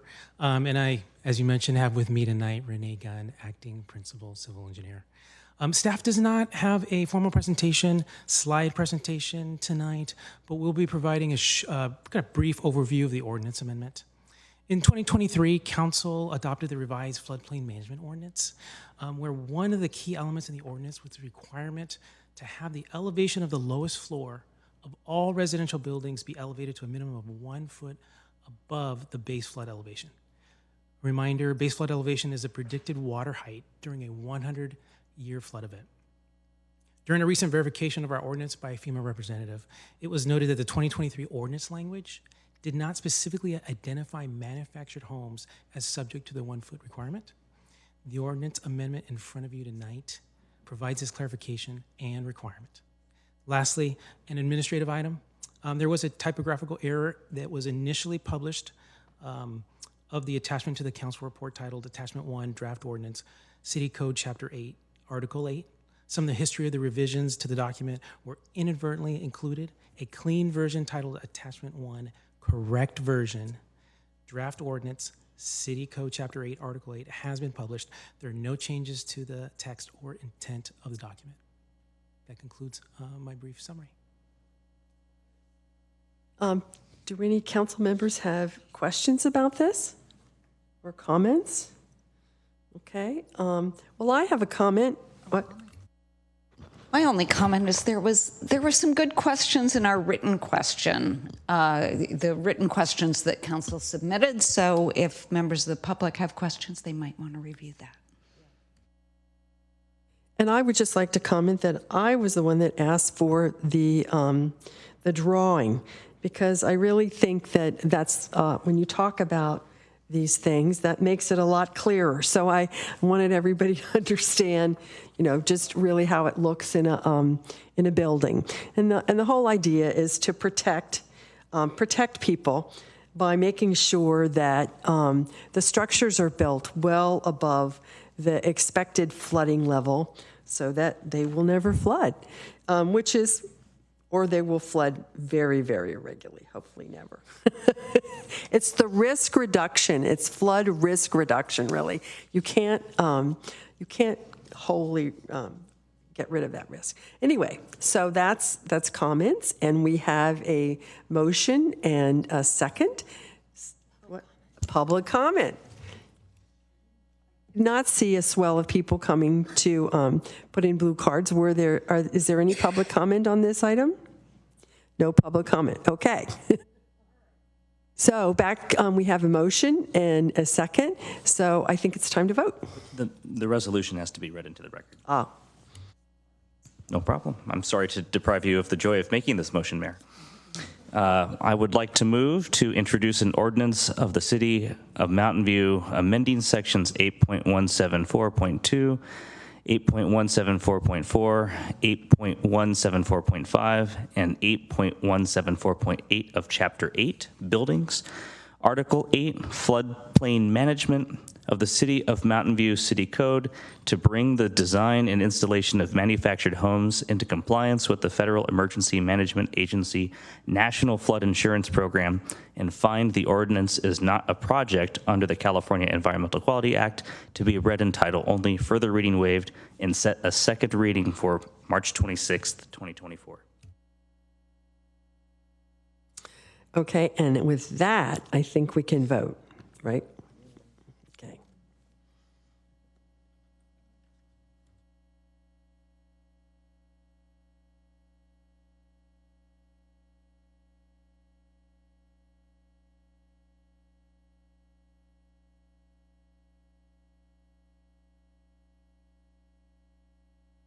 The motion passes unanimously.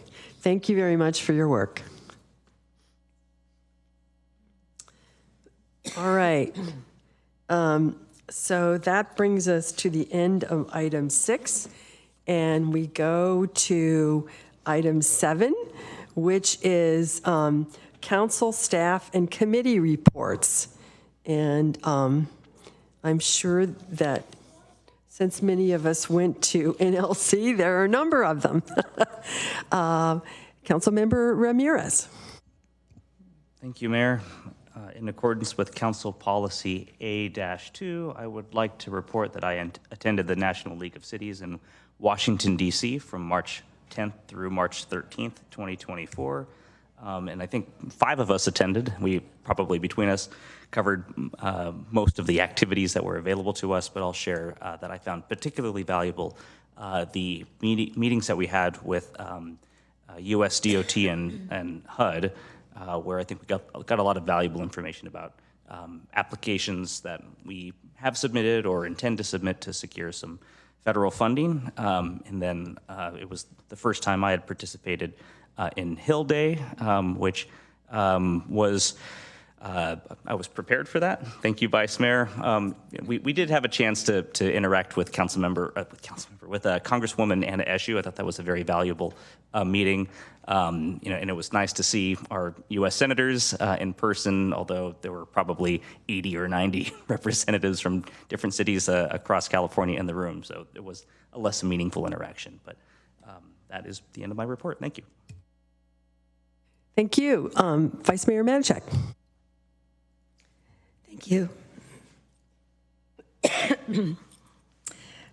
I also attended the NLC conference in Washington, D.C., and I apparently brought a souvenir home with me that is affecting my voice.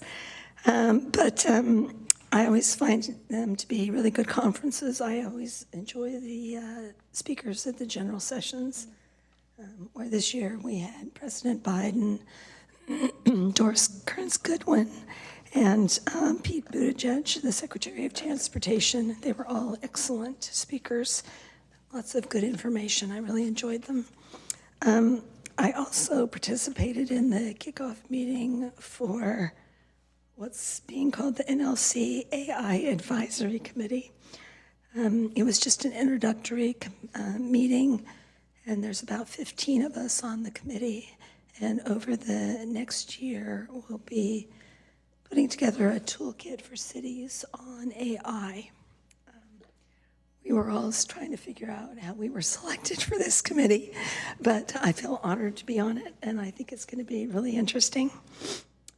I also attended a Santa Clara County Airport Land Use Commission meeting on February 28th.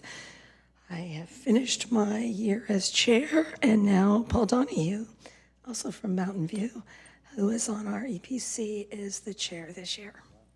Thanks. Thank you. And now, Councilmember Ramos. Thank you, Mayor. Also, according to Council Policy A2, I'm also reporting back that I went to the National League of Cities Congressional City Conference. It was my first time, so I was super excited. I actually went from March 9th to 13th. I also, like Councilmember Ramirez, participated in Hill Day. I tried to do as many things as I could. It was really quite a step different and further than I've done a number of the Cal Cities conferences, which is the California League of Cities. This one was like much more, because you met with like other people like in cities that were in different states. So they didn't have like a framework of like the Brown Act, or like the way their structures were so different. It was very fascinating to me. I got to check out their community and economic development. I shared ideas of what we were doing in Mountain View with them, and they thought it was like really good ideas, like how we provided some pilot funding for workforce development, including like the Mamapreneurs program for the Reach Potential movement, and they thought that was a great idea, and how we passed a resolution for childcare. They thought that was like a great idea, so it was really quite exciting. I will let Councilmember Abe-Koga talk more about the meeting with DOT, but we also met with HUD. But speaking of the meeting with the DOT, Councilmember Abe-Koga was amazing. I never got to really see like how that meeting would be working, but like, you were great, because we really needed that transit funding for Caltrain, and like she had the numbers. She was like, we want this for this, and because you said that we couldn't get this, we want this. It was really a fascinating thing to behold. And we had a great meeting with HUD, and they remembered that a long time ago when our mayor was mayor before, we had like a great, what was it, like they had a tour or something like that, and they still remember that. So it's like these relationships are really important. And as Councilmember Ramirez said, we went to Hill Day. We had this giant meeting with our senators with like 80 other people, which wasn't really quite a meeting, but more of like a webinar in person. And then we also had a wonderful meeting with our with Congresswoman Eshoo, who's very proud of our city for all the work that we have done. And then after a long delayed flight, I made it straight from the airport to the VTA PAC meeting on March 14th, where they covered key items that they covered was the equitable, it was more of an update, which was on the equitable VMT mitigation. And then they asked for a lot of feedback on the 2016 Measure B Innovative Transit Service Models Competitive Grant Program Framework, which we use some of that funding for, I understand, our, what do we call it, shuttle, our city shuttle. And so that's my report. Thank you.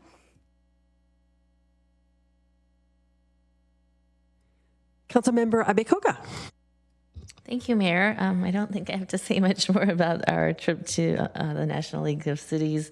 I will just say that I wasn't able to do lobby day, so I went to see Congresswoman Eshoo on my own and thanked her for the $1.6 million that she was able to acquire for our Evelyn Affordable Housing Project, and she was very excited about that.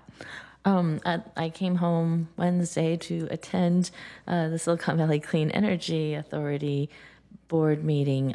We also had before the meeting, a special retirement recognition for our CEO, Girish Balachandran, who will be retiring on Thursday is his last day, and as announced before, the new CEO is Monica Padilla, who comes from within the organization. We also passed our audit that evening. We had a clean audit and approved our mid-year budget. We have allocated more funding for decarbonization projects and approved a single-family install program, so installation of heat water pumps and electrification systems within single-family homes. So providing more funding and resources for single-family homeowners to be able to move to electrification. And then on Thursday, we had our Cities Association board meeting, and we had our county assessor, Larry Stone, who came and spoke about parklets. So since parklets are becoming more permanent fixtures, they are, his office is looking at or considering how parklets are going to be assessed and who will be responsible for the associated taxes. It was very interesting. I think we were all a bit surprised and concerned too as to how that might affect the functioning. So yeah, I'm assuming our staff is aware of all this, but if not, happy to share what we learned. And then on the JPA side, as Cities Association moves to, we've formed the JPA, we we are acquiring insurance for the JPA from a special districts risk management authority so that we will have better protections.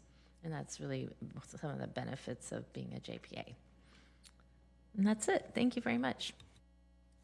Well, I have to say, being the mayor is really busy. I'm enjoying it immensely, but it is.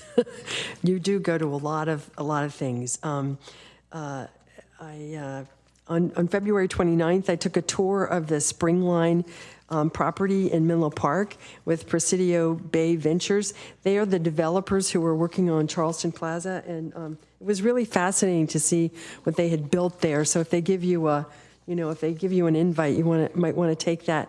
I also had 2 interactions with Stanford that were very interesting. The new president of Stanford, Richard Saller, had local mayor, Bay Area mayors really, at least from Alameda, San Mateo, and Santa Clara counties, at a reception at the president's house. And there did seem to be a very genuine desire to have much closer relationships with surrounding cities, which of course would be us. So we'll see if we can work on that. And in addition to that, I was asked to speak at the business school at a panel on local policy and how local government and could interact with Stanford, and we listened to some examples of studies that they had done. One in Greenville, South Carolina, and another one was in Tempe, Arizona. So hopefully, we may actually get some policy assistance from them. They're particularly interested in data-driven policy. I requested that they figure out how much it would cost to prevent homelessness in Mountain View. I would really like to know that, and it's not an easy question. Okay, we all, on March 1st, many of us went to the State of the Valley conference that's had by Silicon Valley Joint Venture, and I think that's another one we're supposed to say because the city paid for it. It's always a fascinating experience to see how the data has changed from year to year, and I urge all of you, if you can either download their Silicon Valley Index if you're so inclined, or you can get onto Amazon and buy it for a mere $20, and then you can have your own copy. And then on March 5th, I spoke at the Bifrost Summit, which is an economic development conference that's put on by Nordic House, which is a business organization in Palo Alto that is kind of like a local chamber of commerce for Scandinavian countries within Silicon Valley. That was very interesting, in particular hearing about their efforts in architecture and how to do architecture more sustainably.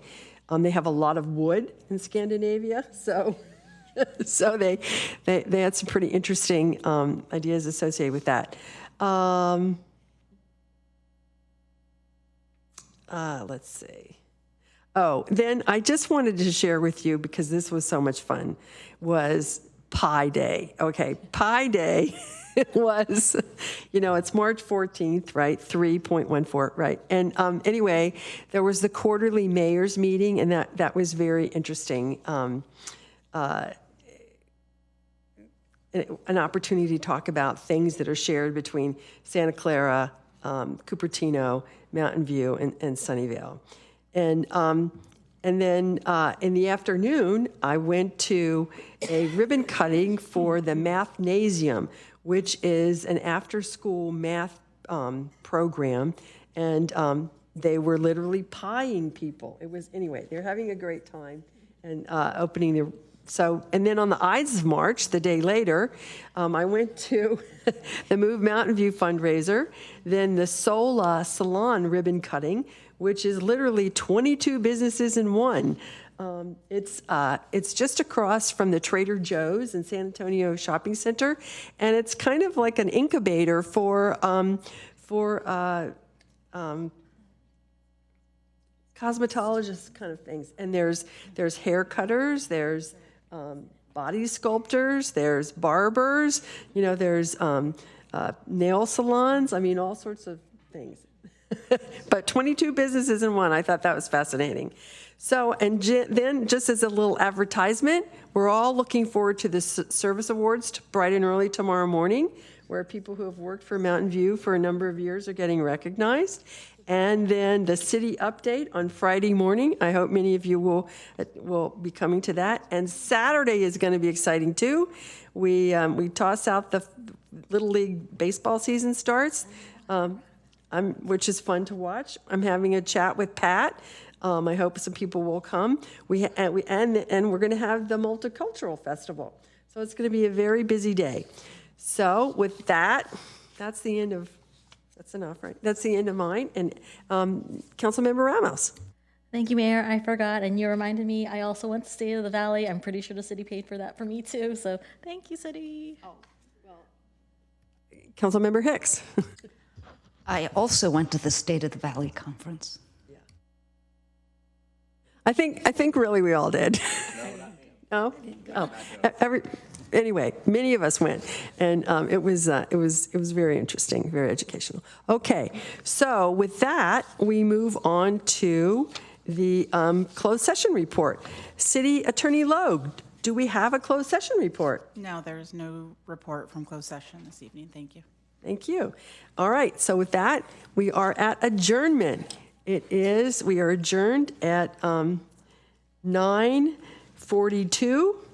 And we will come back together for our next meeting on March 26th.